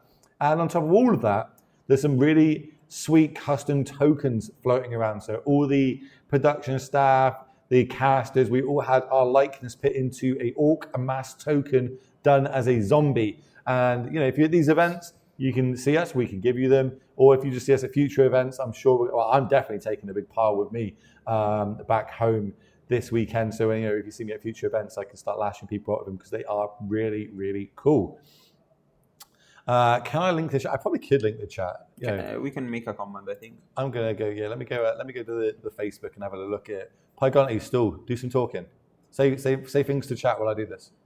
Okay, so I think now Zoe is on the draw, so I'm very interested to see if this will impact the game plan. I think both the games, both players mulliganed a lot, so I'm very curious to see how this match will be played, because it's a battle between tier 2, so we don't see this matchup very often, and also it's always a pleasure to see Mengu play, because I think I protest with him a lot, and each time we play I'm very amazed by how polite he is when he plays, so precise. I really like this kind of players, and you get all your lands in order. There you go. There's all the links. I think that's a LinkedIn, so you can see all the different socials and ways to do it, so you can follow. But it looks like both players keeping their opening 7s for a change. No mulligans going into game 3 here. Mengucci on the left of your screen, starting off with a swamp into a fort. He's getting full knowledge of what is going to go happen. We have a 1-drop nowadays in Face of Walnacatl. Back in the days, it was a banned card. I was about to say, was you playing when this was banned? I don't think so, no. It's crazy to think that this little 1-drop was banned, right? All the power of Modern that we see these days, how crazy powerful this card was. Taking it turn 1, maybe trying to stop the explosive draws. We've got a Fatal Push. I'd much rather use it on your turn 2 play, so to speak. There's an Orcish Bowmaster off the top. Here's Urborg for the turn. And Urborg is not exactly free. No, because you unlock 1 more color, so your opponent can grab, for example, a dual land later, or just a Jet Mill Garden, and have access also to black mana. So it's a thing to keep in mind. Yeah, all land types, not just yours, are now going to be swamps. We're still going to try them though. That's going to come into play. Only 3 types for us, because that is, I believe, the swamp, the Mardu one. Yeah. And do you remember all the old names that we used to call for the different tribe pies? We used to have Bug and Rock and what was the other ones we used to call? Jund, Jank. yes. No, Junk. It was not Jank. Junk is, it was basically Jank, but it was Abzan. Junk. Yeah, Abzan was Junk. So we had some really cool names back then, and then obviously Khan's Tarkia came out and started giving us real names for them all. Here comes I believe that's 5 power. Yes, because there's green and yes, this is a 5/3 trample, hits the battlefield. Mm-hmm. And we see 2 March of Wretched Sorrow from Mengu's side, decided to pass instead. Oh, decided not to fire off Field of Ruins here. I suppose it doesn't really do too much because there is an Urborg on the battlefield, so even if we do Field of Ruins, we're still probably going to be able to get at least 2 types on the other side. Here comes an Overgrown Tomb for 2 mana. We're going to shock ourselves there. Because it's not free, right? If you're playing this 5 color deck, your mana base is going to be pretty painful for you. Okay. And I forgot, the green creature gets trample, I think, right? Yes, it has trample anyway. Yeah. On the text of the card. Yeah, I forgot that it was the white. It's the blue one that gets X-proof, right? I believe this. Let me get it up for you quickly. Give me 2 seconds, and I will. It's another essay from Modern Horizon 2. Sony Shoba Brawler was dealt with Orchis. So it is if your creature is white, it gains vigilance, hexproof if it's blue, lifelink if it's black, first strike if it's red, trample if it's green. Looks like Cabal Coffers was the pickup from Mengu, so probably the best land he could have desired. And now it looks like his hand is 3 March of Wretched Sorrow and 1 Karn, the Great Creator. So he's currently got access to 5 mana? Yeah, but the opponent is representing Stubborn Denial, so I don't know if that's a card or not. 4 in the main. Not entirely sure if they stayed in after sideboarding. I think so. I also think they'd be saying, especially with this Drake on the battlefield. Yeah, I love the card. I think Stubborn is very strong in this deck because every creature turns that one. We're going to use this Field of Ruin during combat, during the attack phase. Go find yourself a swamp, plains. Well, it's basically a Godless Shrine on the other side of the battlefield. Yeah. What's the step? Which one? The Scrubland is the. Oh, Scrubland, yeah. We're going to see maybe potentially a few of those tomorrow. Because remember, on this channel, it will be a legacy all day. Probably around about the same as what we got today, about 8 rounds cut to top 8. So if you're a fan of legacy and super powerful cards, well, tomorrow you're going to be following this channel. Today, though, it is modern all day long, 8 rounds before he cuts that top 8. Only a few more to go until we do find out who is in that top 8, and then eventually crown ourselves a champion of Damnation number 3. Kavu is going to be played for the turn. Powerful 5-drop hits the battlefield. And I'm pretty sure that this Zoo deck doesn't have any white. No white blue land. Hallowed Fountains? Yeah. Nope, I don't see any. Since. No, pretty aggressive, but that was a fatal push drawn for the turn for Mengu. Obviously, great target for that currently, but it is green and red, so it has first strike and trample.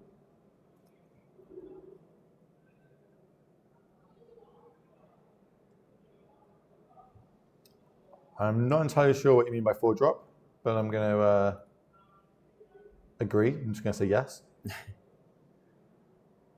We are going to do the march in response. That's going to give it -4/-4. We're going to gain 4 life. Then 1 mana. We're going to fatal push this while you've got the fetch, while you're down blue mana, so you can't use any Stun with the Knives in hand. Board now nice and clear, exactly how Mangucci wants it. We're going to get this Triome, probably a nice juicy target for this Demolition Field. Too much damnation going on in my head right now. Yeah, you said Cavu 5 drop? Oh, I'm sorry. Did I say 5? Did I mean there's a 5/5? 5/5. It is a 5/5, right? Well, it was a 5/5 at the point. Mm-hmm. I think it was anyway. But no, we know that Mengu has another march in hand. I think he can just Field of Ruin the blue source.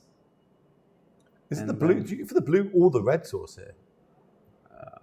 I think the blue is at 17, so...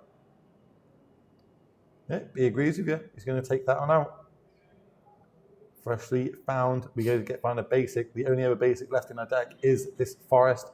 Mengu knows about this as well after game 1, where the land destruction strategy really paid dividend for him, and he managed to pick up that game 1 win. But unfortunately for him in game 2, did lose to a very timely top deck Tribal Flames.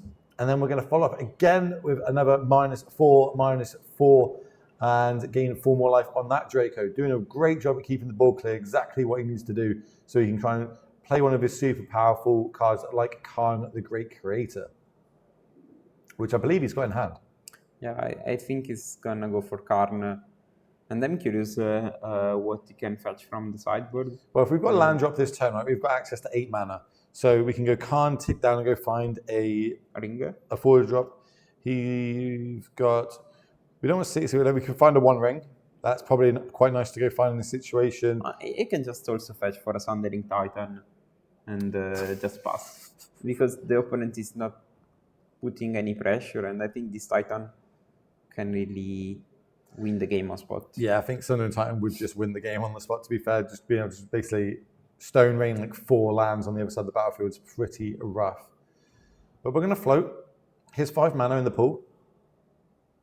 Khan is going to be the card cast, 1 mana floating. What are we going to go find? It is Sundering Titan, just as you wrote it up. We're not going to cast it this turn, but it's going to come down in future turns. Gets through Stubborn Denial pretty well as being a creature. Then we're going to play our land drop.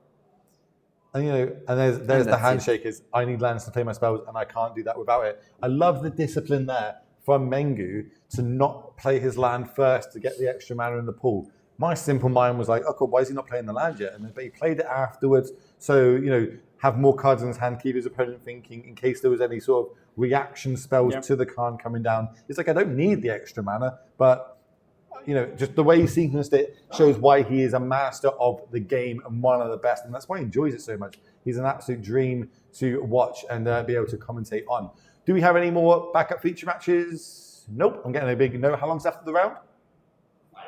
5 minutes left of the round. Okay, so we can talk a little bit before we go to a break. Of course, Mengu and picking up that win. You said tier 2 decks, though, when you said this is like the battle of the tier 2 decks. Why would you pick both those decks as tier 2s? You don't think they're up there with the tier 1s of Rhinos, Yawgmoth, Murkside?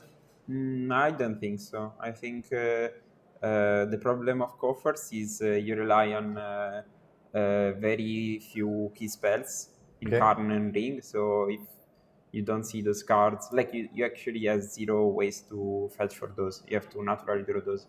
While, for example, Amulet has a lot of replicability towards the Titan. So I think the matchup should be Nightmare, even if you play some ways to destroy lands. Okay. And same for Yawgmoth. Like you can't really 1-for-1 versus Yawgmoth, because when Yawgmoth comes, you just draw 7 again. And, I've always found it to be a really hard matchup, the Coffers list when I'm playing Yawgmoth, because one of the cards gives -X. The 1 ring's horrendous for me to play against. They've got sweepers. The list I've been playing against normally have Cling to Dust in the main. There's only Clings in this list. A couple. Yeah, like Clings to Dust in the main. That makes it super hard for me to get my Undying triggers going. I've always had a really hard time. My win percentage against it is terrible. It's probably like 20-80 or something crazy like that. Like I really got to fight for everything. It normally involves Orcish Bowmasters for me to be able to actually get in that chip damage, because they play the 1 ring and I can kind of get that big sort of hail, volley of hail from the archer. But other than that, I do think it's it's pretty hard. But it's meta dependent, right? Sometimes it's terrible against other decks. I don't know, because I think the deck really struggles to beat a Grist. They have two ways to kill Grist. Those are to the Edict. So chat's asking about the playmat and where you can get it from. So I just put a link in the chat. That's to the Facebook page. If you go to the Facebook page, give it a thumbs up, like it. You want to stay informed of all the events that are going to be taking part here, ran by the beautiful people at Boast MTG.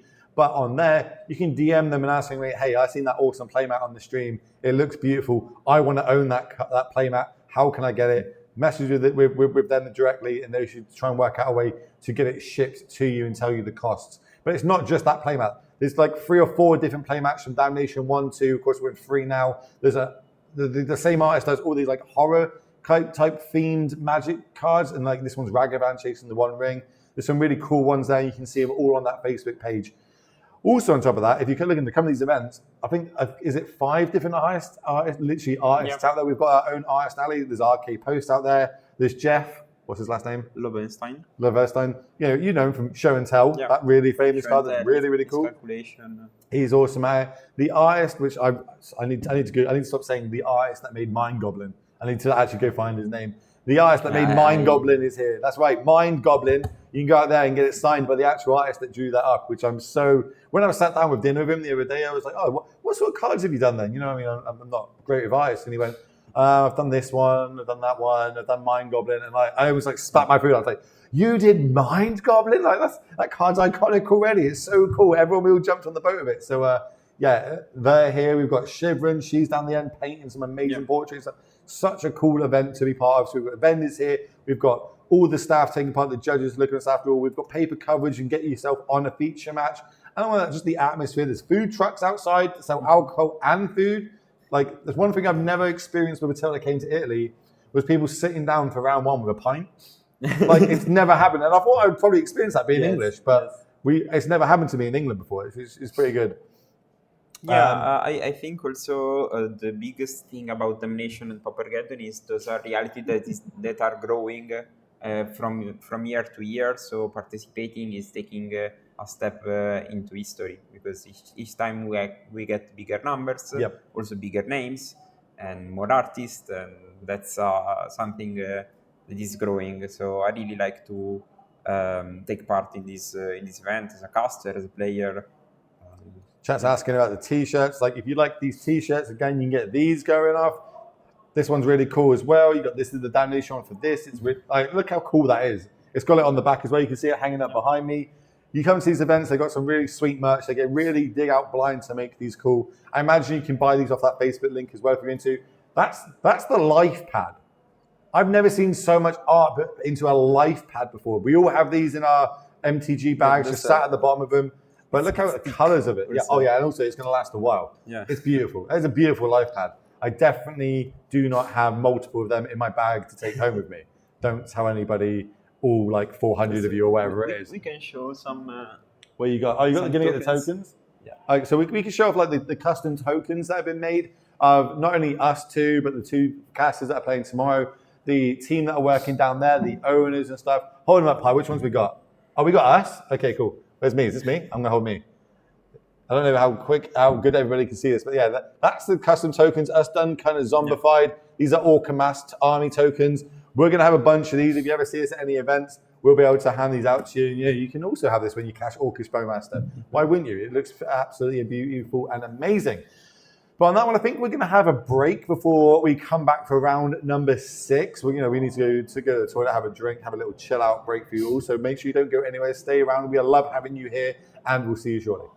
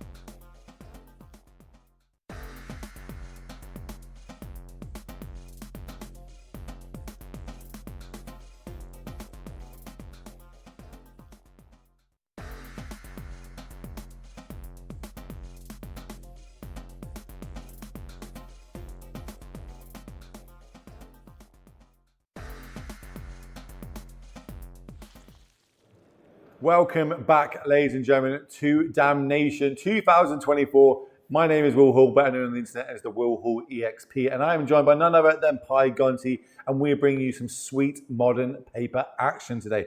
We are moving into round number 6 of 8 before we cut to that top 8, where we find out which players can walk in where with the big chunk of this 5,000 Euro prize pool that we've got on the line for everybody taking part. And taking part, we had 217 players start today to try and nab themselves that top prize of calling yourself Damnation Champion, which it's a pretty cool title. Got a pretty good ring to it, right?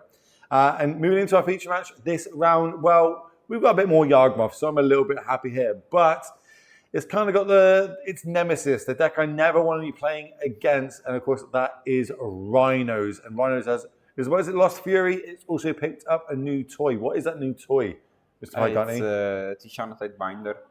Yeah, this Tidebinder. Every time I watch it, I learn something new. There's a new trigger or interaction that I didn't think of, it didn't happen. And we're going to be seeing that in our feature match today. Is it nothing else really spicy? It's kind of stocked. You know, it's got Flame of Noors, Field of Force of Negations in there. Only one Gemstone Cavern I have seen listed with 2, depending on, it's dealer's choice on that one. But 3 Tidebenders, 4 Subtleties in the main. The rest of that is kind of how you'd think it would roll out with Dead Guns and Fire Ices, full 4 copies of each. Over on the Yawgmoth side, we do have something, I'm going to call it spicy. It doesn't seem too powerful to me, but I could be wrong. And that is the Cenote Scout. Yeah. I don't know what everybody's thinking. What does that do? Well, it is the new 1-drop is obviously, I believe it's uncommon. A 1/1 that enters the battlefield for the Merfolk Scout. When it enters the battlefield, you get to explore. Basically, look at the top card. So if you want to know, I don't know if it's good. But we're going to find out together, because if maybe this is a new spice, and maybe I need to move out there, go to one of the many vendors that are out there and start picking up my 4 full copies of this before it spikes. But on that one, we are off to the races. Rhinos starting off with a Triumph. Real scary for Yawgmoth when Rhinos is on the play, because they just get to be that 1 extra turn ahead, keeping all my mana dorks at bay, as this Delight Halfling is probably going to eat either a Fire Ice or a Dead Gone. And Dead Gone is what's going to be cast. Goodbye, Halfling. Both players they're rocking and rolling. There's no slow play going on here. They're going fast. I like this. A lot of time for this. Let's go, gentlemen. Yeah, I'm very curious about, especially the sideboard plan for each deck, because I think Rhino can basically ignore what Yawgmoth is doing and just attacking, while Yawgmoth has to, play the right cards, the right interaction. Don't get me wrong, it helps a lot now I know there's Fury not on the other side of the battlefield. But that really helps me just spurt out all my mana dorks, all my young wolves onto the battlefield without being scared of having my board wiped. Especially, we used to get Furied into an Endurance as well, so you didn't even get your Undying triggers. It was pretty rough at beatdowns. But now we have got to turn 3 for Rhinos on the left of your screen, and we all know that means we can have instant speed 4/4 tramplers on the battlefield at any moment. We're going to use the Wall of Roots, put a -0, -1 counter on it. And that's been altered. That isn't a fancy art one that you can put in any packs. That has had an artist actually use it and alter it to make it look like that. That's something you can get done at many different events, this being one of them. But here we go, end of turn. We're going to instant speed, Cascade. There's only going to be 1 spell in the deck that costs under 3. It is going to be a Crushing Foothills. That's going to bring along with it 2 Rhino tokens. Of course, they're going to have Trample and be 4/4s, and an absolute menace for this Yawgmoth deck to be able to deal with. Yeah, like some days ago, I watched someone getting explained how Rhinos work, like for the first time. It was like, so you basically put like always Cascade into the Rhino. Wow, but this deck is broken. It was so genuine. I like the. It is pretty broken. Do you remember when we used to Cascade into Planeswalkers? When we used to Cascade into a Valky? Yes. Before they had to change the ruling of it, that was that was miserable. Yeah, it was a pretty dark time. It was also Simian Spirit Guide was a card. But I mean, I remember when you used to cascade into enchantments. it was also not great.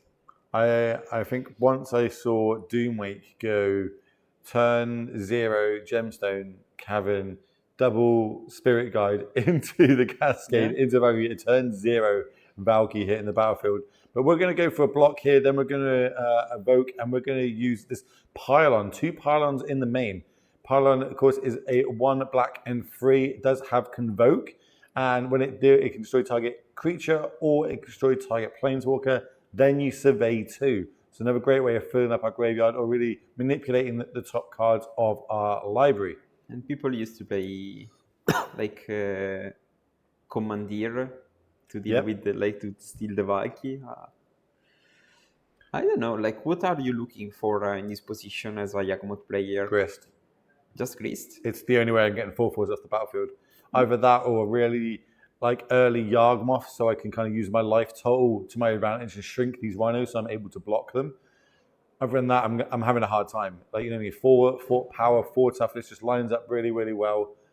That is, I want to say Blood Artist. I'm about to say an alternative are Blood Eyes or Zulaport. Maybe it's artworked. Zulaport Cutthroat. That's the where they've gone with this one. But yeah, it must be an alternate art one of that. So this one's slightly different. When one of our creatures die, we get to drain and gain 1 as part of our combo piece. Not as good as Blood Artist can be, because Blood Artist counts both sets of creatures, not only on your side, but also your opponent's. Some situations you want Blood Artist, other ones you want Cutthroat. Here comes another attack for 8 points of damage. This is like the games where I think where Yagmoth seems basically a limited deck, because you're there with the 1/1 and your opponent is trampling over you, and there is another cascade coming, or just a lot of interaction, and you're just there with the young wolf drawing a... So this is going to be rough. Dead Gone. This might force out this call of calling in hand, which we know there's a force of negation in hand as well with the 3 mana up to cast it. Yep. I also have to go for it in this situation. At what point are you not going to do this? I don't know how many I'll be doing it for. This is for 1, 2, 3, 4, 5, 6, 7. Sorry about the old cough in there. So it looks like we're going to go for 3. We're like, hold on, wait a minute. This is in your end step. I'm just going to force that. I'm going to scoop them up. That is going to be game. We are going to go to game number 2. And that is literally how quick this game normally goes against Rhinos. Just a cascade attacks 2 times. It's a real hard match for Yawgmoth. But the sideboard can shore that up. So let's have a little look at the sideboard for this Yawgmoth deck. We have got Chalice to the Void, Endurance, Fatal Push, Force of Vigors, Formulator Mage, Haywire Might, Reclamation Stage, Soulless Jailer, 1 Tear and Sunder, 2 Thoughtseize, and 1 Scavenging Ooze. Do you like any of these cards? I think so, yeah. I think Chalice and Soulless Jailer are the obvious cards. Then I think probably Scavenging Ooze can be a decent card after the removals, also because Rhino's deck doesn't have an easy time dealing with that starts growing and growing. And then I never understand if Fatal Push or Thoughtseize were cards to bring in. Maybe Push is fine to decrease the pressure. Thoughtseize maybe not, but I don't know. I personally don't like Thoughtseize in the Yawgmoth sideboard, because it's a card that might be good versus everything. Like versus Summertime is good, but also versus Mortgage is good because you stand a counter spell. But also versus Amulet is good because you remove a creature. Like in which decks Thoughtseize is not good? So Thoughtseize is like the reason I always will play it on my sideboard and bring it in is it's normally for Amulet. Like that Titan matchup is real rough, and it's got slightly better now with Cauldron, but it was really rough at the time, and I needed a way to disrupt it because they were just quicker than me. If they had the Amulet, explosive draw, and maybe I was able to take one of those combo pieces, either a creature or Amulet from their hand, I could slow them down. But I don't think this is the matchup for it. I don't think I'll be bringing in. Because, you can't Thoughtseize the top of the deck, and they're going to play 8 Cascaders at least. So I don't mind a Fatal Push. Just 1 Fatal Push, getting rid of one of these 4/4s. I can deal with 1 4/4 with Trample. Yep. It's having a pair of them or a crashing of them, as you will. That's where really the Yawgmoth deck is going to suffer and can't really stem the bleeding as much, especially with force negation on the other side. And of course, we saw double force negation in that game one. Yeah, I think that maybe Force of Negation is a side out in some numbers from Rhino deck, because all the other cards are better, I think. Yeah, I can see it. I also, now there's a few more targets, I guess, for force Yeah. negation, though, right? Because obviously, Agnes, Soul Cauldron, now Quarter Calling.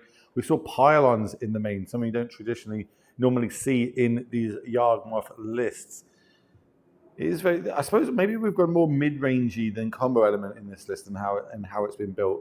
Still got the combo element, but we've got a bit more way to go a bit grindy with some of these merfolks and shield dread in the main. Yeah, I don't know if I like this approach, but I'm a fan of good cards. So one Fan of good cards. one CMC1, I'm not a huge fan. But over on the the Rhino side, they've got access to Blood Moons, Endurances, Force of Vigors, Mystical Disputes, Inevitable Betrayal, and Commandeer. Any of these you like? Well, probably Endurance is fine. I do see Endurance in the hand. And I'm interested in Betrayal, because stealing Shieldred or even Yawgmoth itself might be interested, but maybe it's too cute. I don't know. I think we probably always want to cascade into 2/4/4s.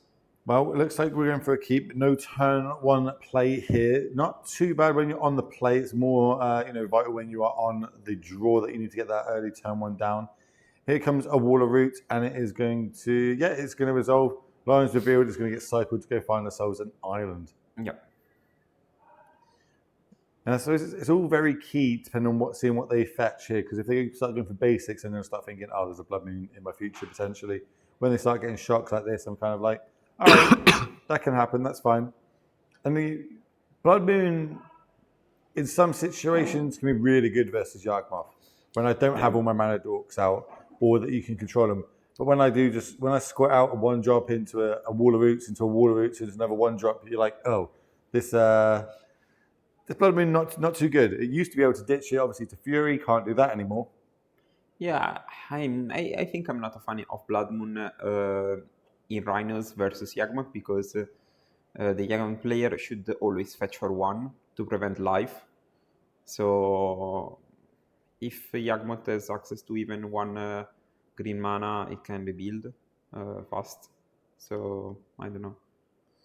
Okay, we're going to go Blooming Marsh. Tap 2. Tap 3. And we're going to play a Alt Art Grist. I like it. Not using the Wall of Roots here. Obviously, a lot of time we do use Wall of Roots for this. But keeping the Wall of Roots to 0/5 means it will line up really well against the Rhino tokens when they do enter the battlefield. It's not an if, it's a when. Subtlety, ditching, Fire and Ice. Pin it back on top of the deck. It's an interesting move. I don't know if I like it. I like it. I don't know. The thing is, next turn, you're either... Dead gone off the top, but missing our land drop there was huge. That's why I don't like the Salvity. I would have just played Fire Ice on something to grant a land drop.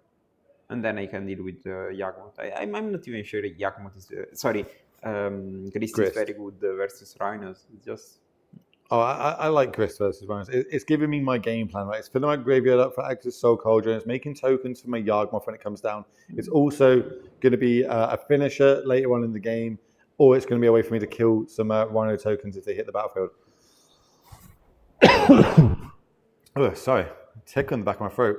We're going to tick it up and make ourselves a insect token.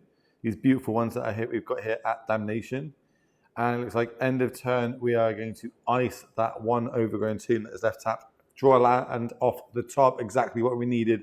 We need our third land drop. I think it was land. Yes. Pretty sure it was land. Yes, some mountain. Stomping ground. Land, sorry. But so that's free land, free shocks. So, we have taken 6 points of damage just ourselves. Charge in is going to obviously trigger the cascade, revealing more Shardless Agents, giving us a little look at the deck. Eventually, we will find a Crashing Foothills. We're going to move a little bit quicker here. We're getting a little look. And how important is it, the bigger this pile gets, that you you look through all these cards and your opponent as now revealed, what sort of advantage can we gain from this? I think a lot because especially in late Cascade when you can see a huge chunk of the deck, you can just try to play around more specific cards, especially like bounce spells are the worst. So you can just see, okay, there is another war on the bottom and there is like 2 that gone, so it's less likely my opponent has a bounce spell, so I can just block more aggressively. See, this isn't going to be a bad turn if we have a Yawgmoth in hand, but we're going to tick up this Grist. I'll see if we can get those cards that are milled over moved down a little bit on camera.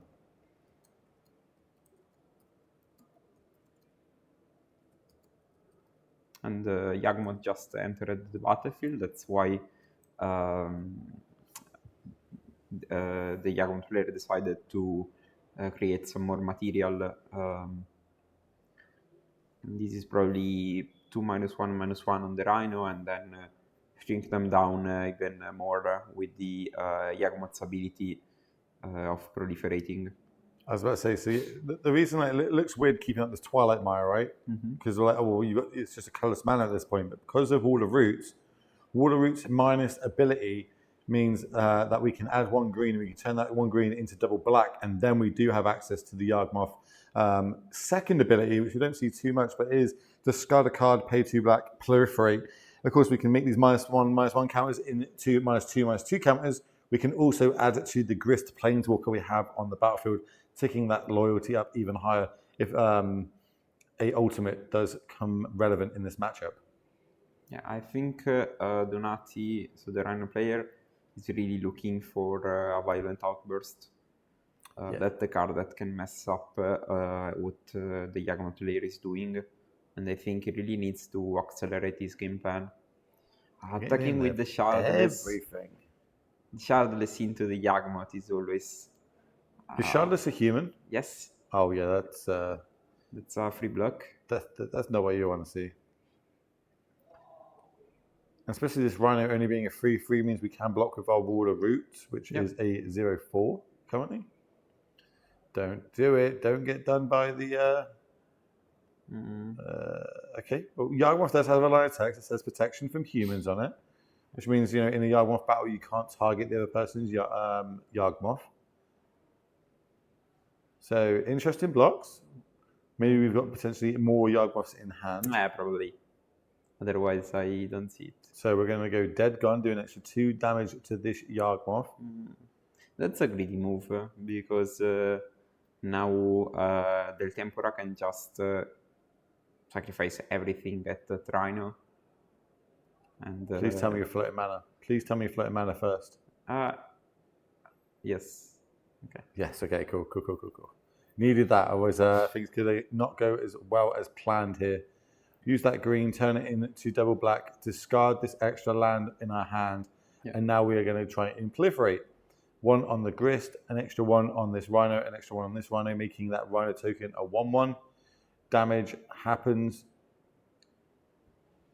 Yep, they're gone resolved, so there's 2 damage on the stack for Yawgmoth. Combat damage happens, another damage on the stack. I really disliked this.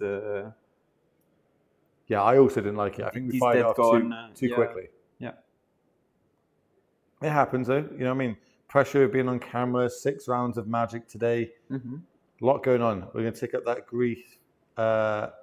Grist again. Still don't have a good look at what's going on in the graveyard. Young Wolf is going to be the play for the turn. So a 1 undying creature away. Oh, we've got the Chord of Calling in hand. So we really are literally 1 undying creature away. I think we're going to fire it off right now. Yeah, I think like 2, 3. We always call this matchup very favorite for Rhino, but if he stumbles a little bit, Yawgmoth can really prey on this disadvantage and just start spamming creatures and executing the game plan. Well, we're going to get the Cutthroat here, I imagine. That's a Patra? Yeah. Sure. Okay, sure. This is going to deal with the board, at least. We're going to get a lot of snake tokens when we start killing things with these -1/-1 counters. I think Apatra is probably the best one because the card that allows you to draw more cards, and also like now we are looking just for a Zulaport or a card to win, right? Yeah. That's as long as you got enough targets for it. I feel like I would have gone cutthroat in that situation, and then I've got multiple draws if need be to find another chord, which I think we found there. Yeah, that should be game if we go for it. Also, just another Young Wolf does it. Oh, this is all during combat. Young Wolf dies. No. It's Yagmoth was sorry. The Young Wolf was stopped for a card. Well, it looks like an endurance. Wow. Yeah, but why did it die? Is what I'm saying. Like, oh, you think we're sacking it with the Yagmoth? Yes. Okay, we're going to give this -1/-1. Get a snake. Draw another card.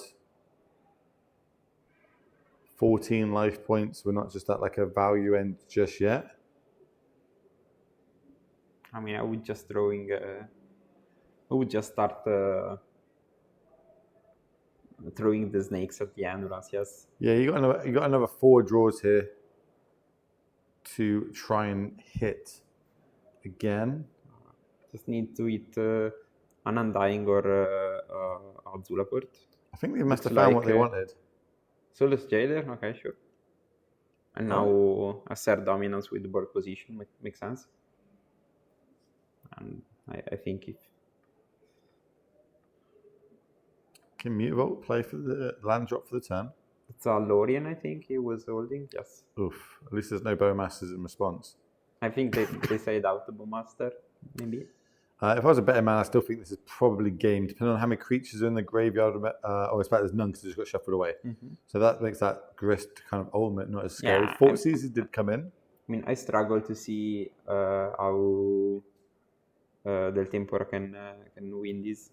So I can lose this. Land. Endurance, Subtlety. The 2 cards left. We kind of know that the coast is clear.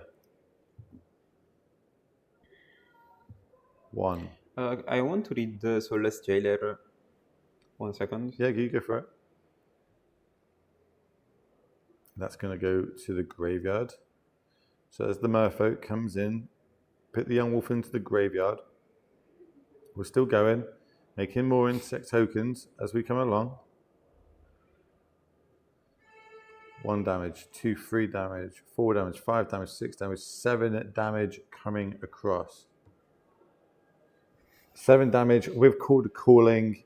If we go called up the Zulaport. we can start sacking our board and win the game.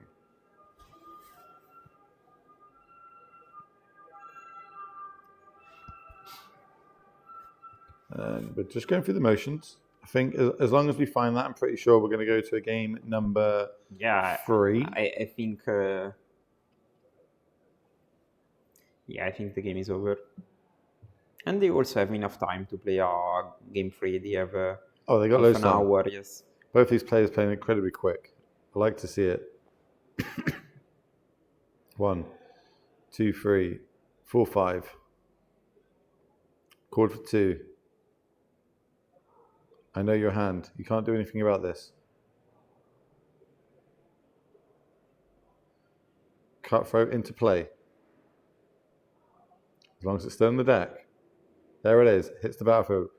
Sack. 1, 2, 3, 4, 5, 6, 7. Drain you for 7. I'm going to gain 7. We're going to go to a game at number 3. Now we'll see Rhino. This time is on the play. So that's where it gets scary. Yeah. But I think if Yagmoth can keep a hand with Chalice, it might be fine this time. Yeah, Chalice does give us a kind of that extra turn or 2 that you'd need so you can combo off. We're seeing a bit more sideboarding happening here, so maybe there's a bit of play draw dependence on how we want to, what we want to keep in and what we don't. I think that might have been a Grist getting pulled out there. Yeah, that's probably a Soul Cauldron. Yeah, I think Greece is not great on the draw. I think it's fine on the play, but I spoke with a couple of Yagmont players, and I think the card does just a little.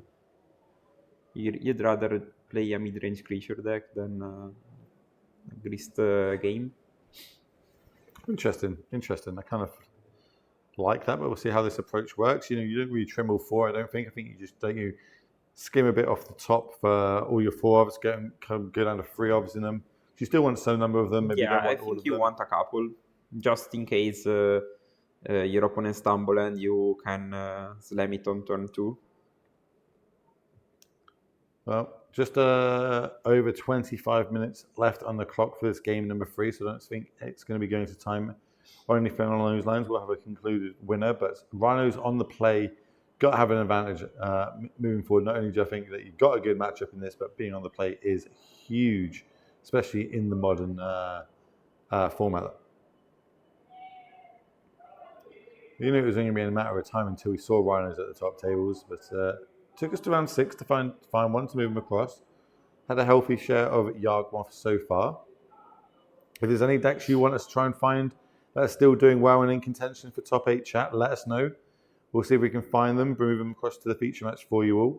You know, we're here for you. We want to bring you what you want to see. Yeah, I'm curious about any brew, to be honest.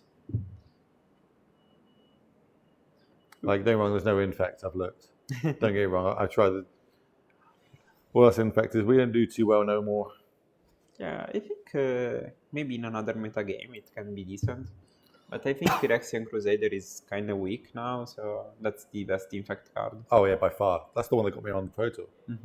So, it's like Path to Exile and Lightning Bolt were like the premium removals at the time. And I was like, well, this guy's got Pro Red and Pro White. This must be really good.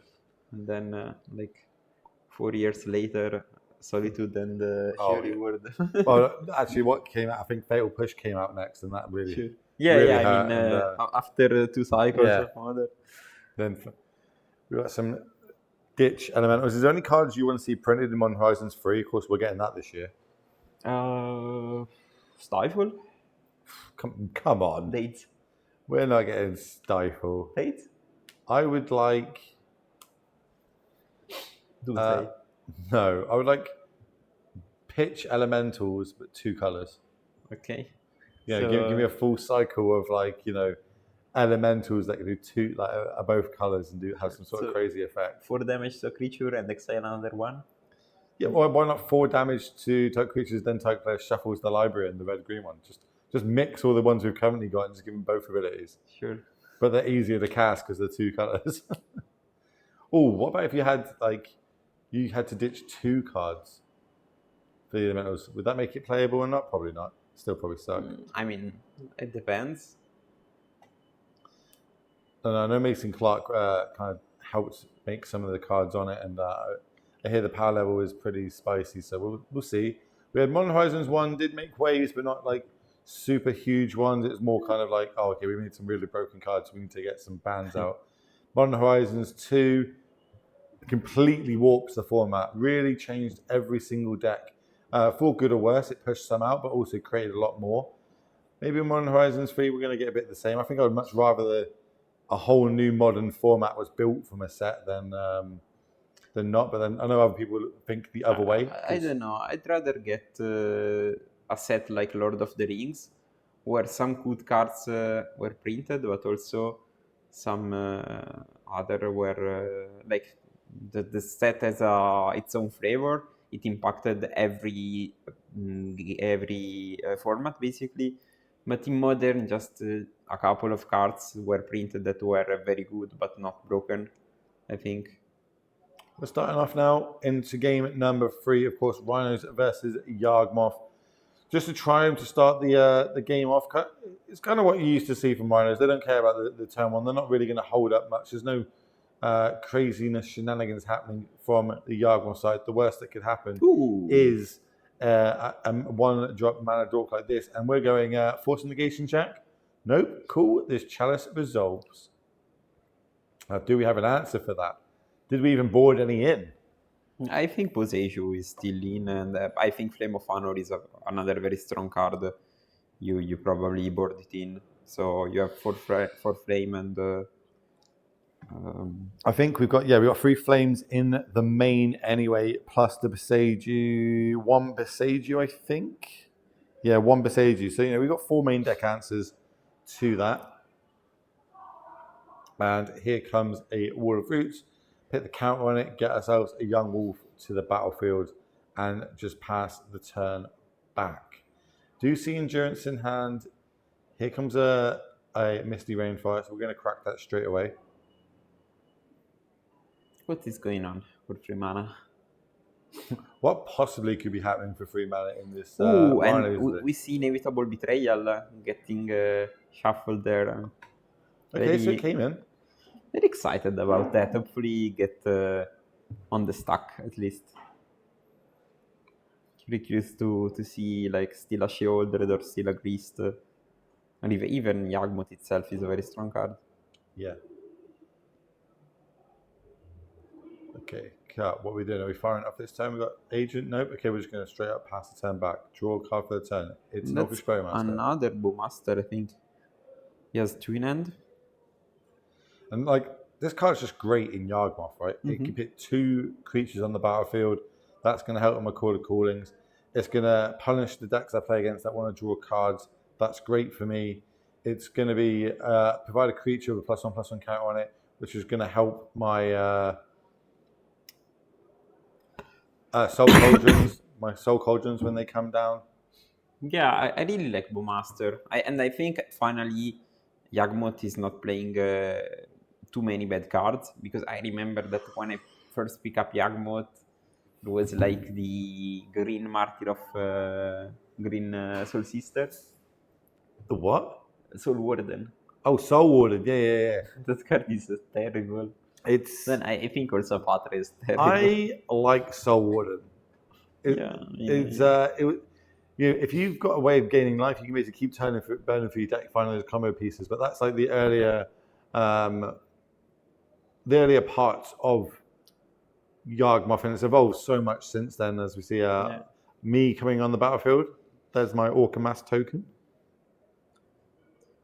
Ooh. Okay, here is the Flames of Anor end of turn using the Destroy Target Artifact ability. Is this our opportunity to start cascading, getting some rhinos on the battlefield? There's Gemstone Caverns. Is there a cascade? No. Well, if there is, doesn't look like it. Here is an Orcish Bowmaster coming down. It's going to do another point damage to the face and put another +1/+1 counter on that Orc Mass token. The race of 1/1s. It's awkward against Fire and Ice. Yeah. So. But also like a Yawgmoth on this board would be amazing, I think. Yeah, 4 damage. 5 damage. Are we going to go to combat? We're getting there just the Young Wolf and the Orca Mass tokens, so 3 damage coming across. Yeah. Okay, no, just the 2/2, please. That's going to go to your face. Sure, I'll take that. We'll drop to 12. And we're kind of leaving up this Chord of Calling mana. But we do have Violent Outburst. This is going to cascade us into some Rhinos. 4/4 Tramplers are going to enter the battlefield momentarily, I'm sure. I think I would have slammed the Chord of Calling there. If it's Chord of Calling. I don't know what the last card is, but like if it's Chord. So my tell is... that's not a chord.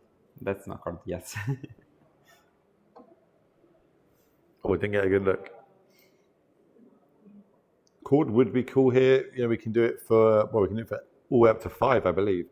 1, 2, 3, 4, 5, 6, 7, 8. Oh, okay, so maybe we were wrong. It's a pylon. It's basically a Chord of Calling for a removal spell. Let's go with that. But we do get to survey 2, so we get to look at the top 2 cards of our library, and I think they instantly both went to the graveyard. Look at the last 2 cards in the graveyard. We don't want them. Just a single 4/4 Rhino there. That's not too scary for us. Our life total is nice and high. We can deal with that with a Yawgmoth later on, or even just a single Grist can deal with it. The thing is, now Yawgmoth is hellbent. So whatever comes from the top, you accept it. And that's why I don't like Yawgmoth. Because you have Yawgmoth, and then you have Young Wolf. Basically. You have limited last pick, or you have like a high tier modern card. You mean the all-star powerhouse Young Wolf doesn't impress you? Not really. Whoa. That's so harsh. Yeah, I know. All right, big top deck. What have we got here? Why we're not tapping with that Young Wolf, I'm not sure. This is attack process line. If we attacked there and went to none, because obviously endurance is a card, and now both are hellbent without any cards in hand. are we going beatdowns? Are we spending weakness in the water? So we're like, well, I'm just going to get this 3/4 on the battlefield. I'm going to shuffle in my cards. I've got a couple of Fire and Ices in here. These are pretty good against you. And another Rhino too. Yeah, another Rhino, another Flames of a Nor. So definitely wants them back. We're going to untap. Fresh draw. What is it? It looks like a Dead Gone. Dead Gone, I'd say, yeah. And we're going to go Rhino. Yeah, we're going to face. I would like to block here. It dies. Trigger. Comes back with a +1/+1 counter. I'm going to take 4 points of life.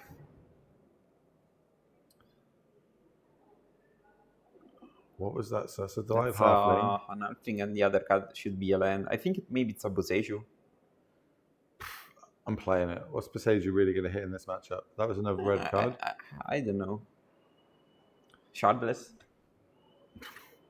Sure. Look, it could be a thing. We're going to quadruple block here.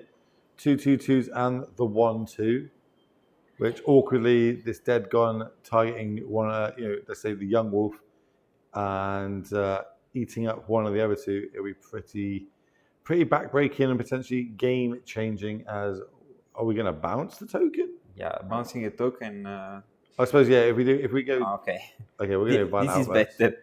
Definitely better. Confirmed. We're going to leave everything +1/+0, as well as adding another 2 4/4s to the battlefield, and we've still got our last card as Dead Gone. So even this block is going to go pretty bad. So Dead Gone in response, we get to get all 3 creatures off the battlefield, and ours will survive. All we need to do is shoot one of these 2/2s.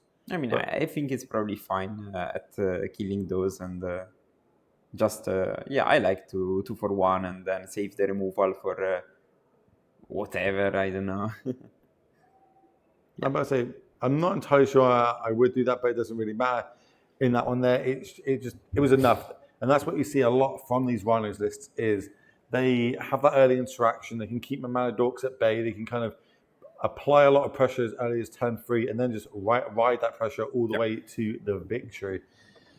We're going to have a little see if we've got any backup feature matches, because that was quite quick. Matches. And if we do, obviously, we'll bring in that one to you pretty quickly. If not, then obviously we're going to have to go to a break, but we'll talk for a little bit more. We'll tell you about what's happening in the event. If you've got any questions for me or Pygonti, make sure you whack them in the chat and we can start answering them. I'm going to tell there's only 5 minutes left of the round, so we are going to come back to the booth and we're going to have a little chit chat with you all, see how you're all doing. How's your Saturday going? It's going pretty well for us. So if you've got any questions, feel free to ask them, and I'll file them at Mr. Pygonti. But if you're just tuning in, welcome. Where have you been? We are in round number 6, or coming to the end of round number 6 of 8 of Modern Action, where we've got 217 players battling out for their share of €5,000. But of course, we're getting ever closer to that top 8, where we're going to be able to crown ourselves a Damnation champion, because this is, of course, Damnation Festival. It is like the horror rock MTG festival that everybody likes to take part in. We've got artists out there. We've got a bucket load of players, not just people playing in the modern format. We've got feature matches. We've got great food. We've got great beer. We've got a great environment. It's here for everybody to take part in and have an absolutely amazing time. What's kind of your highlight? What do you like coming to these events for? What's your highlight when you come to these? I really like the people, because I see a lot of people from other various events that I always see, but only in Italy, because those are just people that maybe just play Legacy or just play Pauper, so there aren't much grinder in the whole Europe. Mm-hmm. So I just like to hang up, chat, and also I like in general the atmosphere of Italian tournaments, where you go to it all together in the evening, and in general also I think the central part of Italy is very beautiful. the ancient building, the history. Because I live in Milan, that's a very cool city, but it's quite modern. We have a lot of glass buildings, while here is there is another hair, there is another type of food. So I really like to travel in Italy. I love my country. Look, good. It's good to be a patriot. He says, I've got a lot of time for it. Can we get the playmats? I've just asked the question if they can bring up all the playmats to here in the booth. So either we show, if they can get them here really quickly, we'll show you in this round. If not, we'll try and show them in the next round. I'm getting a yes in our chat. So momentarily, potentially they'll be up here. If not, we will to show you when we come back for round number 7. Because, of course, 2 more rounds left of the modern action here at Damnation. Really looking forward to it. Had some really good back and forth games. Had some really one-sided games so far. What deck has impressed you the most? What deck have you seen and you're like, actually, I quite like that deck. I'm curious about the Samwise combo deck as well as the Storm deck. Yeah, RIP Storm. RIP. They dropped. Ouch. But in general, I like the Underdog deck that can probably overperform in a metagame that seems solved as the modern metagame at the moment, where we have like 3 or 4 decks. So playing an underdog strategy that can try to outplay those, it's interesting. Then, of course, I'm always happy to see Mengu because we are friends, and I'm happy if he does well in the events. Yeah, I've got a lot of time for Mengu. That's another part of, if you come to an event in Italy, 100% Mengu is going to be there. He plays in every single paper event there is. But also, there's other content creators here just floating around, making content, taking part in the events. You get to hang out with people that you can see on YouTube and Twitch. You also get to hang out with the artists that drew your favorite Magic cards. You get to eat the amazing food here in Italy. And then you get to drown your sorrows because you didn't win. You get to go to the bar outside. There's a load of like food trucks and stuff set up in a nice little courtyard area. Really, really cool. If maybe modern's not your thing, well, guess what? There's a lot of legacy events here as well, and you're going to see that tomorrow. A whole day of legacy for all you. I'm going to say boomers out there that enjoy that format. And then later on in the year, we've got Paupergeddon being held by MTG. I see some playmats walking in the door, where that is going to be a 2-day event for all the Pauper format. We're getting the playmats walk around. Go grab them, Pogon. Let's show off some of these playmats. I've been talking about the one that you see on the table, the Ragavan that's stealing the one ring. That's Damnation 3. We've got other playmats coming across here. Ci sono lì. Quelli con la forza Oh no, it looks like they bought the Damnation one. Have you got the other ones? Okay. Are we getting the other ones? Yeah, it's over there. Oh, this is one of them. Oh, geez, what's this? Oh, this is on the other one. Okay, let's go. I didn't even need to call you. But we had it next to me. I didn't even know about it the whole time. Look at these cool playmats that we got going on. All these. Oh, there you go. Let's fight for picture. There you go. They're all pretty cool. Get really well done. Again, it's like zombie themed. And if you just message them, they'll be able to like hook you up with these. We're not on this one, I don't think. So this is the actual. The organizer. Point out the organizer on this playmat for me. There he is. Gianluca. He puts on all these events. Amazingly nice gentleman. Owns a store here in Pisa. Puts on these huge events each year and is an absolute gentleman to be around. He is such a big sweetheart. On the street, you kind of might cross the road if you saw him coming at you. He's a big guy covered in tattoos, but I promise you, he is a nice, friendly giant when you get here. Put all these playmats over here. But that is going to be the end of round number 6. We're going to be back for round number 7 shortly as soon as the weather's passed. So don't go anywhere, and we'll see you soon.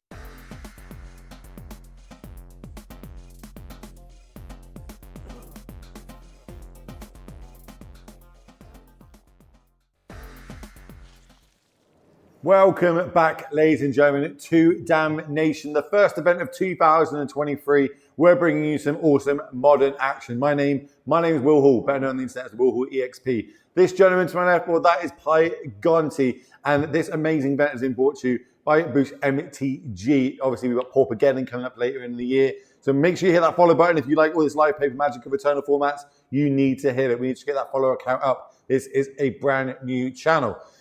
Now we're going into round number 7 of Modern Action. We've got 8 total before we cut to that top 8. We had 217 players turn up, but we need to whittle that down to just 8 more, because between them, they're going to be walking around with a nice share of €5,000.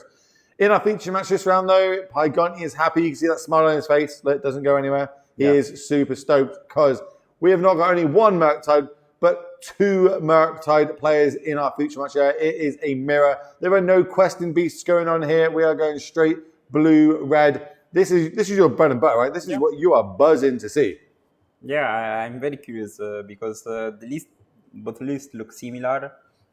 There are a couple of differences, but both players are playing a Ledger Shredder, we say, and then there is Subtlety, Force of Negation. So I think it will be maybe a battle of who plays better. It's usually like there are 3 ways to develop the Murktide mirror. One is turn 1 Ragavan.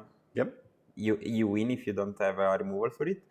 The second one is you have to play better than your opponent. The third one is you have to draw more iteration than your opponent. So if you can achieve one of those, you usually win. So that's the key to it. So let's say both player levels get into here right now. They're both on the same level. Mm-hmm. One of these players is X and 1. One of these is XO1. So one of them has a draw, the other one has a loss. Remember, X and 1 will guarantee you into the top 8. If you lose this matchup, it is not going to go well for you. Potentially with the draw, you might end up trying to sneak in 8th, depending on how breakers work. But for one of these players, the one with the loss, then it is going to be lights out. You might get yourself a top 16 finish, but probably not the old top 8. So we're looking for turn 1 Ragavans unanswered, and we're looking for iterations to try and pull away in this game. Here's Preordain. We're going to look at the top 2. We're going to scry 2 here. Do we like either of these? We can put them back in any order we like, and then we can draw a card. Looking at these opening hands, see a lot of blue spells, a lot of counter magic. I think there's still I see spell pierces, counter spell. What am I trying to? Am I trying to get more threats than my opponent, or am I trying to find answers for my opponent's cards? What's the? I think he kept with 1 lander, so he's really looking for a land. But like if Barca that was on the play can play just turn 2 Shredder plus Bubble and making it to 4, the position shifts very very towards his favor, because 2/4 Shredder on turn 2 is very tough to answer. Well, here comes our second land drop in for a point of damage. Crack our fetch land. We're going to go get ourselves a basic island. Mm-hmm. This is one of the only ones of this land cycle that actually look like the color it's meant to be. Yeah, it's probably the only one, right? But it's even look like a swamp. I don't know. It could be mistaken. You're sure that is kind of a dark blue, but here's Ledger Shredder, this card that you've been going on about. You've been raving about this card in Murktide and how good it is. How good is it in the mirror? Yeah, it's probably the strongest card.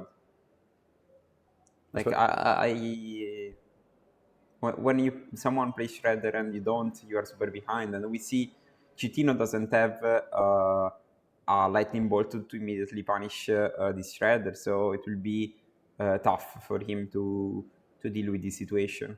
Also because we see that he decided to keep a bolt on top, a bubble on top, and he can't really play that.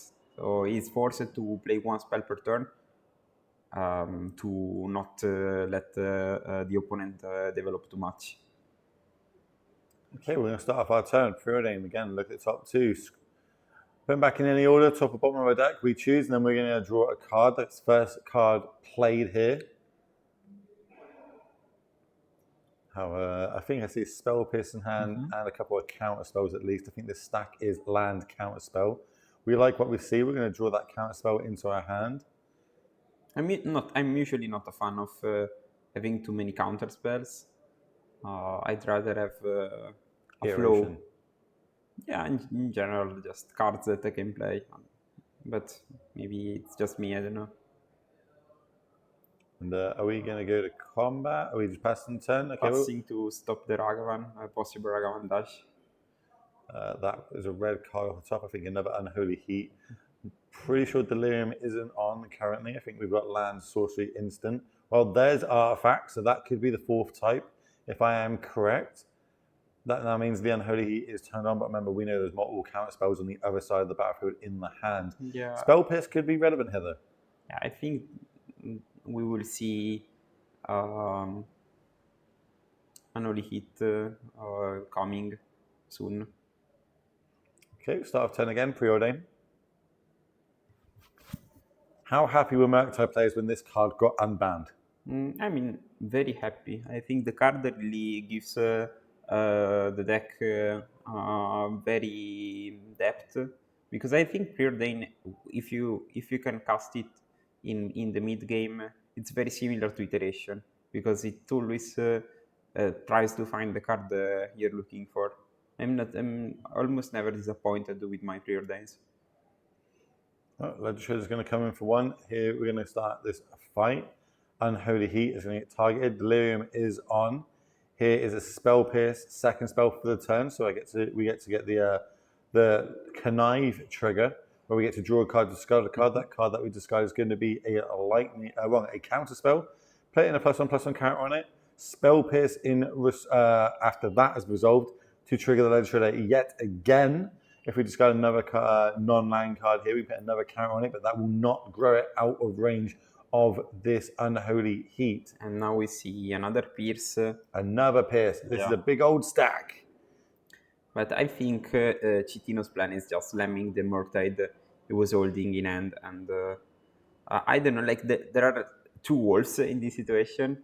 You can start by Preordain looking for the 3rd land, or just slamming the Murktide. I think he has he drew the land for the turn. Looks like he has a Spire Bluff in hand. I think we drew that off the bauble last turn when we drew in our opponent's turn. So yeah, we do have the 3rd land drop. So, and just passing it back. Okay. I would have. How big do you want? Is it like a certain size you always want your Murktides, so they are out of range of burn spells from your opponent? Do you always make it a 7/7 when you can?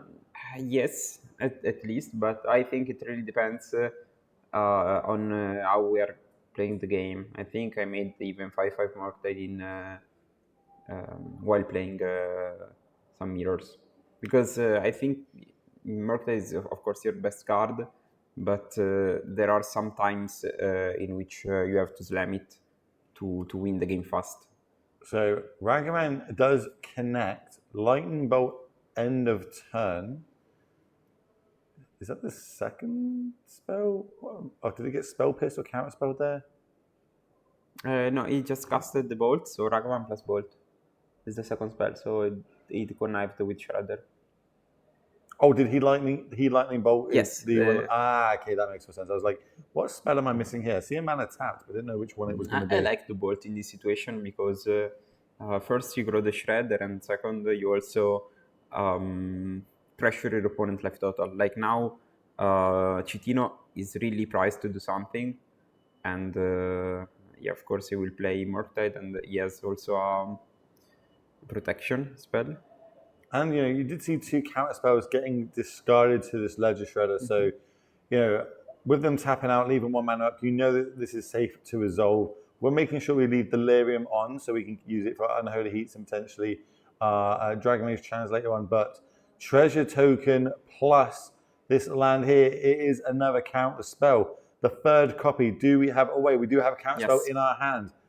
Pretty sure we're firing that off, right? Nah. Surely we're firing that off. Otherwise, he's almost dead on board, so I think he must. We do trigger the Lego Shredder, though. And like Shredder on turn 2, it just became a very... 4/6? 4/6 threat. It's basically so tough to beat. Okay, here comes another Murktide coming down. How big is this one going to be? 8/8. 1, 2, 3, 4, 5. It is going to be an 8/8, nail on the head. So we've got potentially trading Murktides. I think something like an Otawara here would be absolutely backbreaking. I think it's fine, but you can just replay that Like, Well, just to get the lethal attack in as well. I think. And there it is off the top. Ooh, that's not a Wara. So we can. The Legend Shredder is still within range of this Unholy Heat just. So I'm pretty sure I'm starting off by firing that off as soon as I can. I'm not sure Citino has Delirium though. Maybe. What's the reason that we didn't fire off that Unholy Heat? What am I missing? I don't know. Maybe I think now you block that and you bounce the other one.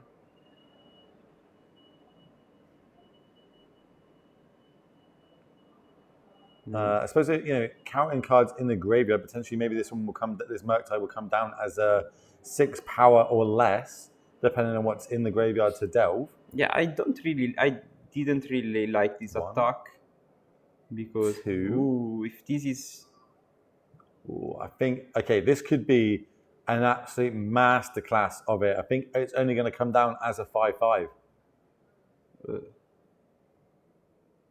2 counters added. Oh my word. Genius. Really hoping that last card isn't a counter spell. Unholy Heat. Firing it off as quick as we can. Going to fetch in response. I think it's probably a Force of Negation. I think it's Force of Negation as well. But still, I think if because with this fetch, this Murktide is little into turn, so he should attack. Yep, it is a Force of Negation. That's going to get rid of that Unholy Heat. But as you said, 2 lots of 8. That is 16. Is going to come across, drop to 8. We need a Ragavan, we need a Lightning Bolt, and this game could be over. Yeah. So, big draw step. Even not a Wara works. Oof. Ooh, okay, Iteration is a great one. Look at the top 3. That's an Unholy Heat. That's a land. Dinga good. Look at the first card that came off the top. I think maybe Bubble? Yeah, it was Bauble was the other card.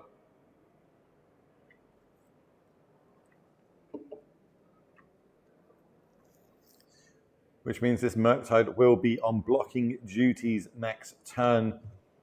I mean, I would start by bubbling myself, because if I find another Anolit, I just double Anolit Murktide and attack with mine. Oh, okay, I get you. Didn't go with that, didn't look. Here's a preordained, start to turn off. Thumbs up, it resolves. Counterspell is one of those cards that's getting slammed on top. That is the card I'm drawing.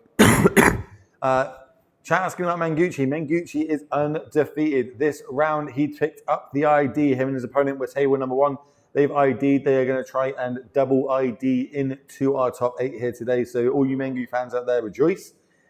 He's pretty good at Magic. He's still doing it. And of course, he is doing it while playing a card called Damnation. Now, on the other side, we see Espresso's Iteration drawn off the top. Can we find an answer to this Murktide? Island goes into exile, 1 card to hand. Island gets played for the turn. What do we have? 2 mana. Ragavan Dash. We're going to go try and find something off our opponent's deck. Show me that top card. It is a Dragon Age Chandler. Do we have Delirium? Yes. Remember, treasure token gets made. We are going to cast Dragon Age Chandler. You now have a blocker. Now we're looking for Lightning Bolts, Unholy Heat, ways to get this off the battlefield. Very back and forth, very swingy right now. Another Murktide. That's going to grow the first Murktide hugely, but it's still going to be a blocker. 2 mana up. That treasure token plus Island. I think that we're deciding, do we want to do this pre or post combat? Yeah, I start with pre-combat, just because you don't get to, like, the opponent, the RC is forced to block. So I'd rather not falling into another Unholy Heat. Yeah. Well, here we go. That is another big Murktide coming down as a 8/8, making the other one a huge 13/13. It's got flying, but it doesn't have trample. So even this is going to be a chump black no matter what. Unholy Heat isn't going to finish it off because it's going to be a 9. Only 9 damage will get dealt total. We know that one of the cards in hand is Ragavan. I think in Modern Horizon 3, I want a Murktide with trample. Do you want a Murktide trample? Okay, cool. And flying. And flying. Might as well have Shadow while you're at it as well.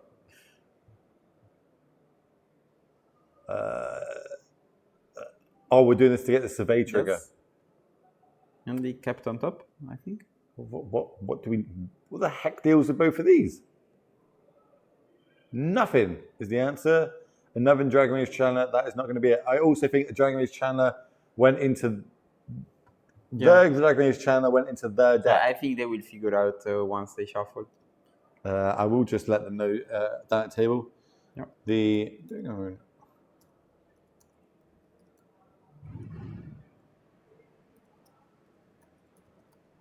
Yeah, I think maybe if you waited with the Annually Hit, you could just attack into the other Murktide, and you either get a block or you can kill the Murktide because 6+2, and then if you draw a blocker, you can block the other Murktide. Yeah, sure. Or another war. I like that. I didn't like that Annually Hit was a bit random. It is what it is. I can't read that, so I don't know what it says. But they said what you said, that the channeler. It's been shuffled in. Yeah. We passed it down to the table.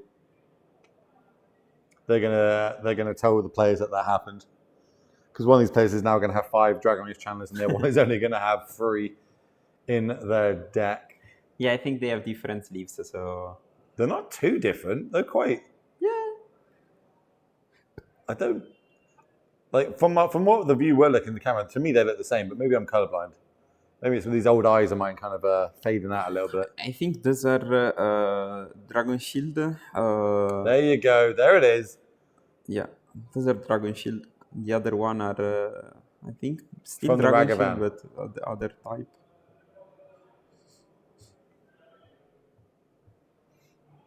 They're just going to double, triple check. You know, why not? We've got a little bit of time. We've still got 35 minutes, 35 minutes left on the clock.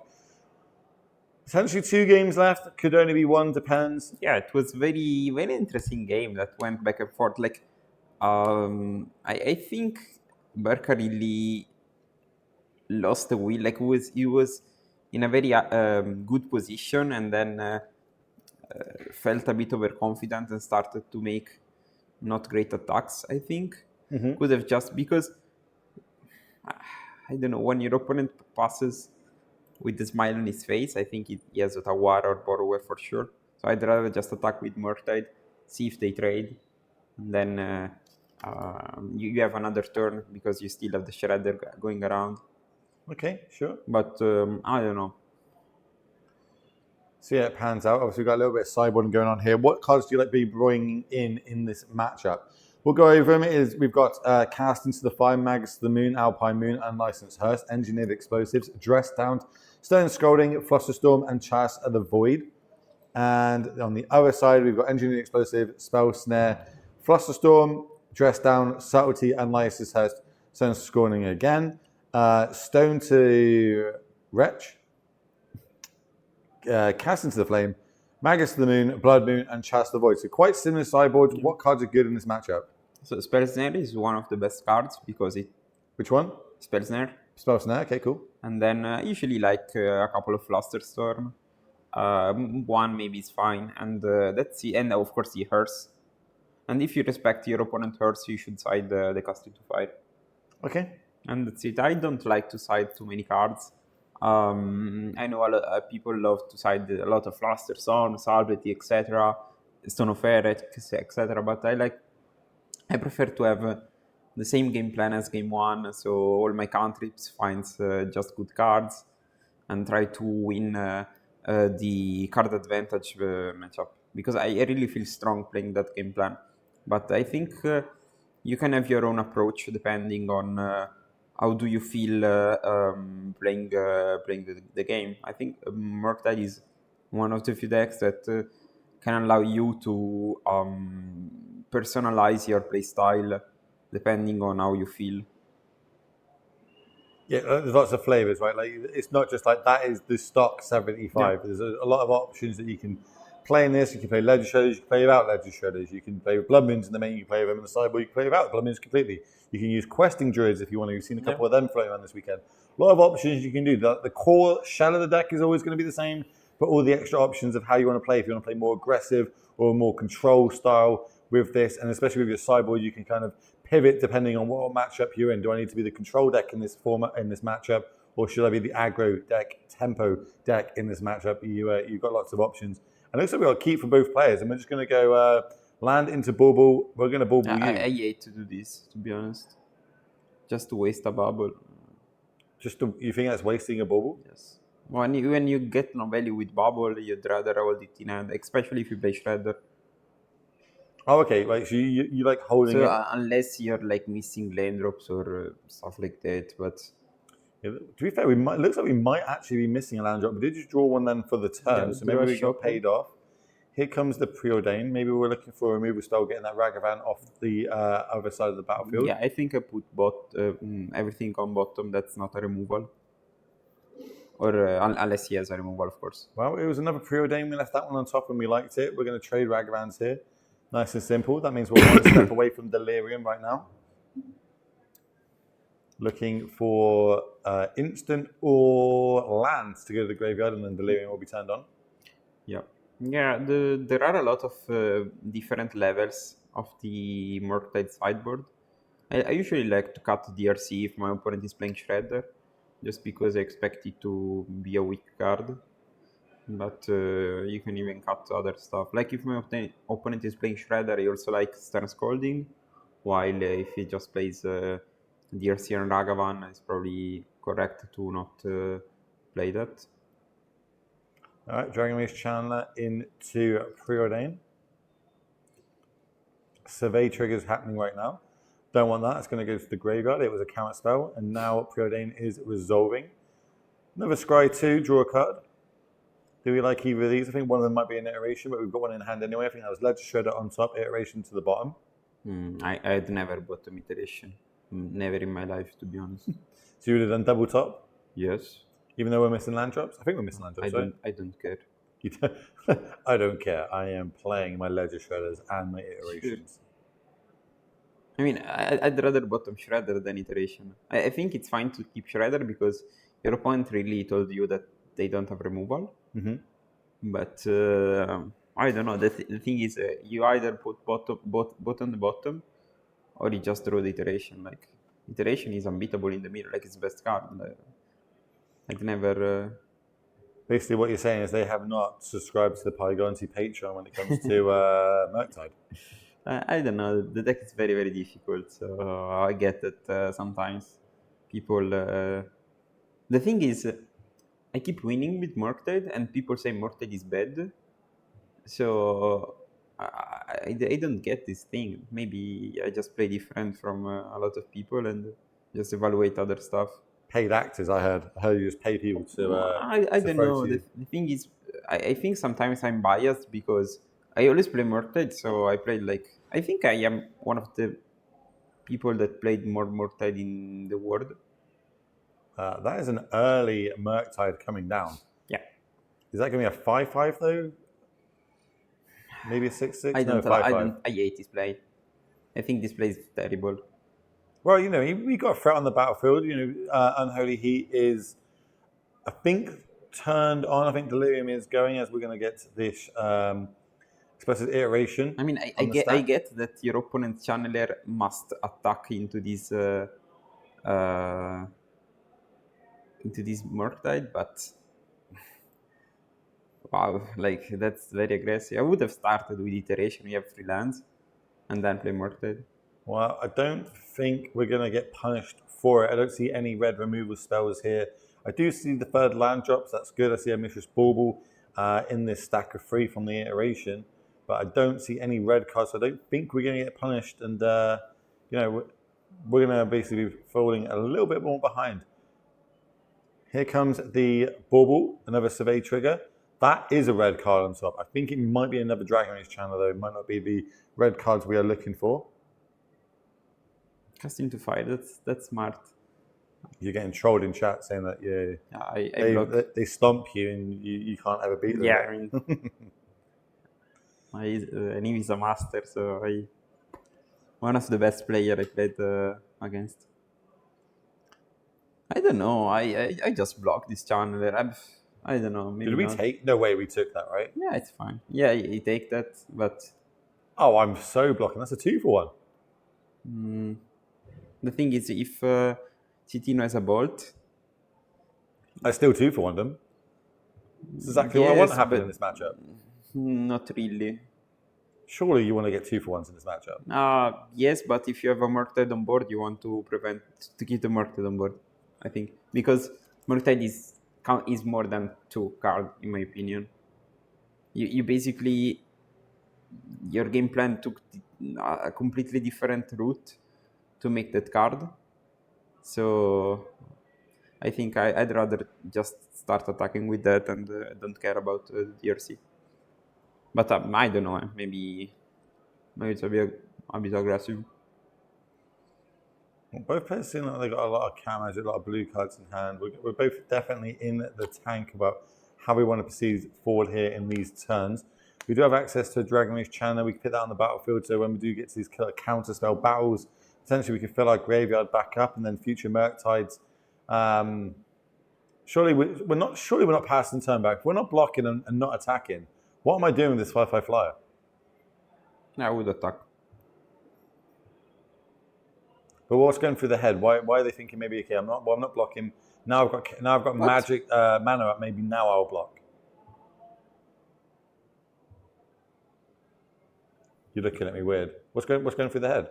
What's the reasons behind it? I don't know. No. So as a commentator, you have to keep the integrity of the game. But sometimes I play chess, and I'm terrible at chess. So you make random move. Oh, okay.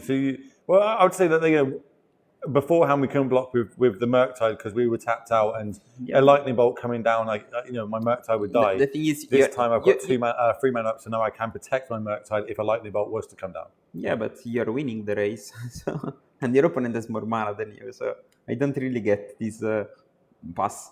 I would just attack because attacking is how you win, especially because your opponent has more card than you. And it can just kill the Murktide with one card that costs 1 mana. So, I don't know. There's a lot of blue cards going on that side. I see Ledger Shredders, Counter Spells, Spell Pierces.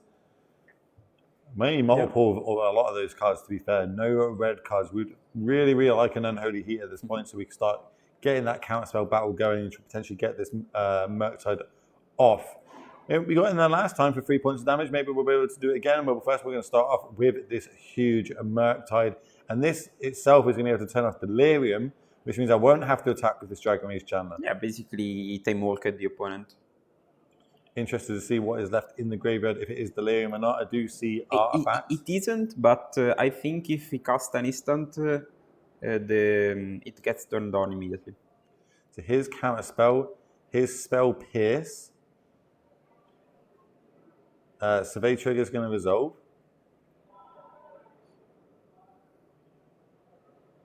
I'm going to Spell Pierce your Spell Pierce.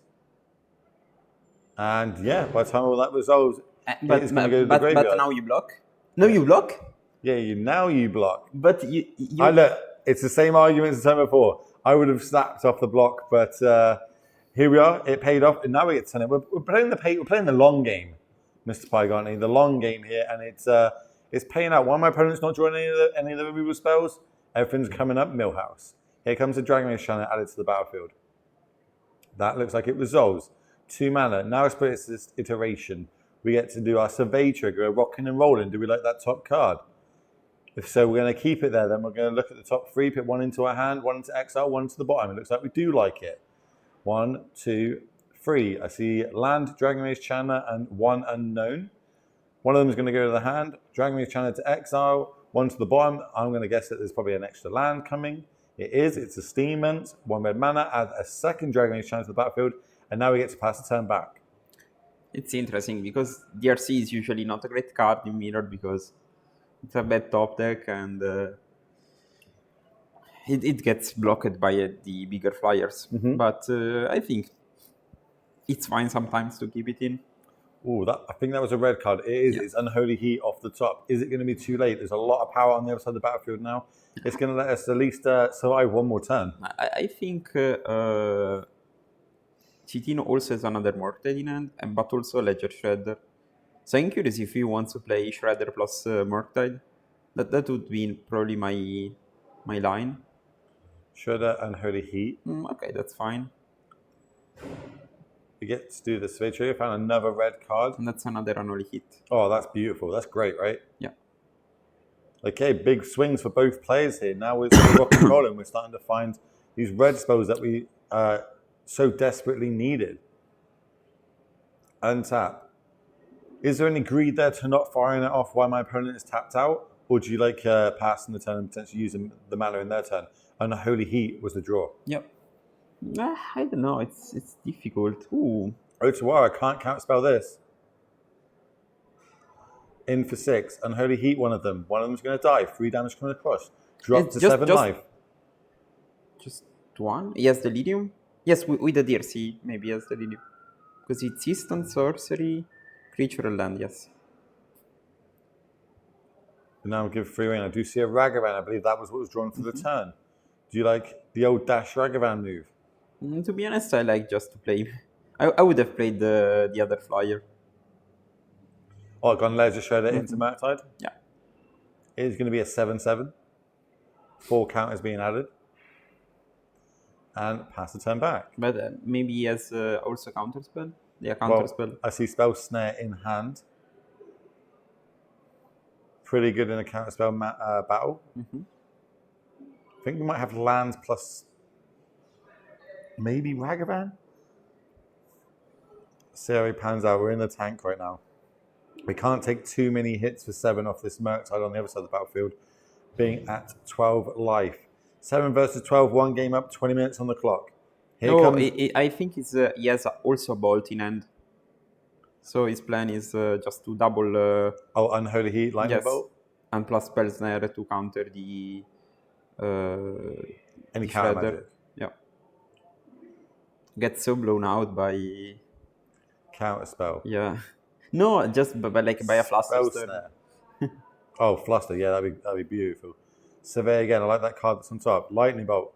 Double, so there's a nice 2-for-1, but at the end of the day, another Murktide off the battlefield, another 3 points of damage coming across, dropping to 4 life, and now we've got to rebuild. Ragavan is good to do that. I think we've got land, Ragavan, Ledger Shredder. So start off with Ledger Shredder, dash Ragavan? Or do you like doing it the other way? I think I'd start with Ragavan because my opponent kept a card on top, so it's either a removal or an iteration.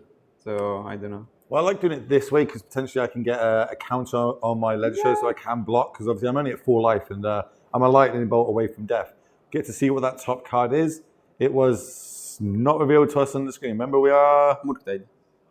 Is that Murktide? Okay, Murktide left on top. Can't cast that. Thankfully, I suppose. Iteration? Bubble? Okay. Bauble. Scry trigger. Wrong. Surveil trigger. Do we like it? Do we want to draw that in our upkeep? I think if it's a land, you probably keep it on top. Because then Ragavan can hit it, and then you draw 2 later. Okay.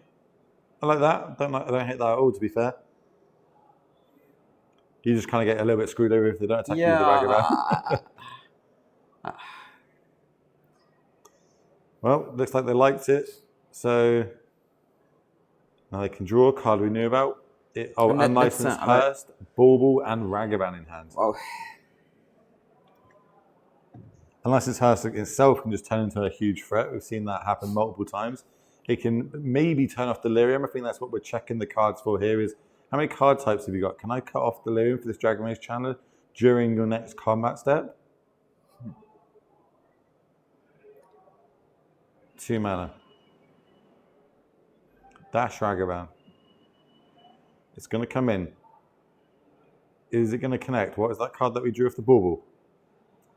I think it's probably an iteration or Murktide, one of the two. We don't look too happy about it. So it does connect. Treasure token made. Card is flipped. I'm going to guess that it's probably a land. Yes, I like Shredder very much. At least 2 or 3. It's probably the right number. Yeah, Pygoni is a pro Ledger Shredder currently in the builds of Murktide. Oh, so I think Ragavan hit Ragavan off the top. Another 2 mana. Second spell for the turn. If we want to go that route. Maybe we don't. Question mark. Yeah, I think I would start by playing the The hearse. Well, yeah, we're playing the hearse. Here comes the legislature trigger. You can draw a discard. It's a land. Yeah, I probably discard the land, I think. You discard the land, you bubble yourself. If it's a bad card, you play the Ragavan. If it's a good card, you keep that. Well, looking at Hearst. Oh, we're firing off Hearst now. Maybe we can't turn Delirium off during combat. I can see creature and artifact we can get rid of, right? I think there are 2 creatures. Oh, there is a Murktide in there too. Oh, yeah, maybe there is Murktide. Sorcery, artifacts. Yeah, probably sorcery and artifact. I mean, it's minor things like this that add up to victories, right? Is really knowing what cards you need to take at what point and how to use it, how to manipulate your deck, especially against your opponent's deck. I don't know. I would start by bubbling first. Here comes, it looks like we're going sorcery artifact is going to get removed from the graveyard. Yep. And that does leave creature, land, instant. Yeah, creature, land, instant left in the deck. Why are we doing this now and not during combat? F6 value. F6 value in paper. I love it. F6 value. I think maybe because if Barca picks up an only hit, he can't kill the Shredder. Okay. Same for Murktide, I think. You can where can I see the current list for Murktide? On Pygonti's Patreon, I imagine. Yes, but even my Twitter. I post, like, if you type my name on Google, you see my last 5-0 that I made like yesterday or 2 days ago. That's the list I'm playing. There you go. Nice and easy. Take it from the master.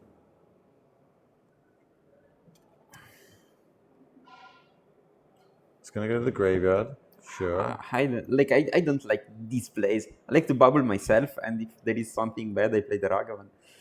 Because there is a Ragavan that is obviously in exile from Ragavan connecting. It would mean that our Ragavan goes to our graveyard. Yeah, because I mean, you have the information of what's on top of the opponent, but how do you that information is irrelevant. Okay, a lot of back and forth. Didn't get a good look at what it was. Might be. I think one is it's land plus bolt. Yeah, lightning bolt plus steam vents. Well, is there a way that we can kind of set up a turn where we lightning bolt here, tap the top of our deck, lightning bolt? Yes, I would have just lightning bolt Chitino's face to try to draw into something else. Okay. And then if you find like iteration into an elite, you win because your opponent goes to 0. Well, to -2. Let's see if how this pans out for him. We're starting to turn off with special iteration. This is the card that you said is the deal breaker. This is the game changer in the mirror. I see land, I see bauble, I see subtlety. How do you want to go about this? I guess it's bauble to exile, subtlety to hand, land to the bottom? Yeah. Or maybe, yeah, okay, they're going to go with that. I think this game is over. Maybe like, I guess Barca can draw another bolt. Well, that's the line I'm kind of looking at here. Is I'm like, okay, end of turn, bolt face, tap the top of my deck, hope for my lightning helix moment. Yeah, but was that a Sylvan Scorn off the top? Stern Scalding, yes, I think. So that's going to stop with the small creatures. That's fine. That's going to go to the graveyard. That's going to boost the Ledger Shredder. It's now a 3/6. We're not getting through that anytime soon. But we're not going to die anytime soon. So yeah, we're going to look at my opponent's top card. Bracker really, really hoping for that lightning bolt. Because we know, everybody at home knows, there is no counter magic currently held up. Unless, obviously, the second bolt for Ledger Shredder, if we try to bolt twice in one turn. We see one lightning bolt in the graveyard already. That means there's only 2 left in the deck. They're getting exiled.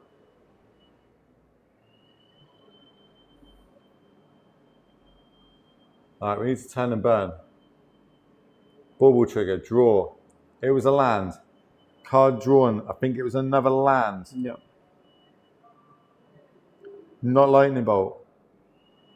Too much slow play, chat says. We played the land, we passed the turn back. 4 life versus 8 life. Yeah, I Players think picking up a little bit of that speed. Citino is really trying to play super clean to not be dead to random stuff. So I get the anxiety of being in those spots where you're super ahead on board, but just a lightning bolt kills you. So even a Ragavan before. Oh, here's just a hard cast Ragavan, not dashed. Okay, don't worry about it. It is dashed. Oh, it's going to crew. It's crewing. We're going to come across to 4 points of damage here. Yeah, I take it. Come on. Are we tapping into... so if this comes across... This is 4. Subtlety in hand. Murktide in hand as well now, I believe. I would have said that this game was going to be over about 3 turns ago, and it's still not over. So both players playing really, really cautious, really in the tank, going into our last 10 minutes now here in round number 7 at Damnation, where we started with 217 players battling it out, but we're trying to get that down to 8 total so we can have our beautiful top 8. So it goes Lightning Bolt face. Dragon's Channel is still alive at this point during blocks. We're going to do the Survey trigger on top of our deck. If it's not Lightning Bolt, it's going to the graveyard. I suppose Iteration I'd keep on top as well. Mm-hmm. Dig me a little bit deeper. Same with Preordain. It didn't go to the graveyard. That's all I'm saying. It hasn't gone to the graveyard. Goes to 1. 1 life. Looking at these cards. Hoping. How many Lightning Bolts you got left? How many have you gone through? I think it's 1 left. I thought it was 2 left. I think we plays exiled 4? 1. The list usually plays 3. Oh, wait. Which one are we looking at? This is... I don't know whose list this is I've got in front of me. The Bracker's list here is... Yep, 3 Lightning Bolts. So 1 left in the deck. Coming, Iteration. but I don't see any bolts. No, I don't see any red cards. We're both looking. Spell Pits is going to go to exile. Don't worry about that. That tells me that the card that's gone to your hand's probably not great, but, well, I lied. It's a big old Murktide. Now we're going to start exiling. 1, 2, 3. 2 more cards to go, sir. How important is Delirium? I mean, this is the extra card that takes it out of Unholy Heat range. I mean, it's dead on board, so... Dead on board. Oh, because we know about the Subtlety in hand? Yes. Yeah, of course. Subtlety in hand, you've got no cards left in hand. Spell Pierce isn't going to stop my Subtlety. I'm going to put that back on top of your deck. I'm going to untap. I'm going to attack you for lethal. Lethal... What am I missing for lethal here? Ledger Shredder... Nothing. Yeah, but that's not lethal damage. Yes, he's at... He's at 8. Yeah, you've got a Crew the Hearst, which is 4. The Ledger Shredder is what, a 3? Yeah, but he has Subtlety, Ragavan, Shredder. Subtlety is not hard cast. That's Fit and Pitch. That's going to go to the graveyard. No, he just hard casted it. Oh, is it hard cast? Yes. I thought he was ditching blue card. Anyway, look, doesn't matter. It looks like it's saying that. Looks like you were correct. And we're going to see Murktide beating Murktide 2-0. So they will be advancing. I'm not entirely sure which one had the draw and which one had the actual loss.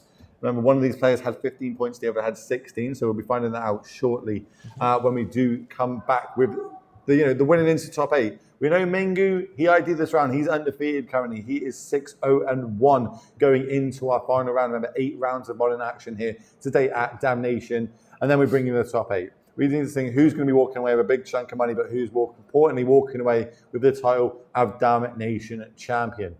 We're going to have a short break. That is going to be the end of the round. I think we're well over the extent that might be in the last game in the round. So we're going to have a short break. We'll be back real quickly. Don't go anywhere.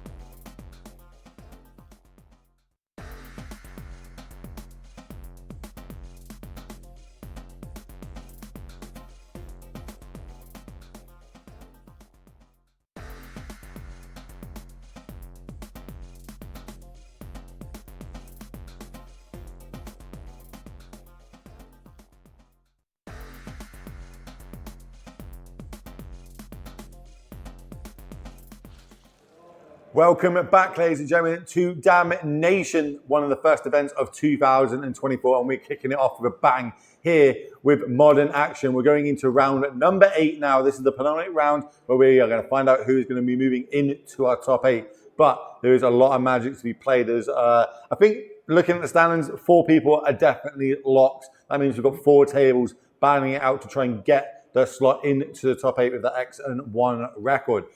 Which 2 decks are you going to be seeing in this feature match this round, Mr. Paigonti? So we are going to see Luca Fasoli on a Blue-Red Storm. Storm players out there? Hold on a minute. On 2014 called. What are you doing in 2024? What? Storm playing for top 8? What? Yeah. Let's go. And what are they going to be against? And versus... I've just moved it up. Versus Alessio Parlanti on Yagmoth. We already saw this name in the previous round. Mm-hmm. And I'm very curious about the matchup because I think I never get to see how Storm does versus these current meta decks. But I think Storm maybe was a decent meta call. Also, we know that Fasoli is one of the best Storm player in the world. It's a very well-known legacy name in the online community. It's very seasoned Doomsday player. So he... Storm Doomsday, they like casting their spells and winning with combos. I got a lot of time for that. We'll see how it pans out for both of these players because the winner of this, I believe if Storm wins, they're definitely a lock, but I guess there's an outside chance if Yagmoth does, depending on... There's a lot of break and math involved, but don't worry about that. We'll be giving you all this round in its entirety, and then we'll be telling you who is in the top 8 and who's locked and what's happening there. But more importantly, let's get down to the match. As soon as they're ready, Director, send us down there. We'll be happy to see how both these players, I suppose it's play draw dependent as well. Yeah, probably a lot. I think Yagmoth needs to be on the play to at least have a shot at getting enough damage in to finish the game, or maybe the Storm player stumbling and missing a few land drops, being able to deal with their creatures when they hit the battlefield. I think these are the key things. If it's straight up race between both these decks, I'm pretty sure Storm is going to be favoured and a lot quicker, and it looks like Storm is on the play. Yep. Starting off with turn 1 preordain. And this list from Fasoli is playing 0 rings, so it's very similar to 2014-15 deck lists. It's we had the dinner yesterday night together, and they just told me I just play this deck because I like Storm, but my main event is Legacy, so just want to have fun, and of course end up top 8ing. Well, almost at least. What's more fun than winning games of Magic the Gathering? As we can see, consider here being cast. So obviously, we don't normally see it in the blue-red Murktide list until the the unbanning of Preordain. We're going to pick the Brow into the graveyard. Here comes our second blue source into another Preordain. We're just sculpting a hand, and this is what we mean about play draw dependent, right? If we're on the play with Yagmoth and we're able to cast a Bowmasters into the first Preordains, the second one looks a lot worse, a lot more damage gets on the stack, and we can start closing out the game. Chat saying they're not a fan of the beard. Well, I'm guessing they're talking about you, not me, but I think they're actually talking about me and my mustache, not an actual beard. I get it, chat. I understand. I don't like it either. Back to the Yagmoth player. Second land drop. What we got? Cauldron. Okay, we got a bit of game. Might be interesting as a source of stopping the graveyard shenanigans from Fasoli. As we see that Fasoli is playing Flame of Honor to deal with that eventually. But I think if you can just advance his board, he can start creating some shenanigans, because we see he has Varal, 2 Ritual, 1 Mana Morphos, and 1 Gifts and Given. So maybe he can even just go off from this turn. I'm very curious how this pans out. Because, what's the worst that can happen from the Yagmoth side? Well, not much. I suppose the only thing with Cauldron is we might be able to exile key combo pieces. And, we're under no pressure. We can just set up for, that one big turn with Brow. Yeah, sure, what you're going to do now, exile something. I don't care about that. That's fine. Take your choice. Preordain? Yeah, sure, that's going to go bye-byes. Yeah. Standings these players. This is table 6. Table 6 in, I think table 1, table 2 are IDing. So table 3, 4, 5, and 6, the winners of these are going to be able to lock themselves into the top 8. But don't worry, once all the tiebreaker math starts happening and potential draws happen, etc., we will be bringing that to you after this round. We'll give it to you exact top 8 and what decks they are playing. And I've asked for where all these deck lists are going to be posted after today's tournament. I believe socials is the answer. So, if you want to see what did well today in Damnation, then you'll be able to do that. You can see what cards you need to potentially buy before they spike, or how you want to change your deck up moving forward. Maybe we all need to pick Storm back up, and we need to go find that old 2004 pile of cards we got and start moving forward. Here's Cauldron again. It's going to exile. Let's have a little look. Yeah, I think we are still we are in Fasuali's end step, and he's respecting endurance in this spot.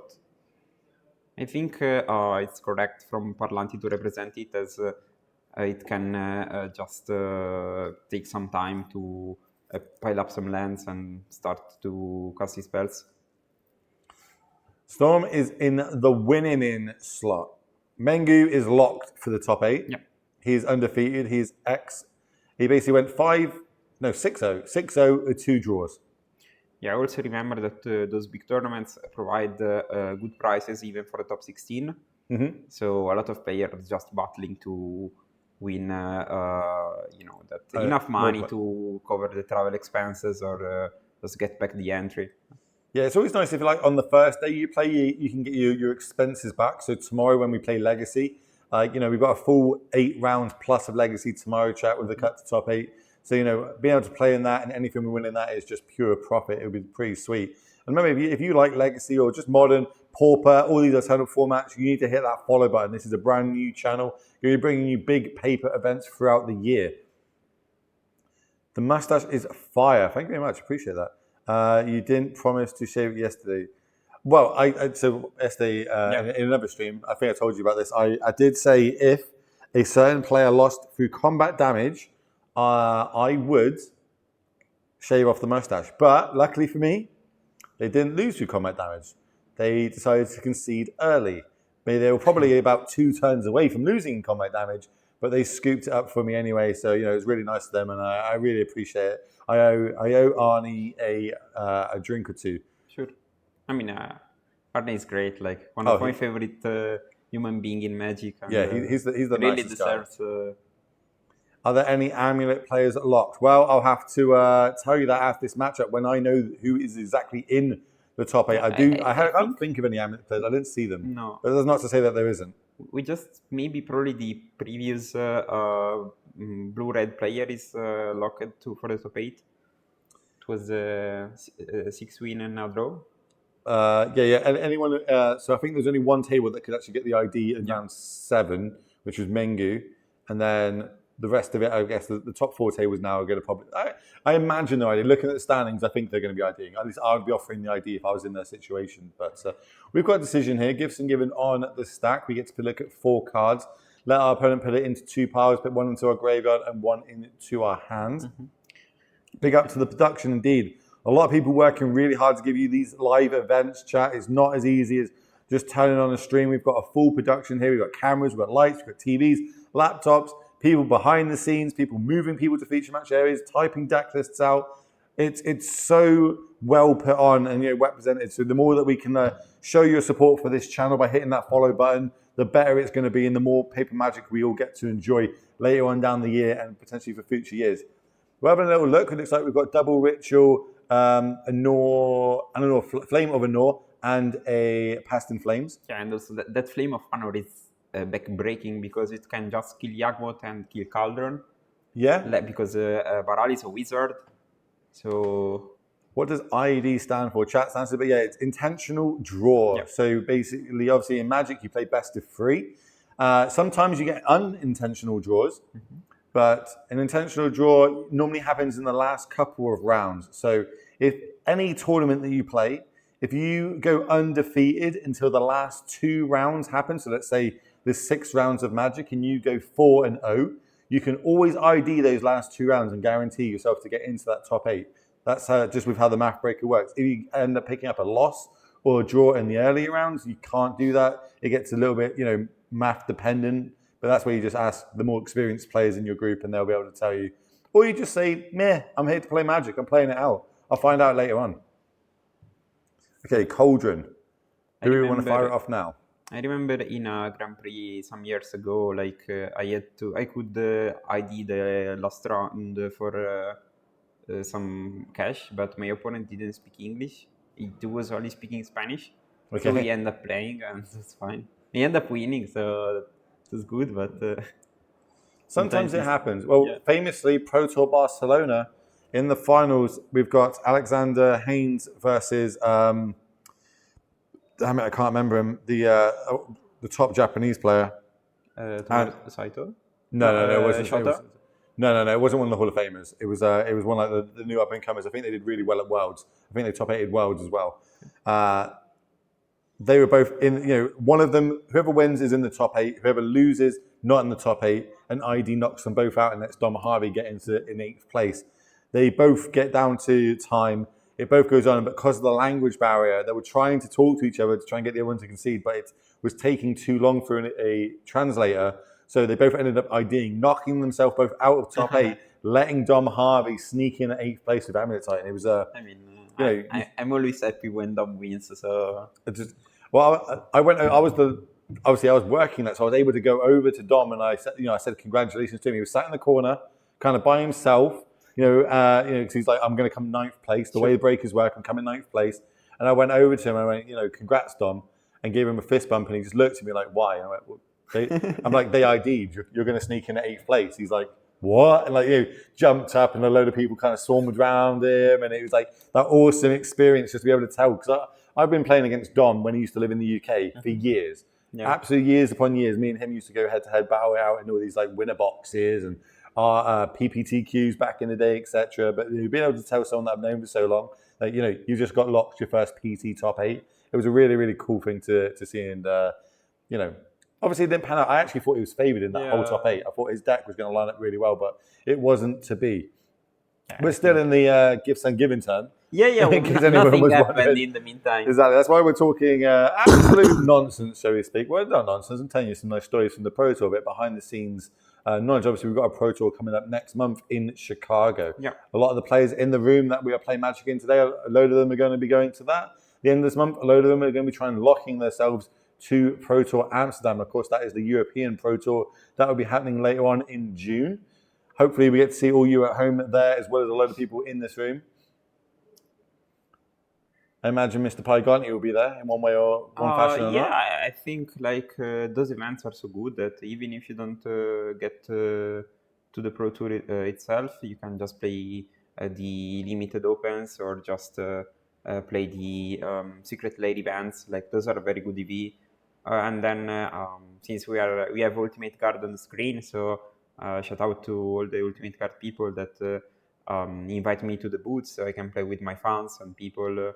So I really like, in general, attending to those big events because there is always something to do. There are a lot of people traveling around the world, so you get to meet a lot of fans and people you are fun too. So yeah. It's just a big con, right? No matter what you enjoy in Magic, it could be cosplay, it could be playing the paper game, it could be EDH, it could be watching the Pro Tour, it could be qualifying for some of the Secret Lair events. Mm-hmm. You could be meeting artists. There's so much to do at these cons. You're always going to be playing Magic and enjoying it, and that's exactly what it's all about. Yep. Since you're in Italy, can I buy your lovely tokens from you and ship them to me? We can get just slide into the old DMs. We can get tokens sent all around the world. Doesn't cost a lot to get tokens sent. Our list is available. List, I imagine, will be available after this tournament on the social medias here for Boost MTG. So make sure you're following them. And while you're at it, hit the follow button on this channel. We are trying to grow this channel so it can be up there and we can all enjoy more paper Magic. I'm going to refresh my screen and see how many followers we have gained. We have gained. We're over 700 chat. Let's go. I think we started the day's stream with about 400. So we've almost doubled the amount of people following this channel over since we've been live in the past 8 hours now. Another Gifts is on the stack. Another Pyro is happening. This is why it is so hard for Yawgmoth. It's always going to be a turn behind while they're on the draw to potentially comboing themselves. I think we're going through the motions. I don't see a dice on the table yet though. So we're not going through the Storm Council era. And maybe it's taking track of it with the with a pen or something, because I'm pretty sure that you should have more than they should have a lot of red mana floating. because he spliced a ritual and then casted a mana morphose. So he should have it's 6 mana plus 1. So 6 mana. So he should have like 3 mana floating.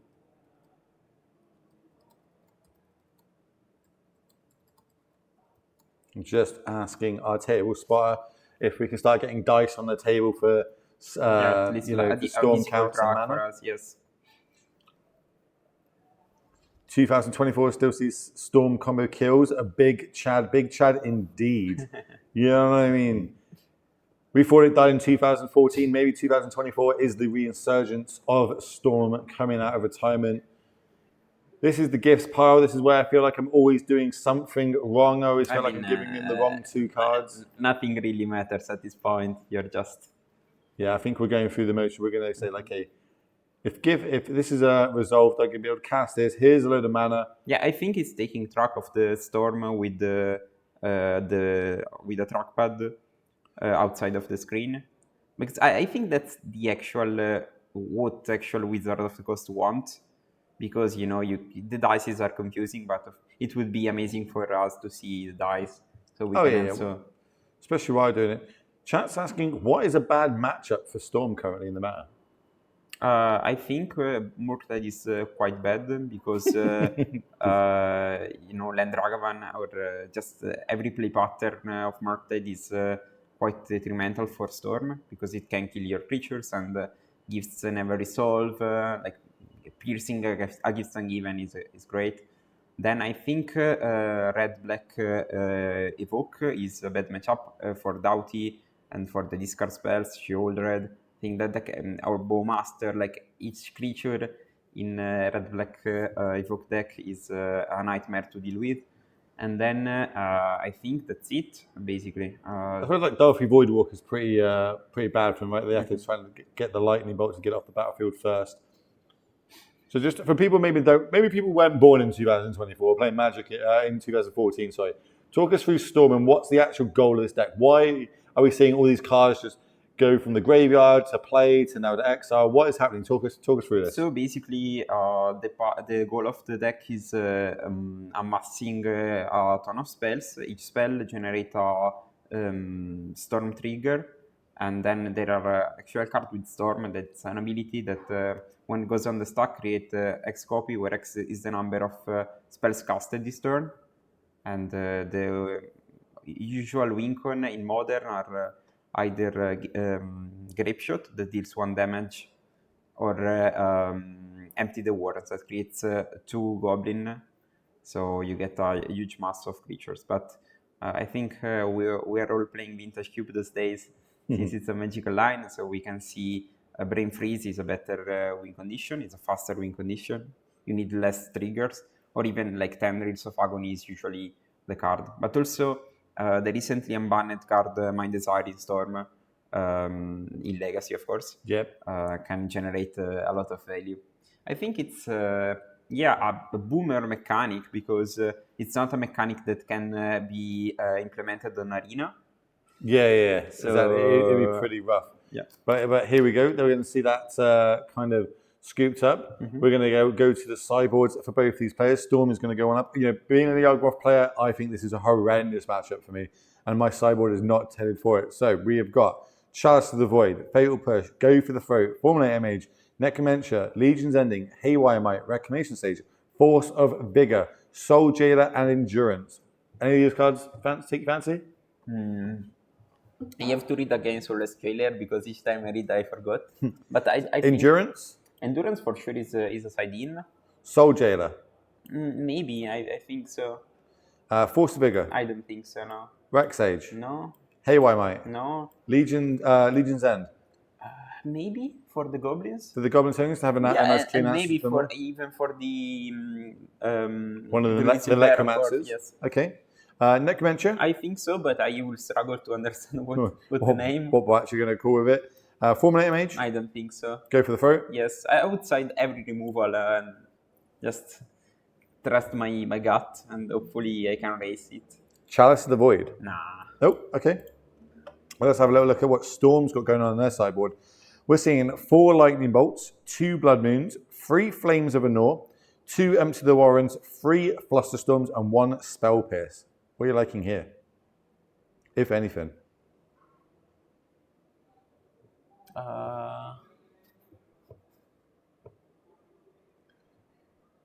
No, I'm looking. Why did he had a Flame of Honor in game 1, right?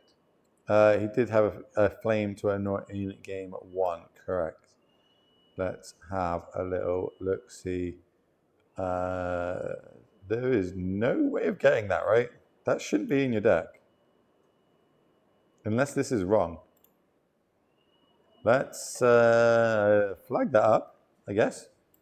To thing. Yeah. Judge.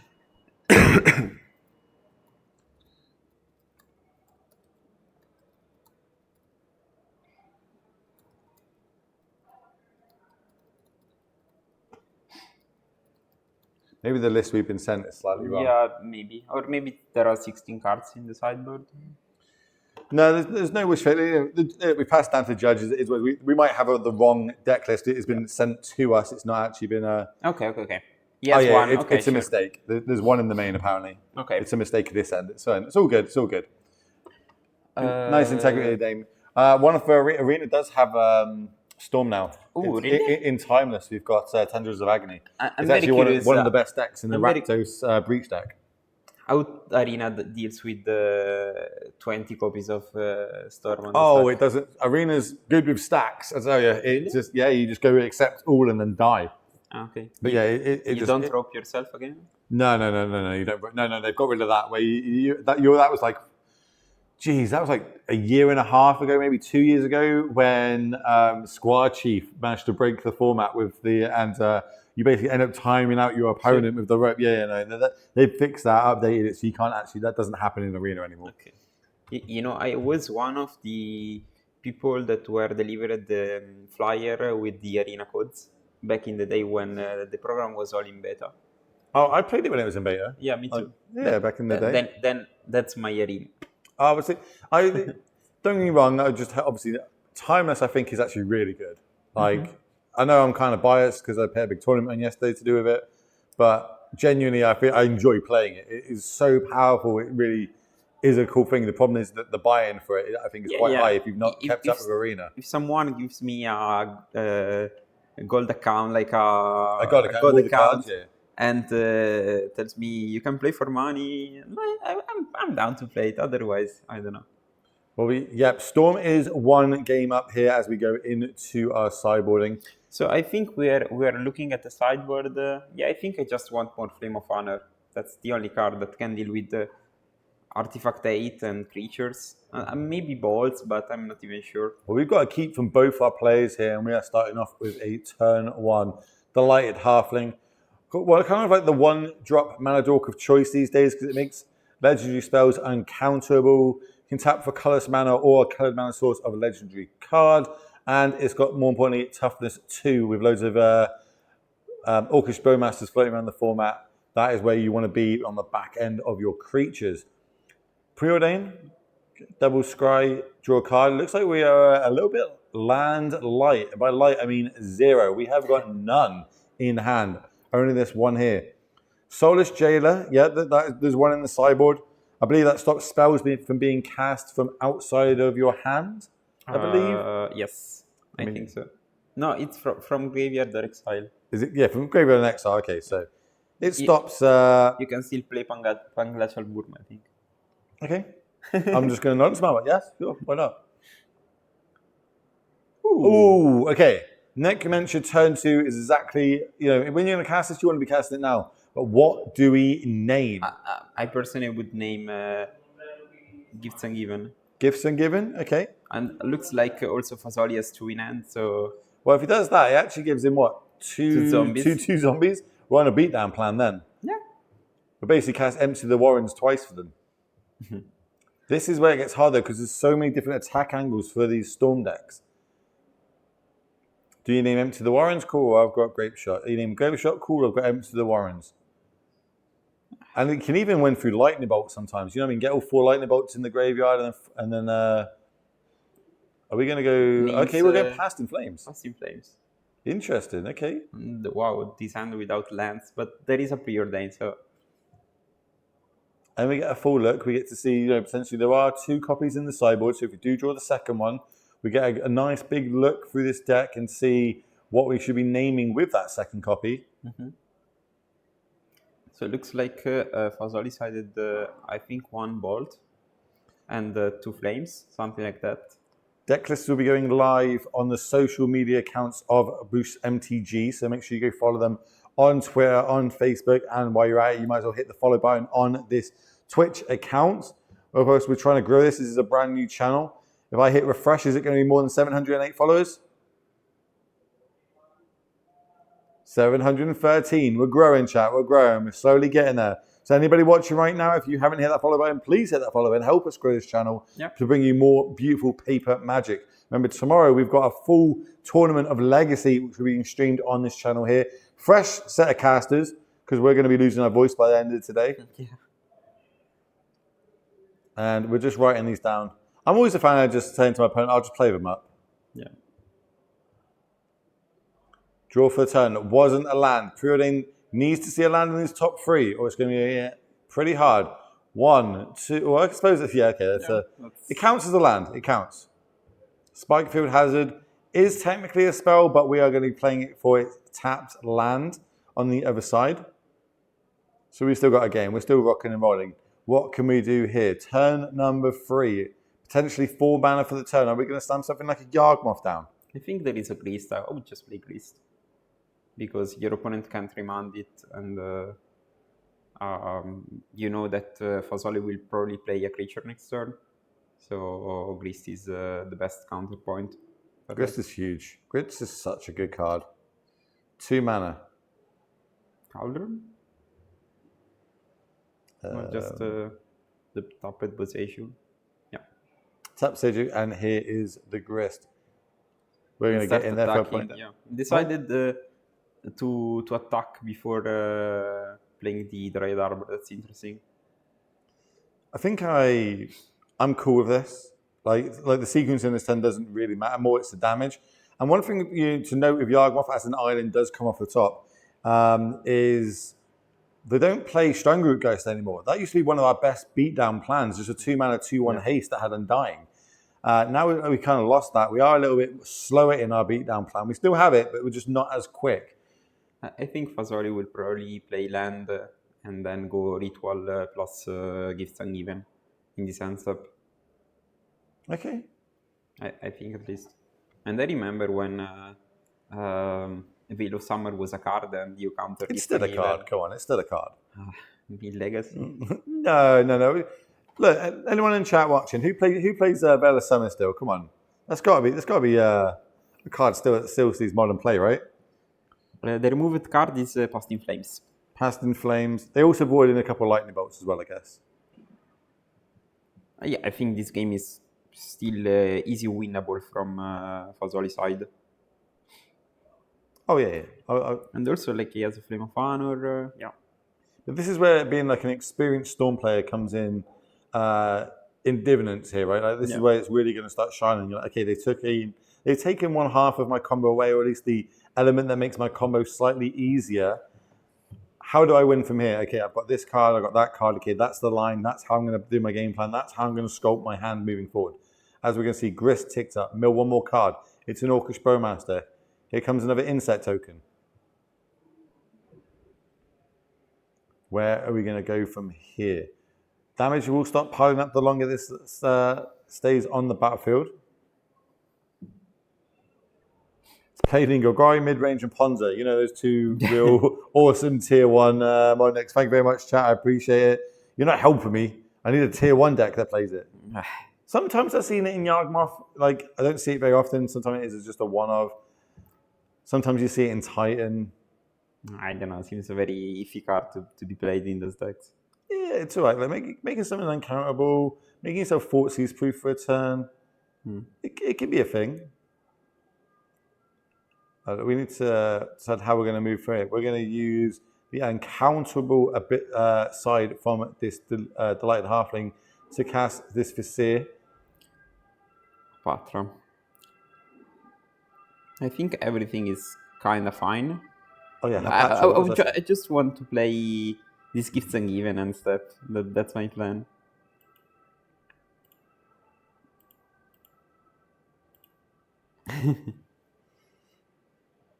Dried up. There's nothing worse than drawing Dried Arbor when you play Yawgmoth. Yeah. It's like you are a 2 to target and that is it. I won't play Dryad Arbor, to be honest. I think the card is... Some lists have ended up actually cutting it. I think I'm still on it. Like it's got more up value than down for me. I do tend to mulligan my opening 7 if it is in there though, unless I have like literally an amazing 6. Flames of Anor going on the stack. And we are quarter calling in response. And this is for 1, 2, 3, 4, 5. Yeah, maybe it's just for 2 and getting a Bowmaster to pile up some damage. Yes. Yeah, Bowmaster, go face. Especially if the draw 2 mode has been activated, which we believe it probably is in this situation. Don't really want to do 5 damage to any of these creatures. Point of damage, and then we're going to get ourselves an Orcamash token. Who are we going to get? Hey, we're getting John Luca. That is the founder of Damnation token in the battlefield right now. I told them to use my tokens if they want my cheer. Does Dried Arbor have to be up with the creatures in official Magic coverage? I believe it does. Yeah. Because that card can look like a forest, especially when it's especially the foil version. Yeah. Looks like a forest. The forest from secret from the vault. Yeah. From the vault one, it looks a lot like. And obviously, there was that big controversy behind it when Gabn C fell short of it and didn't realize that there was actually a blocker hiding amongst the lands, and then because of that, the rule actually got changed. So yeah, Dried Arbor should be moved up a little bit. I'll get it done. I'll pass it down to the table to get the integrity. And Arbor. And in the meantime, we are seeing Fasoli storming a bit. I think he can play some goblins. We know there is an Empty the Warrens currently in hand. I think we are just trying to understand how many spells he can cast. Looks like Gifts Ungiven on the stack, so he had 3 mana, +1 for mana, so he still have 1 red mana in pool. I think I will probably go for the classic pile with 2 rituals, Monomorphos and Grapeshot. Have you played much Storm in your time, or is this just a deck you've dabbled with? I played this Storm back in the days where it was a decent deck, but we are talking about a while ago. But then I always decide against it because I'm not having fun just finding enough sequence. I just like to play interactions. And that's not the deck. Well, let's see how you got on with this stack. I see a couple of rituals, a Manamorphose, and a Grapeshot. 5 cards in hand. Dried Arbor has now moved up into that creature zone. Just for you, chat. And this damage is stacking up, right? Yeah. If I'm not oh yeah, like I said, there should be a dice on the Orcamash token, right? But it's a kind of a C3 one with 3 on it. Remember, 1 point from the ETB, and then when the 2 cards are drawn, extra 2 damage. There should be, our card should be 4, but maybe missed the trigger because a Manamorphose was casted. So. Oh, okay, yeah, maybe we did miss that trigger. It is something that can be missed. So currently on the battlefield, we've got 4, 5, 6, 7, 8, 9, 10. And looks like Fasoli just played this value Gifts Ungiven just to get some rituals.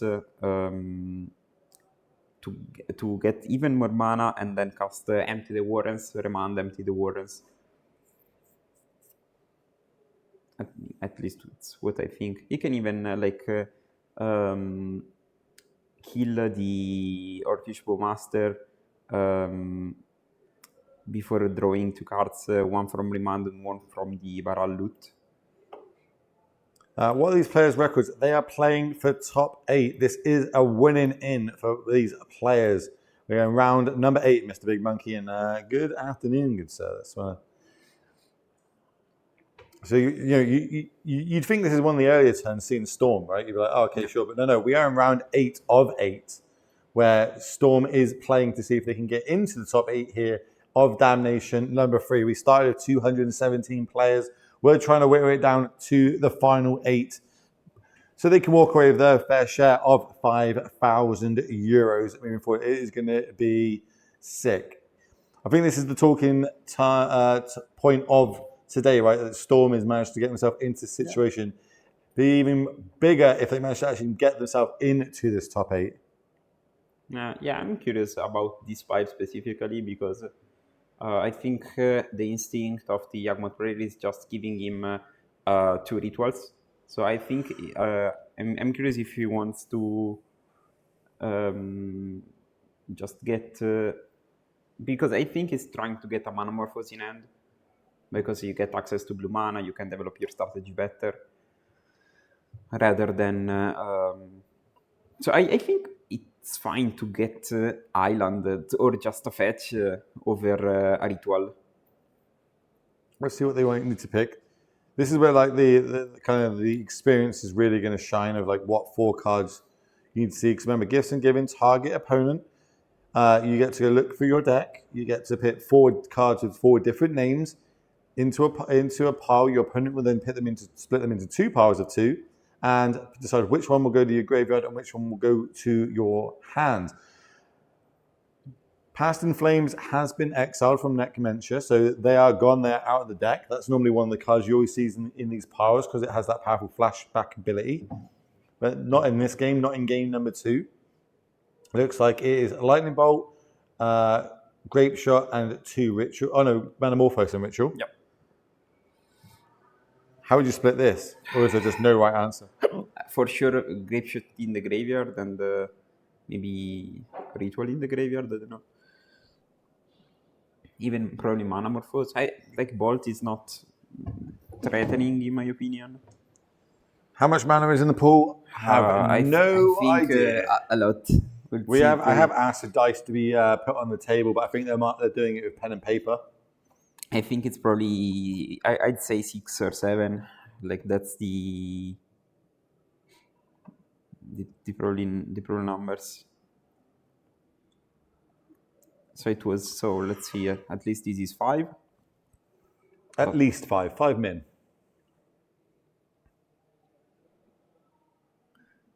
Manamorphose, and how many spells have been casted? Like 10 or something. So this is going to drain it in extra mana. So we go up to 6 mana. Probably 2 blue, 4 red. Yeah. Orcish Bowmaster, remember the trigger. We're going to go face. We're going to add a counter to this Orc army.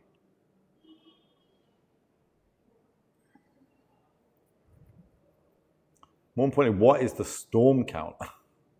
I think it's 10 or something. It's 1, 2, 3, 4, 5, 6, 7. Yeah. Okay, we're going to do a point of damage. Exile. We're going to double it. Is this on the Vizier, I guess? The Apatra? Yep. Yes. Why do I keep saying Vizier? It's because we watched it earlier on, wasn't it? The name is Apatra, Vizier of Poison. Maybe that's why I'm doing it again. Okay, we're going to find out how many Goblin 1/1 tokens are about to enter the battlefield. Is this enough? I think we need to go for a combo win. If we're on maybe Yagmoth player can draw a Legion Sand. That would be pretty sick. That would be pretty cool.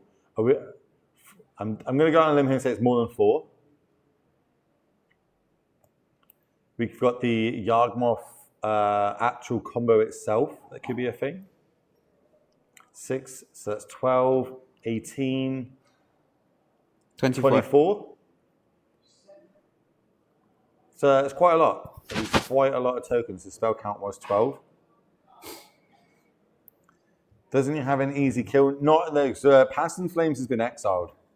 No, the Grip Shot was was always a card in the pile of Gifts and Given, but Yagmoth player Necromancer the Past in Flames, so it doesn't have access to the spells in the graveyard.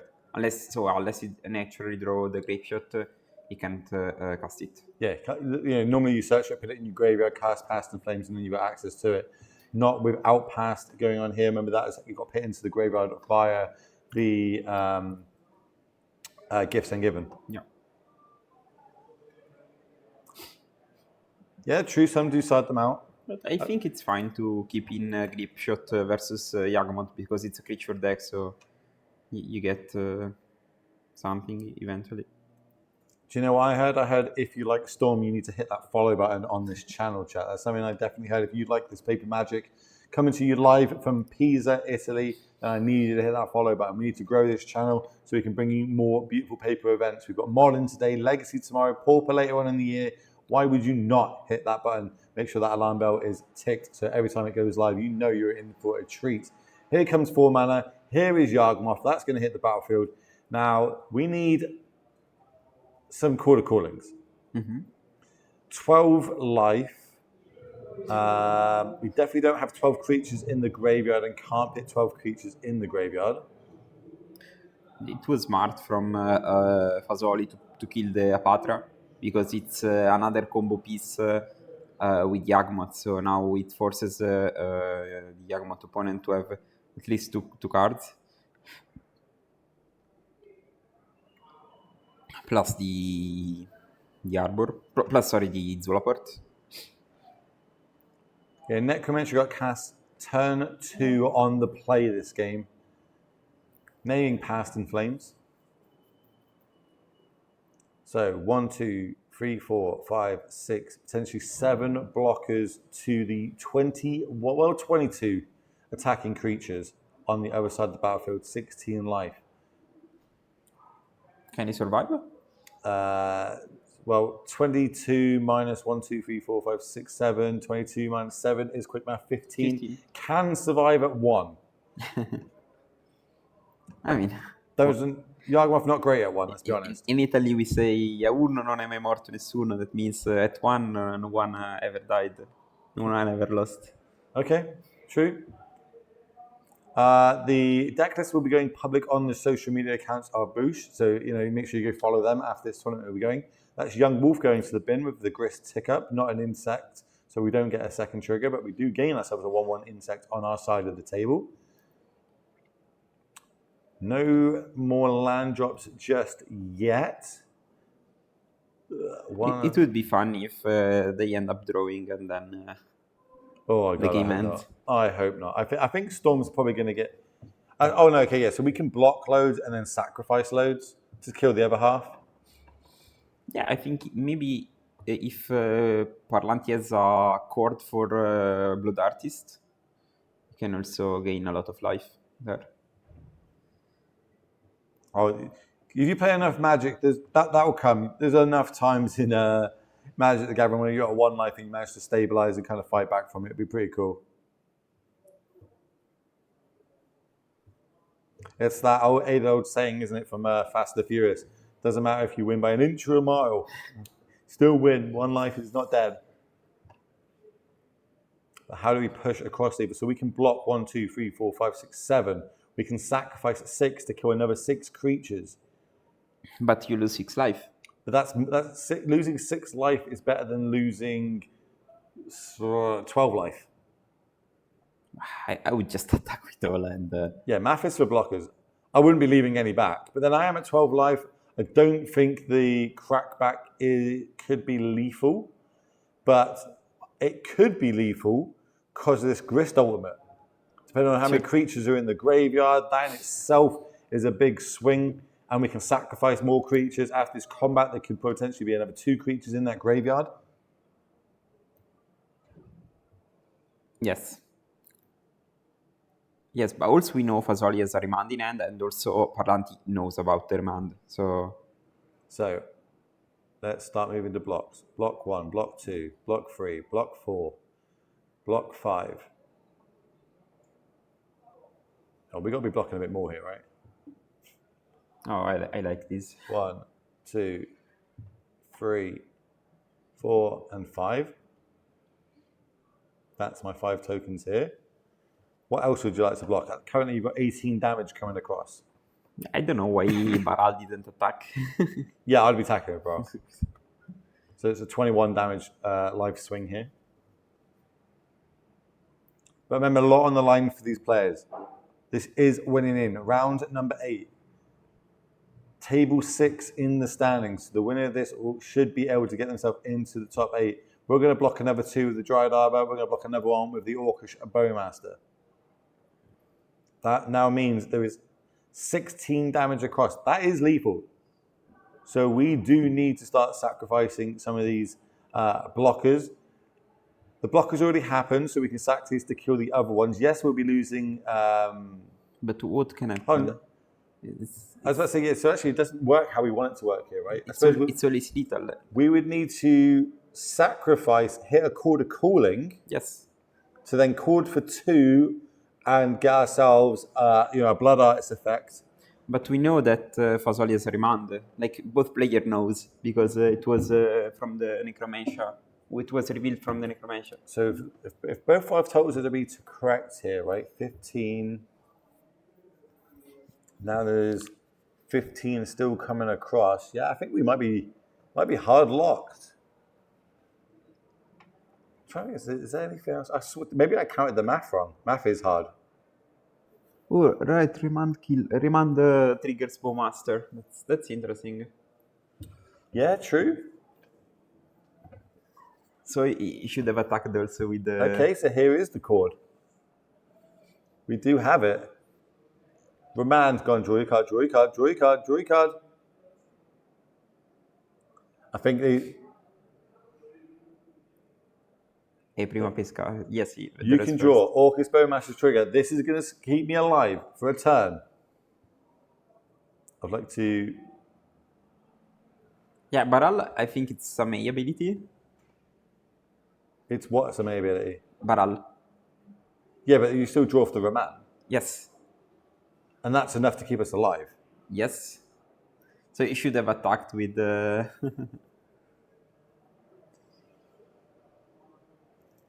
I suppose maybe they're asking if you can miss the brow trigger or not. I mean, just read the card. We definitely have a stack here. So, let's try and break this down, make it a little bit easier, because it doesn't look like there's a big pile of cards on the table. We've got an attack phase for 21 Goblin tokens. Even with all the blocks that happen on the other side, that is still exact lethal coming across. Chord of Cooling is tapped, and we're looking to chord for free while the blocks has happened. That is on the stack. That has been remanded. Remand has resolved, so Chord of Cooling is bounced back to hand, and we've drawn the card off the remand. The card being drawn has triggered the Orcish Bowmaster. Orcish Bowmaster now gets to ping one of these unblocked Goblin tokens, which will mean that we do not die this turn to lethal. And I did see a second card get drawn there, right? Yeah. So that means the Baral did get triggered. So a second card is drawn, another Orcish Bowmaster trigger happens. We get to kill a second one. And being at 1 life or 2 life is huge when it comes to Yawgmoth. Yeah. Is there a way we can kill it on the backswing? That's what we've got to think of now. The Orcish Bowmaster's army is 6.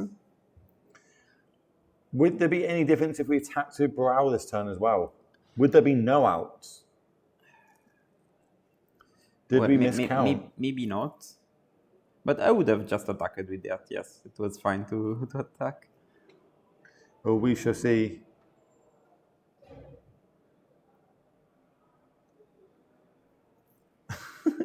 The best entertainment 2015 modern, exactly. Do not know other cards in hand currently, besides what you can see on the screen, the same as us. And both players shuffle in pretty quickly.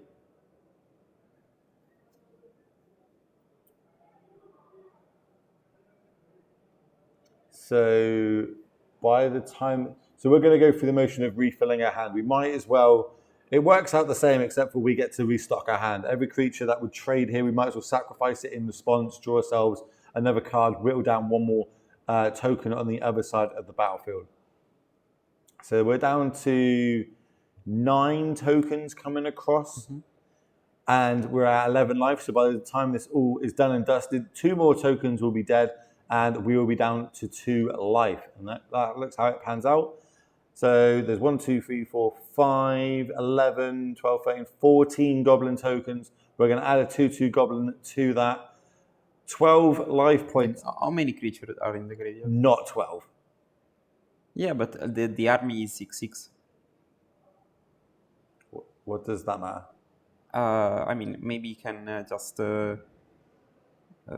If we I don't could know, connect with draw it, potentially. push and other removal. And I suppose if we do have 2 removal spells, get 2 blockers off the battlefield, you can attack for 6. even just one works, right? Because you can just play a creature, pay 1 life to make a -1/-1 on the goblin, proliferate it, and then kill the other one and attack. That is a line. I don't hate that either. But I don't know if he has removal.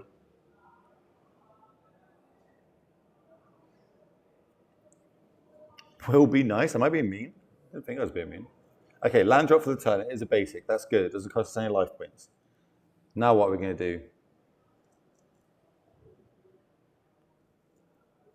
Yeah, there was definitely no time for a game 3. Yawgmoth fighting for their life to get the draw. Draw is not good for either of these players. It will actually open up for other players further down the table to potentially leapfrog both these players and get into the top 8. But of course, we'll be bringing you that top 8 announcement after this round.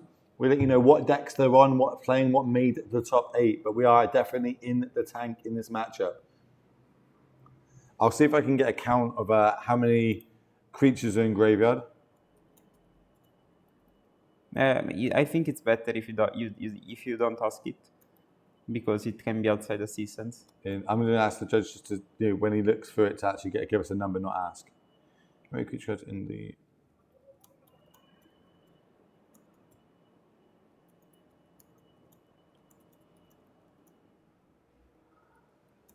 All these and then start attacking lightning bolt for little. Yes, it would be funny.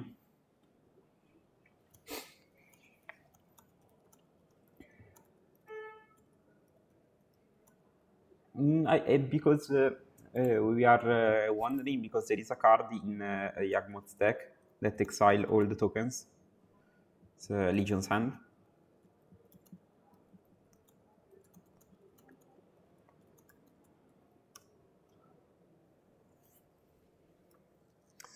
Yes, you can combo off with Yawgmoth at 2. It's 1 life you can't combo off with. But you do need 2 Undying creatures, as well as a Blood Artist, or whichever one you want to go with. Let's say Blood Wolf, Blood Artist. 2 mana, double green. Is this a Wall of Roots? Because that is not a good way to start. Okay, it is Wall of Roots. Technically a 1-drop. Just need those other 18 creatures to stay alive. We need a lot. I think we need Young Wolf. Ticking up Grist. That turns off the ultimate. We're going to mill Delighted Halfling. That's an extra one. Other 16 creatures.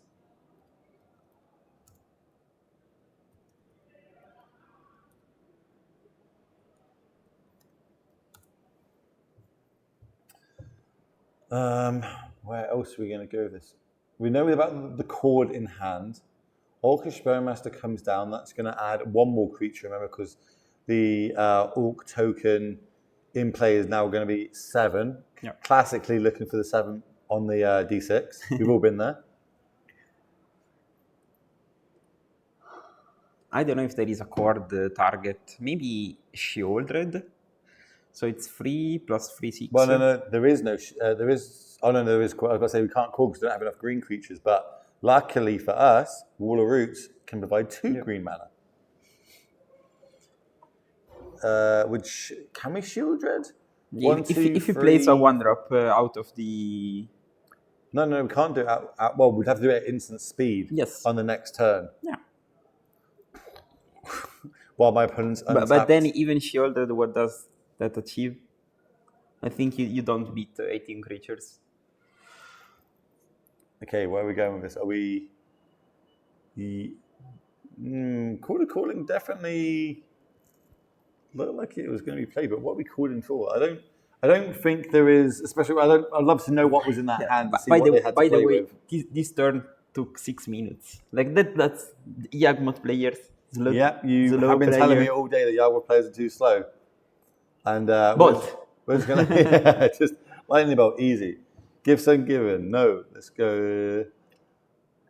But now back on the other side. Remember, we are going to be at time now. This should be like turn 0 or 1.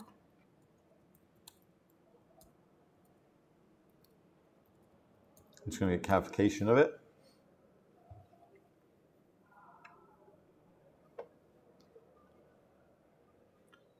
Surely we're turning everything. So I say if we turn everything sideways now, what if we? That's an actual gift ungiven. I think here you want to. Not even sure what I'm looking for. I think Remand, Bolt. Bolt, Remand, Spikefield Hazard, and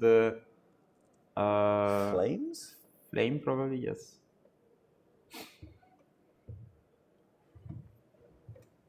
I don't even know how I'd want to split that either.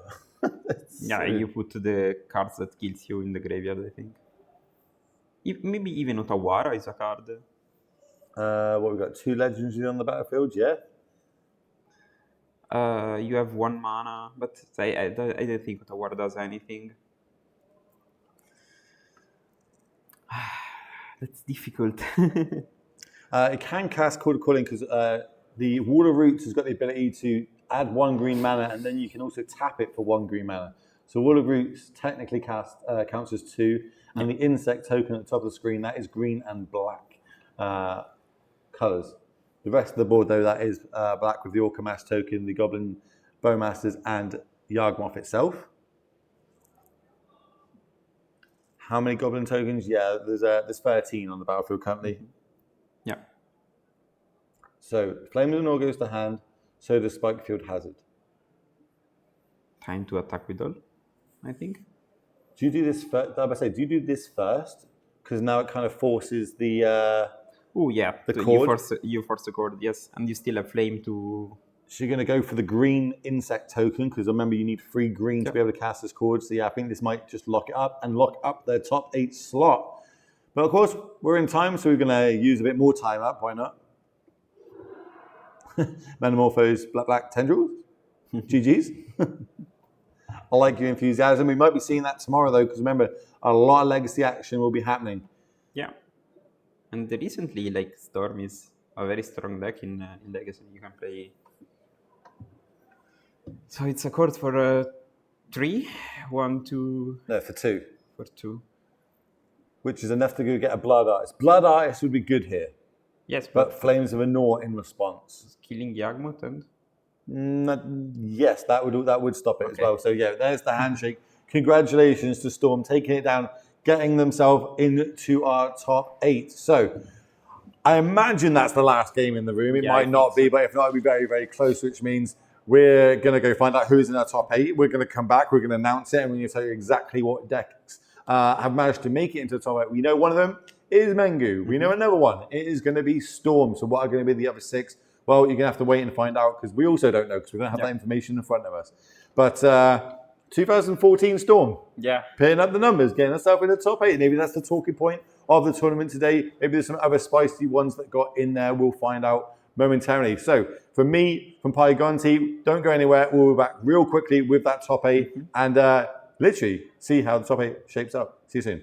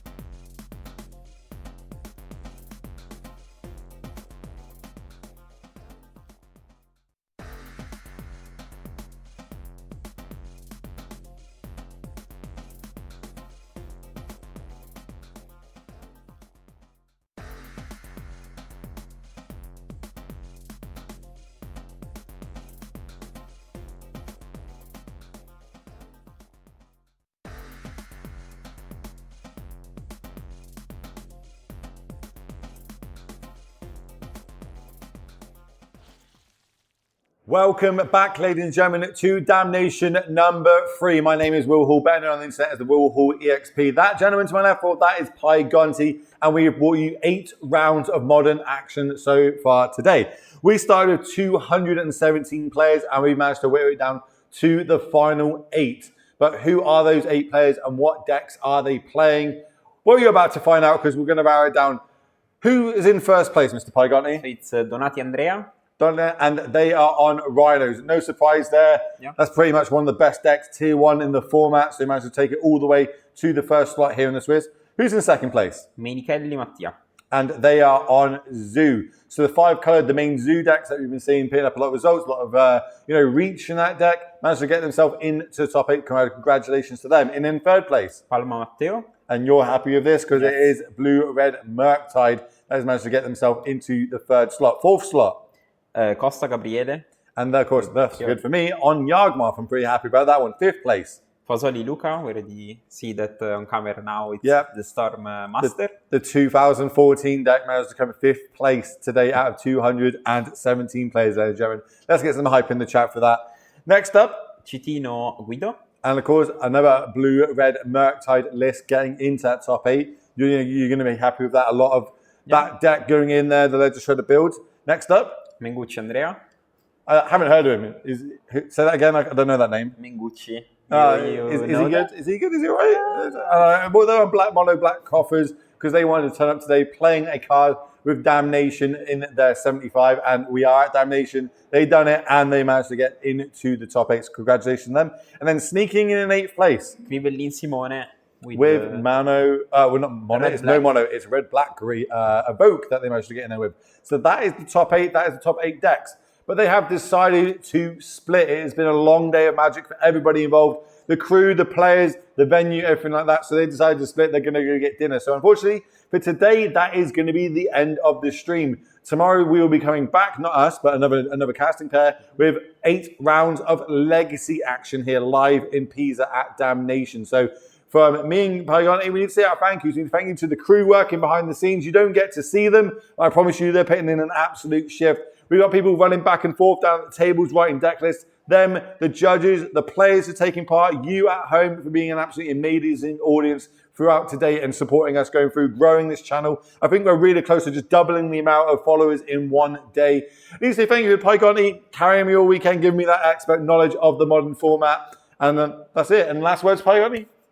Just have a good day and enjoy Magic. We are providing tomorrow, today, and in the future events. So see you there. Enjoy it. Hit the follow button, and we'll see you all next time.